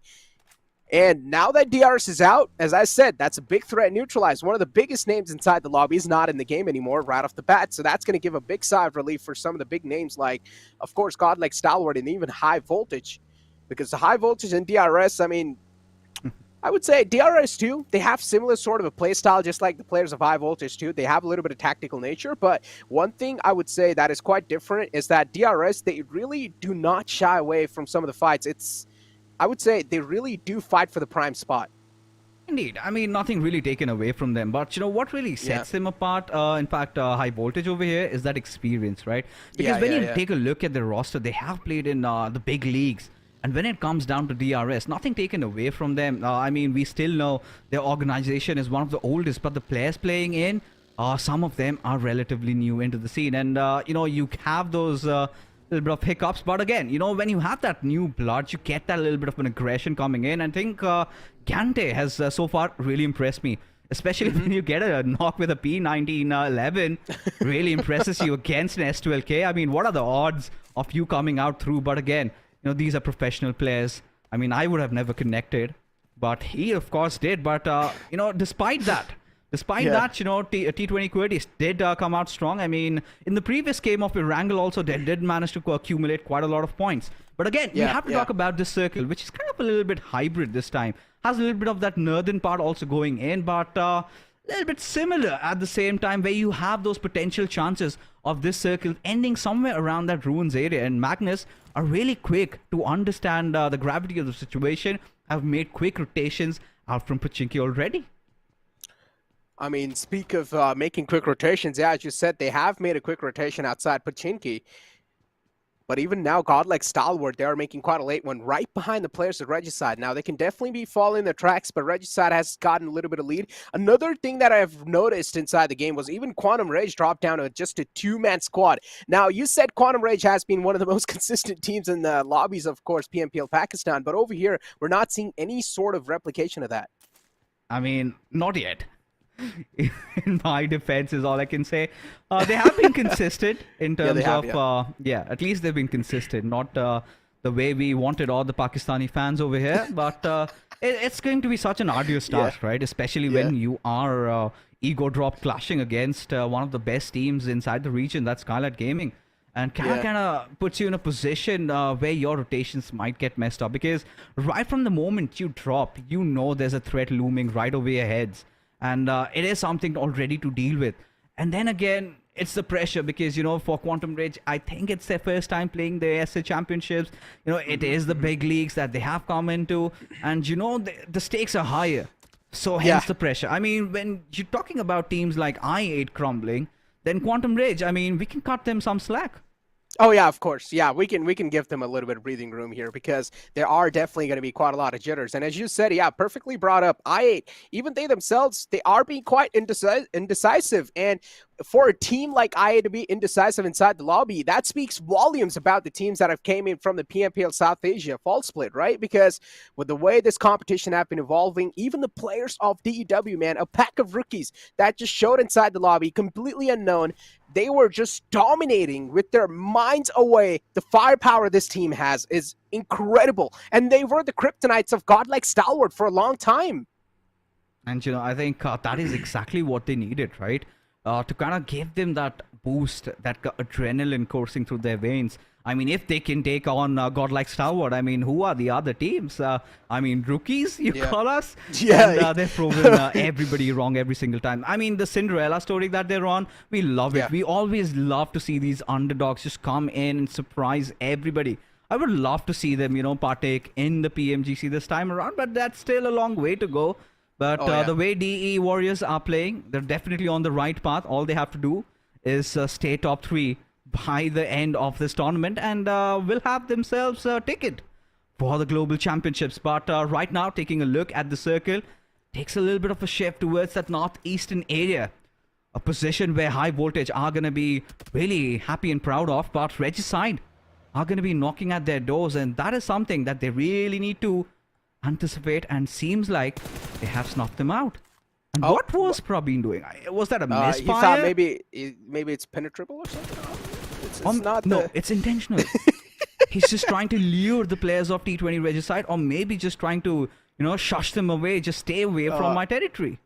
I guess, yeah, I think so. That can definitely be one of those things too, yeah. Jokes aside, yeah, I think so. That will definitely be the intention over here, that this place is already taken. Now, he knows when this is a sort of a circle, the place that they have right now, of course, the Rozhok High Ground, will be quite likely by a lot of teams. So you really do not want anyone to come close to that one. And High Voltage so far holding it pretty well too. Now, look at the split the players of High Voltage have too, right? 2 players inside Water City, 2 players inside Rozhawk. That's a big split, that's for sure. And even if that high ground gets contested by a complete 4-man squad, it's going to be so tough to react from the side of High Voltage. Oh. What do you think of this split, though? I'm having a lot of questions right now. Even I'm, trying to figure out what's going to happen because, I think one good thing that I can really process from around here is that they have their eggs in a single basket, right? They somehow are kind of anticipating the circle to shift down south. Because ideally, if you would want to go for a 2-2 split at this point, you would want to have 2 of your players kind of stationed a bit up north around the other side. So when the circle kind of shifts over there, you do have somebody providing cover fire to you. But I think High Voltage, they are really confident in their endeavors. But Regicide trying to just get in. But now, with bated breath, we just wait for the next circle to appear in front of us. And it is going to take a shift all the way towards that eastern side. So teams like Skylightz Gaming are really going to enjoy themselves. Now, Godlike Stalwart in the meanwhile also really have a good chance at this one because stationed at the apartments, now they've got a lot of room to play around with. But if they are a little bit complacent, if they're unaware of what Team Magnus is up to, they might have a run for their money right now. I mean, the circle has screwed up the majority of the teams inside lobby, that's for sure. Even DUW, they're all the way down south near Pachinki. Now they'll need to try and make it inside the circle. Now a brilliant rotation is the only way they can decide to save themselves for another day. Elementrix 2 all the way on the offskirts. For teams that have still, or that are still not even close to the circle, at this point in time, making it inside the circle, it's going to be really tough, maybe even next to impossible, because the majority of the circle is already being accumulated, and of course, the borders of the circle are already being covered. So there are going to be quite a lot of Guardian Angels, but there's a fight going on as MABETEX, they have managed to find 2 players of Regicide, and both of them just crumble down. Regicide, they fall down like nothing. MABETEX, they're making it look so easy. And Regicide, even the 3rd man goes down. It's all down to that one last man alive. Nocto will not survive anymore. He is taken down as well. And Regicide, they just crack under a lot of pressure. Just fell down like flies out there. I mean, this is one of those areas where MABETEX also have understood, they're better off fending off attacks than being the aggressors, right? Even in the Sanhok game, we did see the moment I8 decided to charge and press in on them, they were the ones who did come out swinging and won that fight. And at the same time, in this particular battle as well, Regicide did not have a lot of information maybe and acted, desperately. And had to pay a hefty price for that. As I8, it's going to be such a tough time, especially when you've got T2K right in front of you, and then you've got the players of I8C right on your tails. As Magnus decided to push in around that Hell region, where Quantum Rage are well stationed, 2 of their players just fending off the players of Team Magnus. As now, it all comes down to where the circle shifts next. If it's going to be an even one, Skylightz Gaming, they're going to be in prime position to dominate in this game. If it goes a little bit down south, this could be Godlike Stalwart or maybe MABETEX written all over it. But if it goes towards the northwest, then T2K, this could be their time to shine. The chances of it going northwest are definitely going to be quite slim, though, because, again, I mean, I cannot, honestly, at this point in time, you can never say anything. The circle has been quite interesting this time, right? And, yeah, there has been a lot of times where the circle has shifted against the odds, and there is a possibility, that's for sure, that it might just shift on the top left too, but we are just waiting for the next circle to pop up soon enough, and it will be. But right now, speaking of the teams that are currently in quite a decent spot, has to be I8. I mean, right now they're doing pretty okay, and even for them to make a rotation inside, they can definitely decide to take the water lines, but only if the circle takes a big shift away from them, things can be completely different. Pika, he's just doing wonders. While you were speaking, I was just taking a quick gander at the map feed, and he instantly goes in and takes over the forest area. And now they're in such good control over the circle as Action. He's just going to deal with the players of Elementrix, a little bit of a showdown from the previous game. This time, however, in those early stages of the matchup, as Elementrix, having lost out on one of their players, and Godlike Stalwart seem to have spotted out the players of DE Warriors, and that's going to be really concerning. But for Godlike Stalwart, the only thing that kind of bothers me is that huge split, right? Pika, he's all by his lonesome. He needs some coverage. He needs some players to come to his position. Oh, indeed. Never mind. He's just, in fact, rather, just come back to his teammates. But what he did just previously was impeccable. I mean, just a solo player going in through all those teams and picking up such a beautiful spot. And then they realize it's better to have a concrete cover. And I think Godlike Stalwart have learned from their mistakes. I mean, better stick together and better fight together than have those splits and get picked off one after the other. Still a Giga Chat rotation, though. Gotta agree with that. Oh, yeah. 100%. Just because the circle now shifted down south, of course, some of the teams, the sort of game plan they decided to plan out inside this one has not really worked out. The circle is definitely not being friends with the majority of the teams, but some teams have found themselves quite a decent home in that one. Quantum Rage, with only a two-man squad, they have found themselves right in the smack center and quite a decent spot too. Now, all they need to do is keep their position anonymous, but if there is a threat closing up, then they should not back away from a fight, because that's the only way they can decide to shook it away. As we have the players of IT just mowing down the field in the front against the players of I8. And I8, oh, that's not a position you want to be in. They don't really have a lot of areas they can try and move around. They're sort of just trapped in that spot. I8, even they themselves need to make it inside the circle, so they cannot keep on taking this fight anymore, because they will just be wasting the time. So that's what they exactly do. I8 now on a rotation to make it in, but the players of I8 are guarding this bridge. Yep, and Godless, he's going to make those godly moves along with Demo, and really can't understand the intention in trying to do so. They're really banking upon the fact that Icy and Alex, they're going to pick a few knocks from around here, but Demo, he's playing with fire. Does he walk away with murder? Have I8 heard him? And indeed, they have. Uzum just snuffing him out. And now, well, Demo, he's in a world of trouble right now. What? Where is the cover fire from the side of I8? But yeah, Demo eventually gets taken down.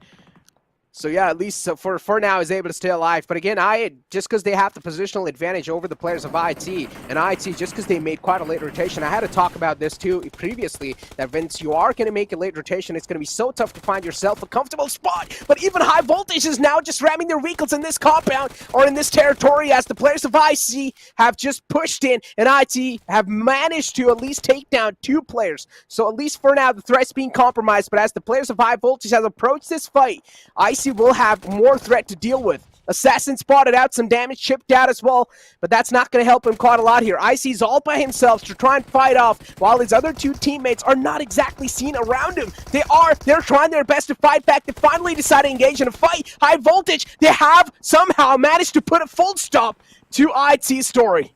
Oh, and Ghost, he was just lying in wait. But High Voltage really spoiled the party for I8 over there. I mean, getting those trades out there, and, well, IC just charging in.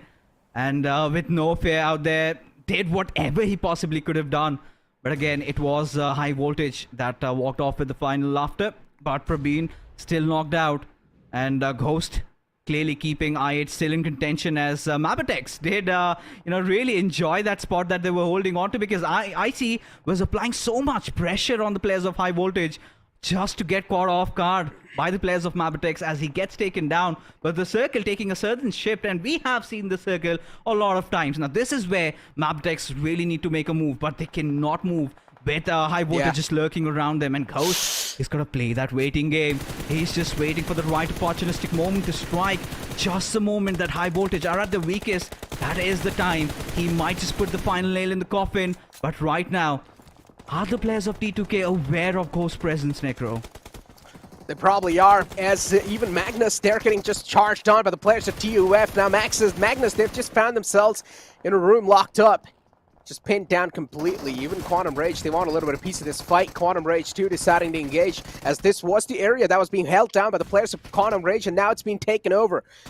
Pushing up, Quantum Rage can definitely try to put a full stop, and they played this perfectly, just taking advantage, third-partying this entire situation. Quantum Rage, just with a 2-man squad. Now they're, of course, down with that one last man alive, but they at least are able to stay alive for a long time, as we have just that one last survivor. And his position, of course, compromised. That leg's being spotted. The spray's taken. Sneaks is not exactly able to land all his shots because, of course, one little pixel was only exposed. From the back, Frag Boy tried to make some work happen, but, of course, couldn't, as he did get snuffed out. DEW, for now, they're just controlling this entire southern side.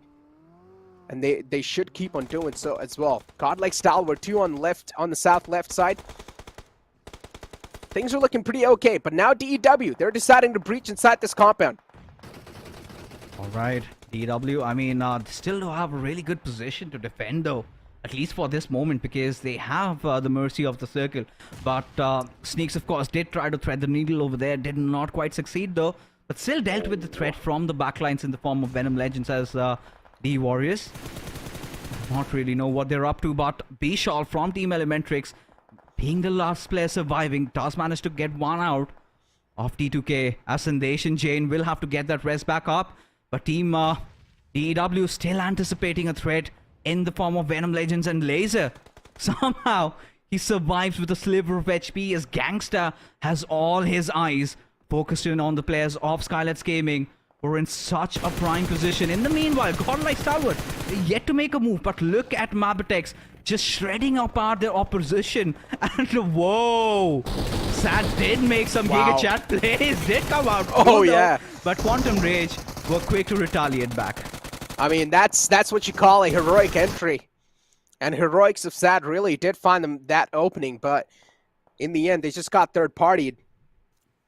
Definitely quite unfortunate circumstance in that moment, but just because the circle now shifted on the southern side, on the right side, of course, a little bit tilted, Skylightz Gaming, they found themselves in the prime spot, if you ask me. Godlike Stalwart, they can definitely try and make an entry inside the circle from the southern side, and that's what they're trying to do too. 2 players are in the front while the 2 players are still in the back inside the compound, providing that cover fire. MABETEX out in the open, nowhere to go. They will need to take this fight against the players of Elementrix, and MABETEX, they're just getting picked off. They're getting dismantled. Even Volley in the back is not going to be able to survive the wrath. Even Volley falls down. MABETEX eliminated from the game. Skylightz Gaming with the prime spot. They have everything lined up for them. They indeed do, but again, they've got so many teams around them. That's going to be such a tough task for them over here to try and win this one out. But for Godlike Stalwart, I mean, I really love the kind of position they've created, the little opening, the control over the map. But now this could go all south with them just banking everything on that little wooden shack. I do not know if it's the wisest decision that they've taken, but now they're gonna put all their minds into, you know, just thinking that all these 3 teams fight it out amongst each other, and they are the ones who would have the final laugh. But Skylightz Gaming being very wary about the presence of the players of DE Warriors, as Snakes has sneaked himself up onto the rooftops. Will try to lob that grenade. Does it land into perfection? No is gonna be the answer, as Gangsta still lies in waiting. Still waiting for some of the players of the Warriors, maybe even one, to get out of cover, and that is where he strikes. But that's not going to happen in this game, as Nirzed just finds him and puts an end to his misery. Yeah, Fairytale's not going to be going for any more, as VENOM Legends, they get eliminated from the game. I don't exactly know if you noticed that if you noticed what Doc did. Doc was just driving around on the left side of DEW, so now they at least know that the left sides are completely clear, and they are contestable too. So if DEW, they want to spread up, they definitely can, but unfortunately the circle is not going to allow that. The circle shifts in the front, once again, favoring the players of Skylightz Gaming. Now they are on the northern side, barely on the edge. For the players of DEW to reach in, they will need to take a fight against the players of Skylightz Gaming, no matter what. This fight is a must-take one. But how are they going to make this happen? How are they going to execute this master plan? Because Skylightz Gaming is not one of those teams that is quite easy to take away. Skylightz Gaming, they are well known for their defensive approach inside the games, and for them to defend this compound, it shouldn't be that tough of a task. They haven't been really consistent in doing so. Godlike Stalwart against T2K. Some skulls were being spotted, some haircuts are being handed out, and finally the push now is made. The fight that is really needed to take over here, that's what the players of DEW are exactly doing, making the push on the players of Skylightz Gaming, trying to breach and find some opening inside this compound, but no, DEW, they themselves are catching some return fire now. AJ's position was uncompromised, but now AJ's position's known too. He's trapped inside the bathroom, nowhere to go. AJ will be catching a lot of fire soon enough, and he should be the casualty here, but still the hesitancy from the side of DEW is something that's creating a lot of problems. Mafia Ninja just mowing down with the M249, big magazines helping him out, just slaying the players in the front, and DEW. Oh, the hesitant approach didn't work out. Oh, Stalwart. I mean, this was their perfect time to strike. But in turn, they were busy engaging against the players of T2K. Now we'll have to pay a hefty price. Now, this was that golden ticket, them entry inside the circle. Now, Skylightz Gaming, I do not know how they managed to survive that fight with Skylightz Gaming making so many mistakes, especially those smokes being deployed. But really good work and a very good defensive setup. Now, this is Skylightz Gaming game to lose over here as Godlike Stalwart have nowhere to run and hide. But T2K, Jane, the lonesome survivor for this team, he's just going to play for those position points. But in turn, has managed to secure a knock onto its top. Now, Skylightz Gaming really close on getting that chicken dinner as action. Comes out in the open, gets mowed down, gets obliterated. But those trade-offs are definitely there. Godlike Stalwart in such a rough situation at this point. How can they recover? Yeah, it's going to be next to impossible, of course, to recover from this one. The wounds are quite deep as the bullets of pain are just shredding through everything the players of Godlike Stalwart are putting up against. And just because they're out in the open, they don't have anything to play with. While on the other hand, Skylightz Gaming, they have an entire compound they can play around with. And even if the circle moves away, all they need to do is just try and close in, and that's what they're doing. But look at Mafia Ninja all the way on the left. He's managed to wrap up, and he finds the opening once again. Another man goes down. Godlike Stalwart down to a two-man squad in which one player's way too low. They decide to patch himself up, but Godlike Stalwart, there's no way they're going to win this one. Skylightz Gaming played out of perfection, and they find themselves also in the lucky shoes where the circle was just gracing them with their presence. Oh, and have managed to get another one for the evening. Yeah. I mean, I was anticipating back-to-back a second chicken dinner, but Me too. with the wrong team indeed. Yeah, in fact, both of us. We still have a point up though. That's something good. But for Skylightz Gaming, will propel themselves up to the second position as Godlike Stalwart will still keep the first courtesy to that second position. But 27 points, 12 eliminations for Skylightz Gaming. Quick rotation inside the circle. And did, just play the prediction game upright, up top, and worked out really well. However, really, I felt, there was an opportunity, that window for Godlike Stalwart. All they had to do was just lay down a few smokes, not take a fight against T2K over there, and just head in and be a third party inside that fight where DE Warriors had the entire attention of Skylightz Gaming to themselves and could have really taken them down. But again, could have, should have, would have is for another day. It is what it is. It is what you do inside the game, and Skylightz Gaming did come out supreme and now are in such a good position. With that being said, ladies and gentlemen, we're going to be heading for a short little break. You don't go anywhere. We'll be right back.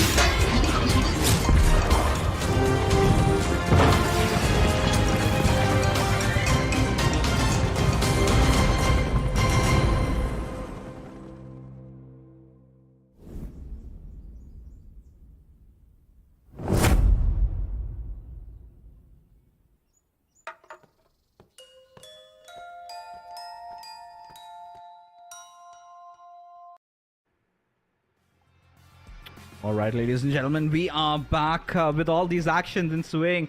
I am really excited for what happens next, but we've got to talk about what's going on and what really happened in this particular matchup. But before that, a huge shout out to Oppo for making this entire event happen. And in the meanwhile, have you guys checked out Nusa? Because, I mean, I do not know. We haven't gotten time to enjoy our vacation, but you certainly can do in the battlegrounds, of course. But now getting back to what really happened in the previous game of Erangel, the MVP Nirzet out of DE Warriors. I mean, they were playing a picture-perfect game up until the last little fight that they took up against Skylightz Gaming. But despite that, Nirzet did come out as the MVP. 5 eliminations, 811 points of damage is really good for this player who's been making his way up the ranks. I mean, DEW, the circle wasn't gifted to them, right? They needed to battle their way through inside the prime spot, and they did so perfectly too. Just fighting all the way through, trying to make it inside the circle. They did so as well, found themselves in a fantastic compound, but in the end, as you rightfully brought up, they just were not able to win that fight in the end, which was quite a scrappy fight, and which shouldn't have been a scrappy fight. It should have been them coming out on top in that one, but unfortunately, a lot of hesitant approach coming in from their side. Even the players of Godlike Stalwart had a decent amount of chance to try and wrap up a lot of info and maybe try and crawl up a little bit more closer, but they didn't do so. As we have the player focus in front of us, and of course, Baron from the side of MABETEX with 5 elimination points and 750 damage wrapped up. Mafia Ninja from the side of Skylightz Gaming with 589 damage wrapped up. Mr. Boar is going to be there too, and then top with only 2 elimination points and 722. Now, one thing that is really surprising me over here, Fixes, is that if you see the way the players of Skylightz Gaming performed inside the grand finals of the PMPL Fall Split South Asia, and now with the way they're performing inside the South Asia Championship, it's a complete different approach. It's a complete change in the tides. You know, of course, considering the rich past that they've had, it's kind of expected for a team of this stature to perform that way. But again, you know, this is one of those games. They really had all their eggs counting on the fact that, you know, the circle is going to shift towards that eastern side, right? Had the circle gone anywhere else, this couldn't have been their game. So, I mean, a little bit of that lady luck also really favoring the players of Skylightz Gaming. And one thing for certain, right? This is one of those teams that, like you said, you know, rightfully, that they love to defend and they know how to defend. And they made a few mistakes, which I really thought could be capitalized, but nobody did so. As we take a look at the match rankings, you know, Godlike Stalwart being a little silent. I mean, this is quite different from how they really like to play. Maybe it's the first day. Maybe they want to ensure that they have that first spot locked in and then just go all guns blazing. But for now, Skylightz Gaming, 12 eliminations, just defending, you know, with style and all that finesse, you know, just getting that chicken dinner. And DE Warriors also just fighting their way through. We did get to see a lot of that action just happening around that squad house on that eastern side, in which DE Warriors were the ones with the last laugh. But I do not know what TUF were up to, especially Saad just driving his buggy over there. We're going to see all of that, of course, in the open moments. But again, it was a very interesting game of Erangel, considering to how the circle really shifted, because there was a point, Neko, when we really thought that the circle might just end up somewhere around Rozhok, or maybe could go up north, but that did not happen. Went all the way towards the eastern side. But what a start, you know, Quantum Rage and T20 QWERTY just starting things off like that. I think it was DRS, my apologies there, and T20 QWERTY still managed to have that final laugh in that situation and carried forward to that little fight under the bridge where High Voltage really had the last laugh. Yeah, I mean, that fight right there was one of the most crappiest fights you can ask for. The bridge fight that happened. I mean, I was wondering, where exactly is IT's backup? Pico is all by himself on the top, trying to hold the players off, High Voltage off at bay, while the rest of his teammates were still in the water lines. I don't exactly know what was going on, because of course they were not in the limelight there, but they were not able to provide the cover fire that Pika needed at that certain time. Yeah, and you know, even in this particular, like you just mentioned, in those final few moments, I was really curious to see if Godlike Stalwart did have any smokes on them. Because if they did, there was no point of engaging against T2K over there. But that being set aside, you know, they still hold on to that first spot. But of course, with Skylightz Gaming, this time they're on their tail, because DRS Gaming did get eliminated pretty early on and have lost out on that first spot. But T2K Esports, they've also made some huge strides, you know, 3 spots up. Then even for DE Warriors, they've managed to recover as well, 45 points. Now, again, Godlike Stalwart, Skylightz Gaming, they're kind of building up that little bit of a lead. But DRS, T2K, if they make a comeback. But what's really, making me sad in the top 8? Not even a single Pakistani team is visible. And it is going to be such a huge denture for all their fans, wanting to see the Pakistani flag up top. And watching them have so much trouble kind of breaks my heart. Kind of, puts you down to a spot where you kind of ask yourself, did they get enough exposure? Was it the fact that there was just 6 teams and 10 teams out of SA, which, could be said unfair? But no, that is completely ruled out because they have a separate PMPL for their region. 6 spots coming exclusively out of Pakistan, where SA has been split up with multiple countries involved. But that being set aside, I think it's time to head into the final game of for the evening. It is going to be Miramar, where we close things out for the day. And maybe Miramar has always been Pakistani team's strong suit. Do you think there is any chance on earth that one of the Pakistani teams walks off with the final smile?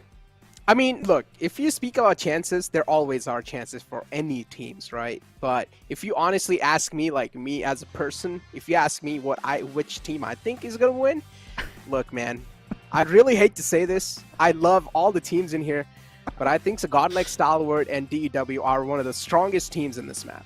Without a doubt, you can never rule them out.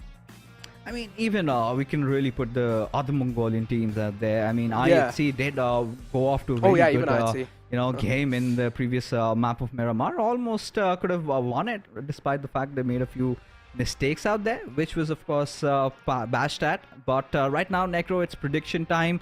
You chose Godlike Stalwart and DE Warriors. I will have to urge you to just select one.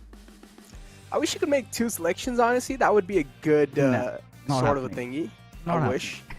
I mean, but you know what? Made 16. You know what fixes? You know what? Yep. I'm really gonna go with something completely different here. Let's go with Cordy. My pick is gonna be Cordy for this game. What about you? I mean, T20 Cordy, especially after they have changed their drop location. I do not know if I'm going to be a biggest fan right now, but I'm gonna stick with the SA region. I think I really want to see some competition. Again, I really want to see DRS taking this one because, let's be honest, even in the previous map of Miramar, DRS still made it to the final few circles. And considering where they are at right now at the 3rd spot, them getting a chicken dinner is going to make things a whole lot more spicy up in the top 3, right? It could just be anybody's game. And for me, it's going to be DRS, T20 QWERTY for Necro. But again, I mean, we calm down, we're kind of beating around the bush, sounding like broken records. But this is where I think it's sort of an eye-opener for the Pakistani teams to understand that what they really went off with is clearly not working out.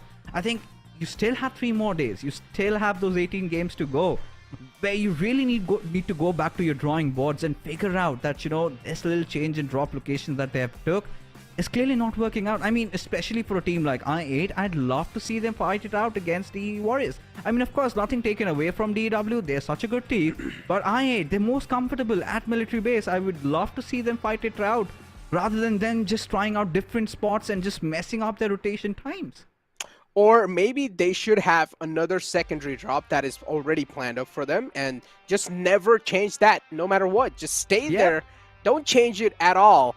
Because if you're just going to be sticking to that one single drop spot, you will know exactly how to rotate. You will know exactly how to try and pan out those rotations, of course, and you will know where there is threat and where there is not. So you can, of course, things will be way much more easier. But as you said, of course, that has been their sort of like the main drop spot. But the problem is DEW is a really good team. And even if the players of I8 do come out on top in that fight, there's always going to be some sort of casualties in those fights. And I don't think so the players of I8 or even the players of DEW really do want any sort of casualties onto themselves.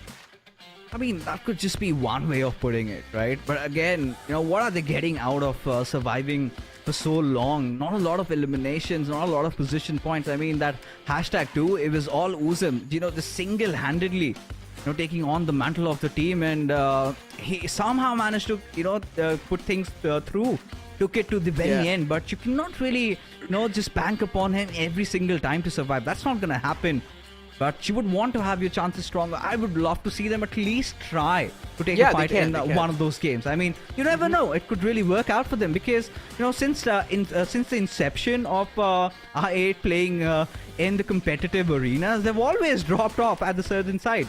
And there were a few occasions where they decided to spice things up a little bit, change a few things here and there. But that was when they were going through a lot of trouble. But now, you know, right from the very start, trying to go in for a change, I do not know if I can digest that very fact. But that being said, ladies and gentlemen, we're off to a whole new game where maybe I8 could find some ground as the flight path trajectory all the way towards El Pozo. And the same can be said for a team like TUF as well. You know, I love them looting at, dropping off at Chumacera and just, trying to take over the hills. Now, I'm really keen to see where the circle really pans out in this particular game because that's going to decide so much of what's going to happen, who's going to have that upper edge in this particular game. Because we recently, considering that trend, we've seen all those western circles, especially happening around the Crater Fields, eastern side of the El Pozo area. And this circle, nonetheless, is nothing different. But this time again, this could really massively favor the players of Skylightz Gaming. Yet again, Laco Brevia right beside the center of the circle. So let's see what awaits us. It indeed does. Yeah, I get what you mean now. It does. Yeah, I mean, if it is definitely an Oasis circle, that can definitely be quite interesting too. It's been a long time. We haven't seen one of those. But again, as you said, the circle is nothing. Now, if the next circle just shift on the left side, there's a chance the players of Skylightz Gaming can definitely win this game in general. But if the circle sort of decides to center on up near water treatment or even San Martin, then things can be completely different. That's where the players of Godlike Stalwart come into play, and that's where they will just start completely dominating the entire phase too. So it's really tough to speculate anything this early inside the game. But one thing we can say for sure, the players of Magnus did find themselves in quite a tricky spot in the first. But T2K, they're trying to work around. Magnus is quite spread out. And this sort of an approach can definitely lead to their demise. But T2K, too, they're not in the best positions you can ask for. Yep. And, well, they could just be playing with fire. Maybe they're aware of the adversities that might come their way, but no matter what, I mean, they will have to figure their way out. And starting to ponder, where do they go from around here? Because Los Leones is so very well occupied by I8 and MABETEX. Do they have enough spot to loot? Maybe those little ruin compounds just northern side of Los Leones will have some depleting loot, though. They will, of course, that scarcity is going to remain. And for all the reasons, but did have managed to find out that M4 need a few scopes and few meds, and they might be good to go as Legend. Still trying to find anything at all. Does spot a cool hairstyle though. I mean, have you ever considered, just coloring your hairs? I have. Which one? All the time. I always think, but again, then I think so. I won't look good because. I'm still not in the best of the shapes possible. You know what I'm saying? I'm going to the gym though. I'm on that diet. I'm trying to get there someday. I will get a 6-pack, man, someday. I mean, be kind of just over that phase, right? Love your body, Necro. I mean, come on. I mean, at this point, yeah, of course, trying to stay healthy, I get it. But again, 6-packs does not really, has to be speaking about you. But again, that's just your choice because I love them flabs. I like it swinging, jiggle and jaggle. But again, not getting back to the discussion that we were really having over here. I mean, about the circle, completely up north and DRS, Godlike Stalwart. I mean, they could also have some prime position inside this particular zone. Even as a matter of fact, Team Elementrix could be the only Pakistani team that I find can have a good time over here is going to be Regicide, who have sort of exceeded expectations, especially that first game they really played. But after that, they've kind of fizzled out. Really haven't made a lot of strides, even so as to say for Team Magnus, because Finisher and Faster, the way they used to perform during the league stages, I mean, I used to consider this is it. They are now the best team of the Pakistani region, and come the finals, and they kind of crumble down to the pressure. And this is where you kind of feel, all those nerves trying to hit you back, and now that has sort of amplified and they're still trying to get over the ghosts of the past. I mean, speak of the ghosts of the past, man. It's not just that team. There's quite a couple of teams, honestly, that will be having nightmares, and one of those right now is definitely Quantum Rage. Now, if you speak about that team, they're just completely far away from the entire main sort of the map, and they're just all the way on the left side. They're near ruins. They don't want anything to do with any teams inside the circle right now. They're taking their time to loot. The Wall of Death is going to start to move in from the back line soon enough, so Quantum Rage will need to leave that spot and try and make it in. And one thing I can clearly see, though, Quantum Rage is really having those jittery nerves, and they're not doing anything to deal with it. What do you think? I mean, Quantum Rage, to be honest, I have to agree with you. Sadly, though, because, you know, this was one of those teams that was not the flashiest of them, but always made sure had one of their players alive in those final few moments, right? And this all comes down to the fact that they've played in the Pakistani lobby so much, they know what the opposition is going to try and do. But then again, when you are, you know, in uncharted territory, you do not know what comes your way.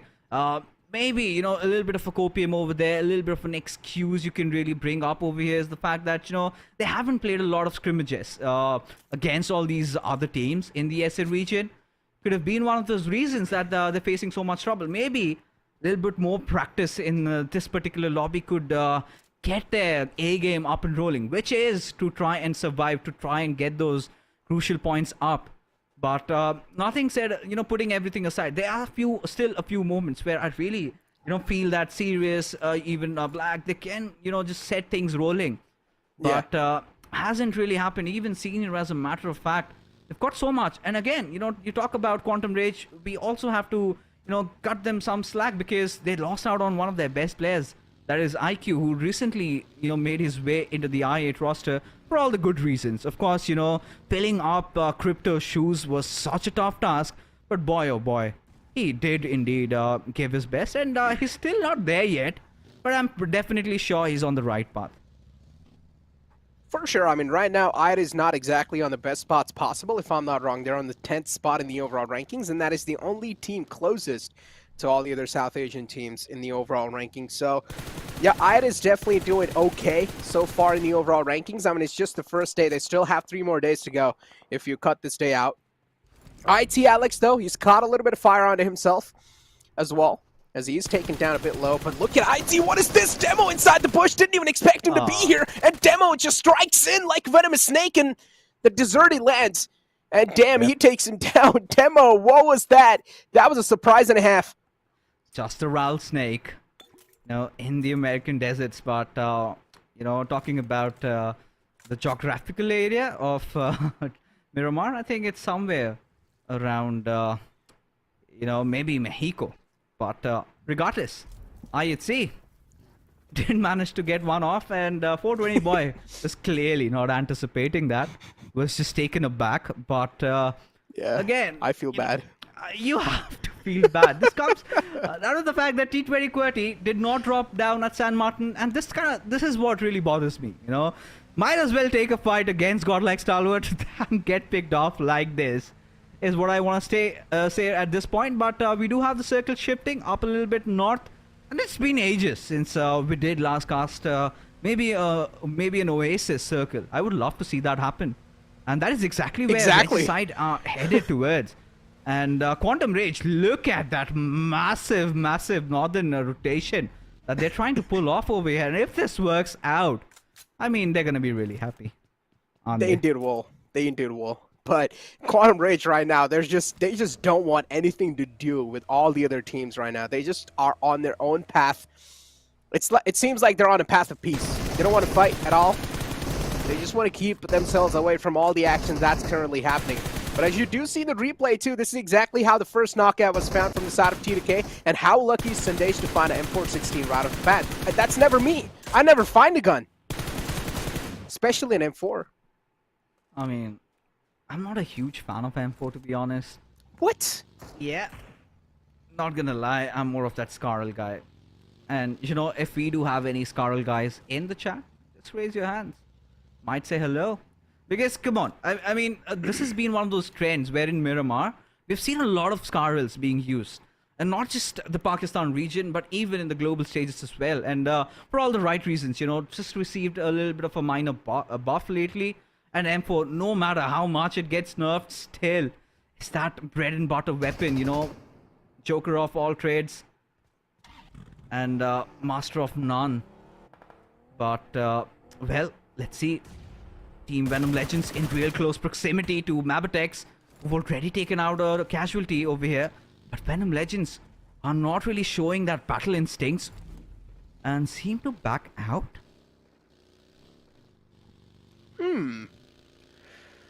Well, I guess he values safety more. But yeah, right now, MABETEX, speaking of safety, MABETEX have definitely been quite a big surprise for me inside this entire PMPL thing that's happening, right? I mean, I'm also speaking about the league days and stuff. And MABETEX, considering they were the previous seal, just because Demo is not inside the roster, there has been such a big downfall. And that speaks volumes about Demo himself. This team used to revolve around Demo so much, it's crazy. And just because Demo is gone, MABETEX is on a complete big downfall. Yeah, I mean, Team Seal, they had such a glorious past, if you remember. There were times, at moments where they used to dominate. There was also a time they managed to, win 3 games in a day. And then we were, kind of anticipating them to win the entire thing. But they kind of managed to whiff things so bad. That in the grand finals all the time. No, they could not even make it there. No, that makes things even worse. You're talking about the old times. Yeah, the old times. I mean, I do not know what the reasons were. Some inner conflicts. I'm not quite sure about what really happened. But that was a tournament where they kind of really threw things out of the window. But has been sort of a, have themselves rejuvenated, tried a few things here and there. Of course, losing out on players kind of hurts a little bit. But again, the professional players looking for better opportunities, and for all the reasons, good reasons, being an ex-professional player, I do understand why it happens. Of course, with the fans, it kind of gets a little difficult to sort of reason out with them when you kind of get attached to a certain player, to a certain team. Let's say, for example, I think there was a time when Crypto just left i8, so much of a backlash, but when you eventually sort of tend to understand. Whilst all that's happening, T20 QWERTY, they're clearly losing out on numbers, one of them falling prey to the players of DE Warriors. And now the circle takes a certain shift. Now, high voltage, they're in such commanding position. A position that I believe Skylightz Gaming held on to in the previous game of Miramar that we had. Oh, yeah. Yeah. Is this coming for high voltage, Necro? What do you think? There's definitely a chance, but later on, if you remember, Skylightz Gaming instantly, as they realized that the circle is not exactly forming around the creative fields, they decided to switch the spot to Regicide, where Regicide is right now. So it really does come down to the circle. If the circle is right on top of that mountain, then high voltage, yeah, this can definitely be an easy pickings for them. And I think so they probably will, because no matter what, they should be able to wrap up a lot of information around it. But they should be quick enough on their feet, too, to get away from that mountain if the circle shifts away. That's where they will really be judged, truly. But right now, IHC, as they're on the move themselves, T2K is in the front. Legends being spotted out, his squad out in the open, too. But are the shots going to be taken? No is going to be the answer for now. Legends going to have a clear rotation. Even the entire team of T2K has now been spotted. Oh, Skylightz Gaming! They find themselves under the fire of DRS, and already, as DRS have tasted some blood, they definitely do want to go for the confirmation, but it's a bit too far away. I mean, the plethora of teams making a rotation from that eastern side sort of makes my heart pound, but Skylightz Gaming, I'm pretty sure they are going to have no trouble in trying to get that res back up, as AJ scouring on for the other bodies out there, trying to get as much information as possible, as Quantum Rage has spotted out a Shad in the far fray, trying to pepper a few bullets here and there, knock right in front of him. Now this is again one of those players we really need to watch out for. Ever since, a part of Regicide, he's made such huge strides, and look at the way Cena gets picked off. Precise. Yeah, I could not understand why he had to prone in that particular situation right out in the open. He was bound to get knocked out, and still decided to do so. But that being said, teams are kind of trying to get to the center of the circle, as TUF on a collision course against Team Magnus, as players are falling down. 2 players already finished off. Oh, look at this. Jane, does he anticipate near Z? Indeed he does. tries to spray down, just throws in at the right spot, has very commanding position over here, but despite that, still gets taken down.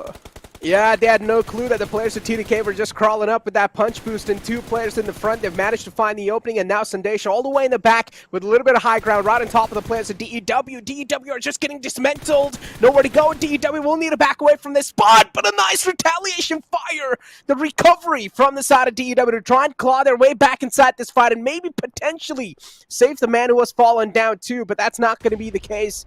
The elimination point. It's going to be stolen away by someone else. So DW, now they're just down to a 2-man squad. I said DW is a solid team inside Miramar, but that's sort of an unfortunate moment. Really wasn't expected even from the side of DW. Now Skylightz Gaming charging on a Thor, who is just down to 1 HP, and he will be shut down easily. TUF, of course, having quite a tough time inside these lobbies too. Yep, I mean, Skylightz Gaming, despite all the odds, have still managed to come out swinging with 3 finishes already to their name. And this is one of those positions that they're really not acquainted, well-versed with, because ideally at this point, like you said, you know, they would want to be at where High Voltage are right now, who are actually, you know, taking advantage of all that high ground information, being the king of the hills, certainly helping them out as Team Magnus trying to get some pieces out, as Nima has fallen prey, as Mafia Ninja also goes falling down, as Zen on a Sproul, but no, AJ had different plans. Manages to clutch it out in the final moments and will have no difficulties in trying to get that res back up. Still has time though. Knock, barely surviving the onslaught coming out of Senior, but Quantum Rage just at the peripheries of the circle. Do they anticipate this little threat coming in from MABETEX? I think so, they definitely do, yeah. I mean, the realistic expectation here has to be a threat approaching them, and that's what they're doing so far. They do seem quite ready for this one as well. The nades are being tossed in. Even MABETEX, they themselves are catching a bit of fire from somewhere else, so there's a little third party. And yeah, MABETEX, this position they found themselves in is quite bad. They cannot afford to stay in this one for long enough, because as they're also getting chipped away from the back, they will also be burning through a lot of meds. They do have a couple of smokes to work around with, but they want to make sure they have those smokes available even in the late game situations. So yeah, staying in that spot is not a good one. Skylightz Gaming is wrapping up from the back, and Skylightz Gaming, yeah, of course, this should be an easy picking from the side of Skylightz Gaming too, as they do decide to stop in the back. They found the opening. Skylightz Gaming know all the odds now are stacked with them. All the 4 players, the cavalry's there too. This is a perfect spread from Skylightz Gaming. Asia's chipped down a bit low, but it's completely okay. Now Quantum Reg from this up might just create a bit of problems, but no, it's DRS from the back, just third-partying this entire situation. Even MABETEX, they find a fantastic connection on the players of Skylightz Gaming. Those utilities are on the mark, and Skylightz Gaming, they get eliminated within a blink of an eye. Oh, yes, see, just shredding down the players of MABETEX from the backlines. Oh just when they were thinking, kind of were on a vision to deal with Skylightz Gaming, realized that, you know, they did not have any cover from the backlines. A really, you know, rough spot for them. And MABETEX, you know, did not even get a chance, you know, just scavenge any sort of loot coming in. And even the same goes for Skylightz Gaming. The way they just got caught off. And IHC do have that wry smile on their faces as TUF in real close proximities to DRS Delta. Very close to where the players of TUF are, as Edgar just strikes in, gets a beautiful knock. Killer a little late in trying to give in that cover fire, but Sa too low, taking damage from the zone. As Edgar might have dug his own coffin, as Gigantic pushing in from the sidelines, as Killer and Rules know that this is their fight. Oh my and God. Indeed, they take it in fashion, as TUF are sent back to the server, getting eliminated at the 12th spot. And look where the circle is gone, Necro. Towards La Cobreria, towards where Skylightz Gaming call this home, but sadly, they're not going to be in the game anymore to relish it, to get that chicken dinner. In fact, Voltrux, the one player surviving, is going to be happy to take that spot, at least for now. Yeah, I mean, that's my last hope too for Team Cordy taking I remembered. So yeah, I mean, as long as Voltrix is alive, my hope's alive too for them to take this one home. But yeah, it's quite a thin hope. Hopefully he's able to win this one. But right now, as Godlike Stalwart approaching the players of High Voltage, of course the problems are being put up against their way.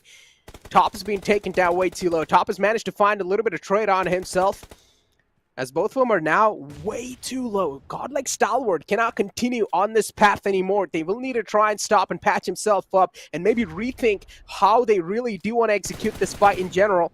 High Voltage, they of course do have the man advantage, and now they're also spreading themselves out a bit. Godlike Stalwart, this approach really needs to be clinical. This execution needs to be really perfect, but the nades are just hurting way too much. Malik, another nade is going to find an opening, and top goes down. Godlike Stalwart, the wall of death as well approaching from the back. They cannot go for the res on the fallen player.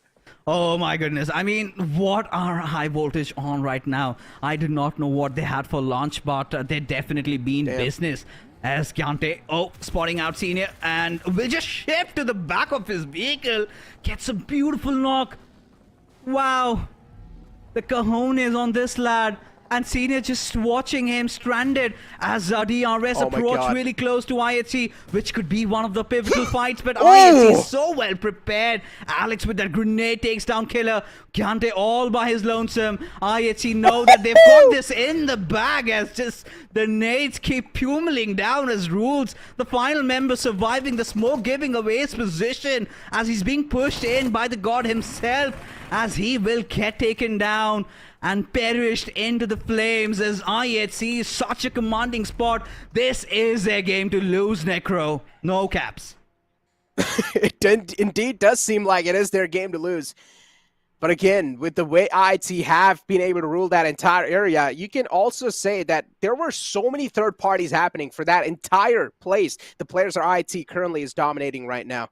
If those third parties wouldn't have been the case, then IHC would have had some of the most biggest troubles to try and hold that place off. But yeah, as you said, the circle takes a big shift inside La Cabrera. Voltrux again finds himself in the most advantageous spot possible. I think so. A little bit of repositioning can definitely change a lot of things for Voltrux here, and he should try and do so. Maybe try and secure a better compound that he has currently available. But the players of Skylightz Gaming, they're definitely going to be having their hands on their forehead, because this is the drop spot of them, and they decided to rotate away from this one, and then later on they decided to come back inside La Cabrera where they got caught off guard. Oh, I think, you know, if I were Voltrox, I wouldn't move a muscle, because again, where does he go? Because the moment he kind of steps out of his compound, he's gonna get spotted out, at least at this point, you know, considering IHC do have that high ground to themselves as Regicide in real close proximity. But look at Quantum Rage, they're indeed doing it. Finally they've got their minds in one place. They know exactly what they had to do. They took 5 games to have themselves settled in, now have made it to the top 5. And indeed, maybe Tantanatan could have spotted out the players of Regicide. Knock knock. I do not think this is the wisest of ideas to engage in a battle, or maybe just deploy that smoke. Will reveal so much of that information, and if Regicide are watching out, which they did, Goku just gets shredded apart. Yeah, just tapping away, some precise taps onto Goku. Goku knocked out, but he should be able to be back on his feet. The problem for Quantum Rage is that they're way too far away from the circle, and the Guardian Angels of the circle right now on that side are the players of IHC. Just for a 2-man squad that is already struggling way too much to deal with a big, giant team like IHC will be next to impossible. So how are Quantum Rage going to try to figure out a way around it? Yeah, definitely seems quite tough as well, because even Regicide is causing a lot of problems. I mean, they are giving quite a nice fight against them. They find another opening. Regicide, they're just being suppressed down over and over again. Yep, and you know, that's a concerning situation, especially when you're on the higher grounds. And in the meanwhile, IHC has all that information. They know exactly where Quantum Rage are. They know exactly where Regicide is positioned. Now they have to push inside the circle, and I do not believe they're going to let that happen. In the meanwhile, Regicide's buzz just coming out with those grand finishes out there, something that High Voltage never really anticipated in the worst of their nightmares, and will have to pay that a hefty price. Are eliminated out of this game. In the meanwhile, Voltrox keeping the Pakistani dreams alive, still surviving. Regicide in a prime position right now to fight it out. I did not know, against all adversities, they made it into covers. How have these lads pulled it off, Necro? Dude, this is way too interesting right now, because High Voltage being taken away. Voltrox needs to make it inside the circle. And the only reason why I said Voltrix can definitely just try to micro-adjust a bit over here is that I wanted him to cross over on the other side of this road. Because now things are way too tough because the circle is already shifted away, which was anticipated, and now Voltrix will need to cross out in the open. How is he going to make it happen? He doesn't even know if someone's holding him off or not. So Voltrix really does want to take a safer route here. But the only way Voltrix can try to pull this rotation off is keep his position anonymous. So he can never use any type of smokes because that'll just give his position away and that'll just blow his cover. You know so what? Voltrix needs to stay quiet. I think nobody knows of his presence over there.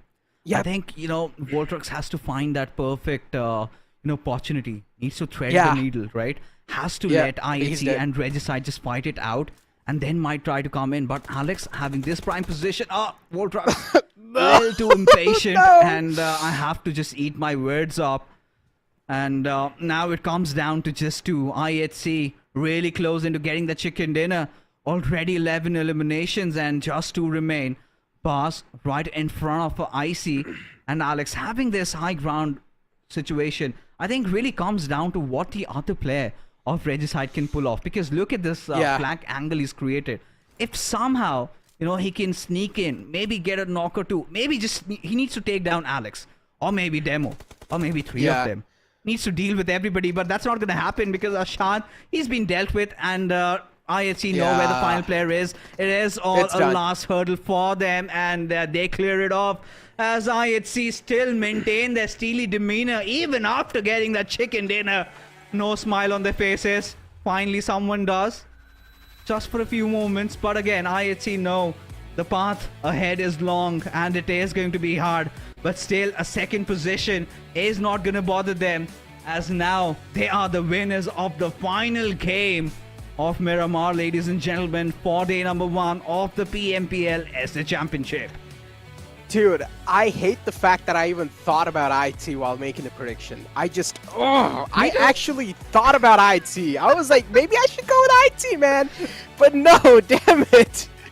But at least Team Cordy had a decent game, right? At least they were able to stay in the top 3, I guess, which is quite okay. Voltrix managed to sneak all the way in top 3, was able to stay inside La Cabrera for a really long time. But if you would have made that micro adjustment, if you would have crossed on over on the other side of the road early off where no one was inside the city, then things could have been completely different. But again, we know that no one was inside the city. He doesn't. Yeah, I really felt, it was all about a waiting game. I mean, I'd rather just give away my, elimination to the zone rather than giving points to the opposition, right? I think Voltrox could have really considered that possibility. But again, I mean, it was a really good game, especially for teams like Regicide and Quantum Rage, as a matter of fact, being at... they were kind of languishing at the very bottom, and this game is going to give them that confidence that it was needed from their side. And, we still have so much more to talk about this game, but we're going to do that after this short little break.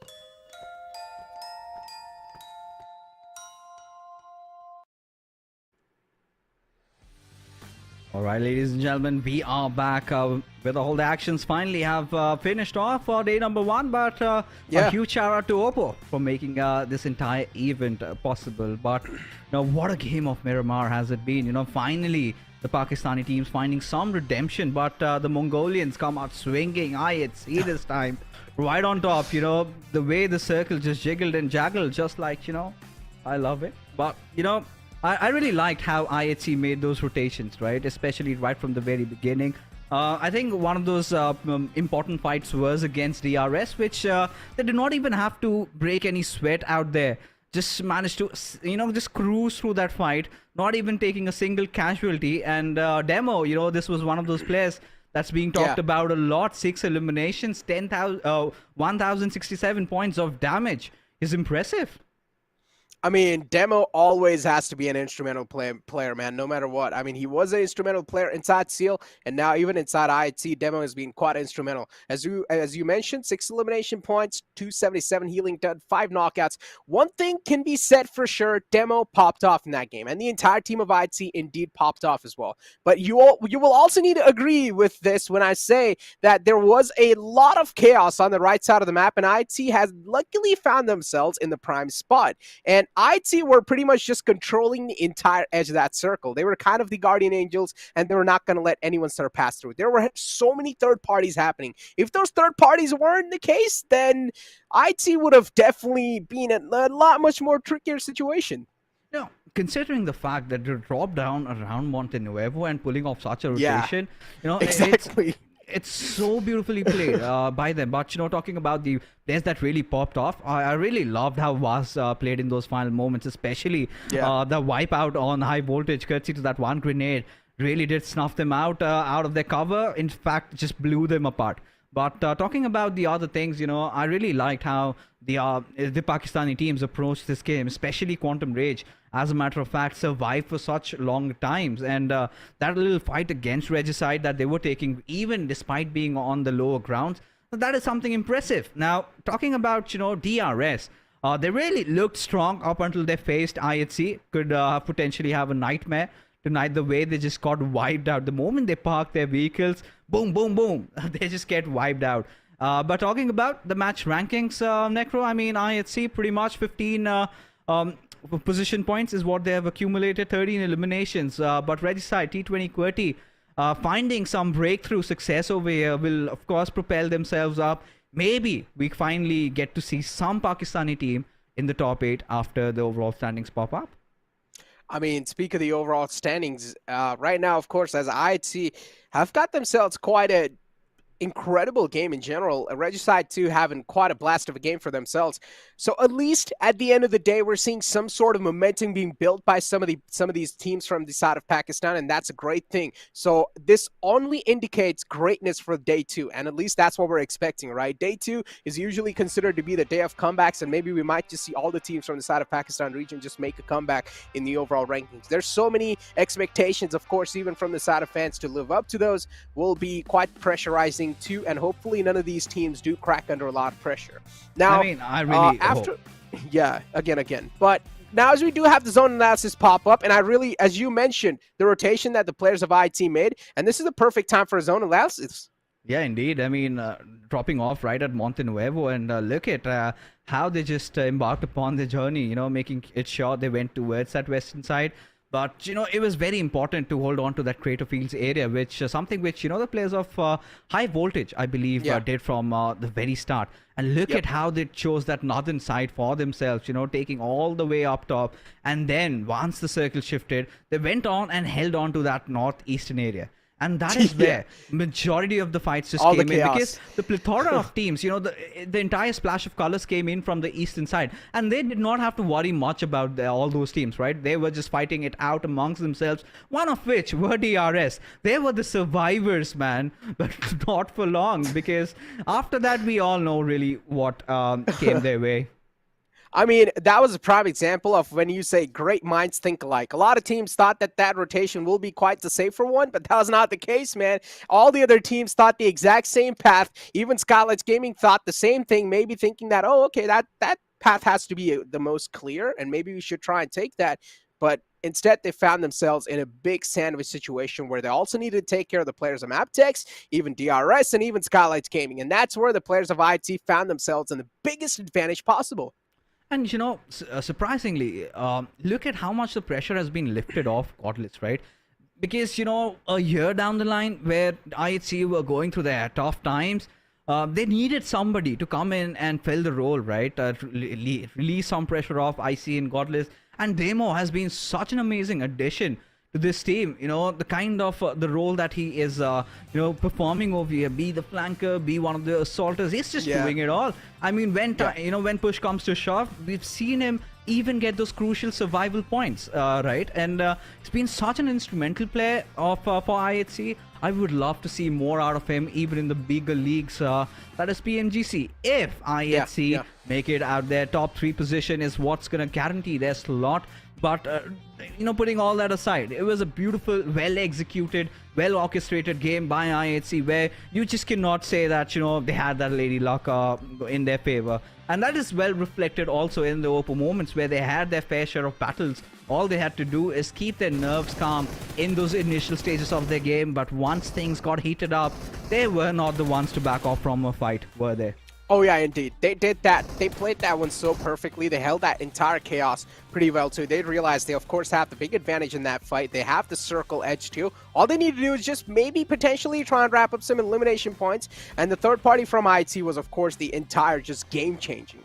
As soon as IHC just started taking shots against MABETEX, that team of course got taken away, and then later on IHC just had a complete clear pathway because they knew no one's in the back. All they need to focus on is the left lines and maybe in the front lines too, and they did so perfectly. And this is exactly how IHC just dominated that entire game, and still Voltrix was able to make it till quite late. They haven't accumulated a lot of numbers, that's for sure, because only 5 elimination points and 603 damage dealt by Cordy. But if you do take a look at IHC, yeah, some big bars being built up. Of course, the skyscrapers are being formed over here by them, but I'd still, give a little bit of relief for T20 Cordy, especially 5 eliminations. Getting 15 points out of this game isn't too shabby considering how their performance in the other games had been. I mean, one good game in Erangel we did get to witness, but that was again, 2 good games for T20 Cordy, even for Regicide as well. I mean, the first game of Erangel really went off well. Did have a good one in the final game of Miramar when I really felt that they were kind of going MIA. But IHC also stepping it up, like we said, their game to win, and they did manage to win this one out. But Magnus, I8, TUF, even as a matter of fact, VENOM Legends, again a team which, you started off from being in the Bangladeshi region and made that migration, having a Nepali squad.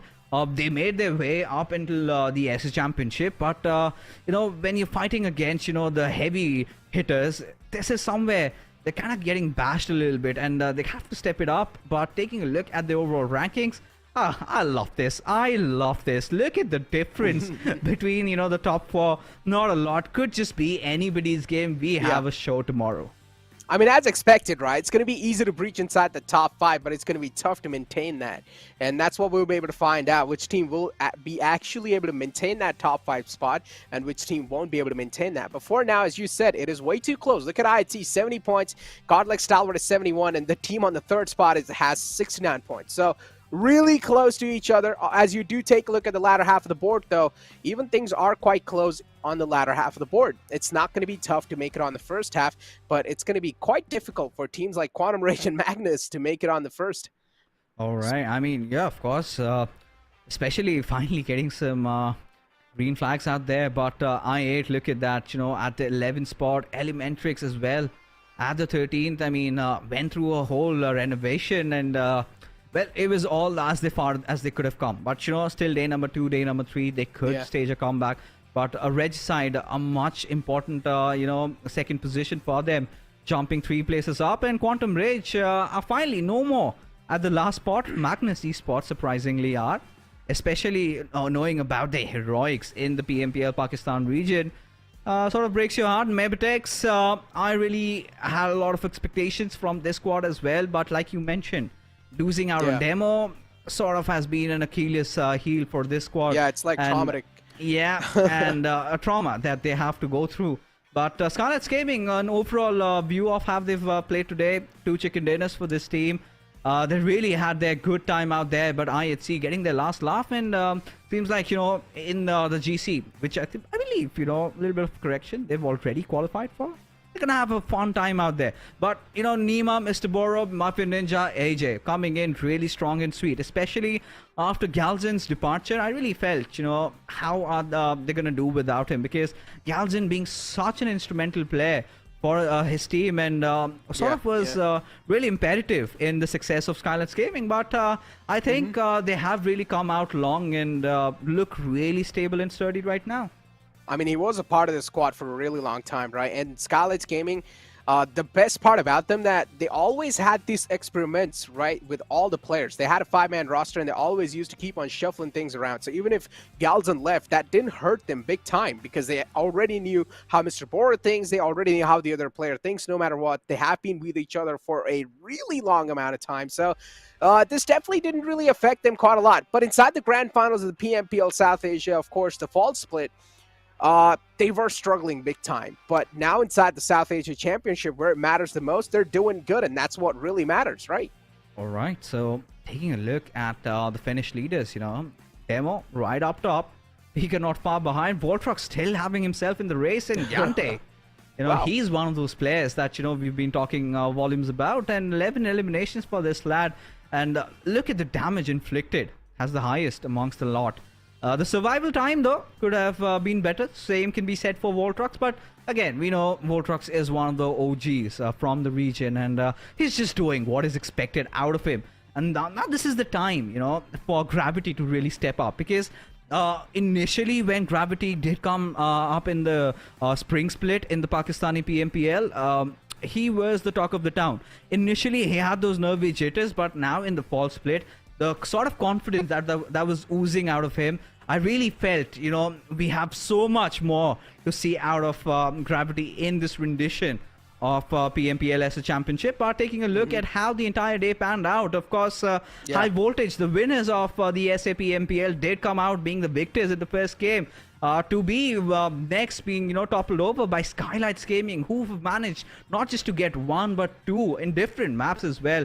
DRS finding success in Erangel, a very successful day so far, but Godlike Stalwart winning in a map that was kind of anticipated in Sanhok. You would expect them to win a few games in Erangel as well. We thought they could have, but IHC finishing it out loud in Miramar with those 13 eliminations. What an amazing day. I mean, especially when you've got the top 4 so close to each other, you do know you've got a really exciting grand finals up ahead as well. I mean, not just that, imagine the amount of pressure the teams are going to be having who are really eyeing out for that trophy over here. I mean, Godlike Stalwart right now, they're the closest with 71 points, and then IHC with only 70 points. 1 point shy, man. That's all that's separating right now, that first spot, just 1 point. And then you have on the third is Skylightz Gaming with 69 points. I mean, what else can you ask for? Just perfect build-up over here on the top 3. But later on, again, I'm quite impressed even by the consistency the players of T2K have shown. And T2K, they are slipping under the radar fixes, because we haven't really spoken a lot about T2K, because they haven't really had those many type of glamorous moment, but they're still able to stay inside top 5, and that's big.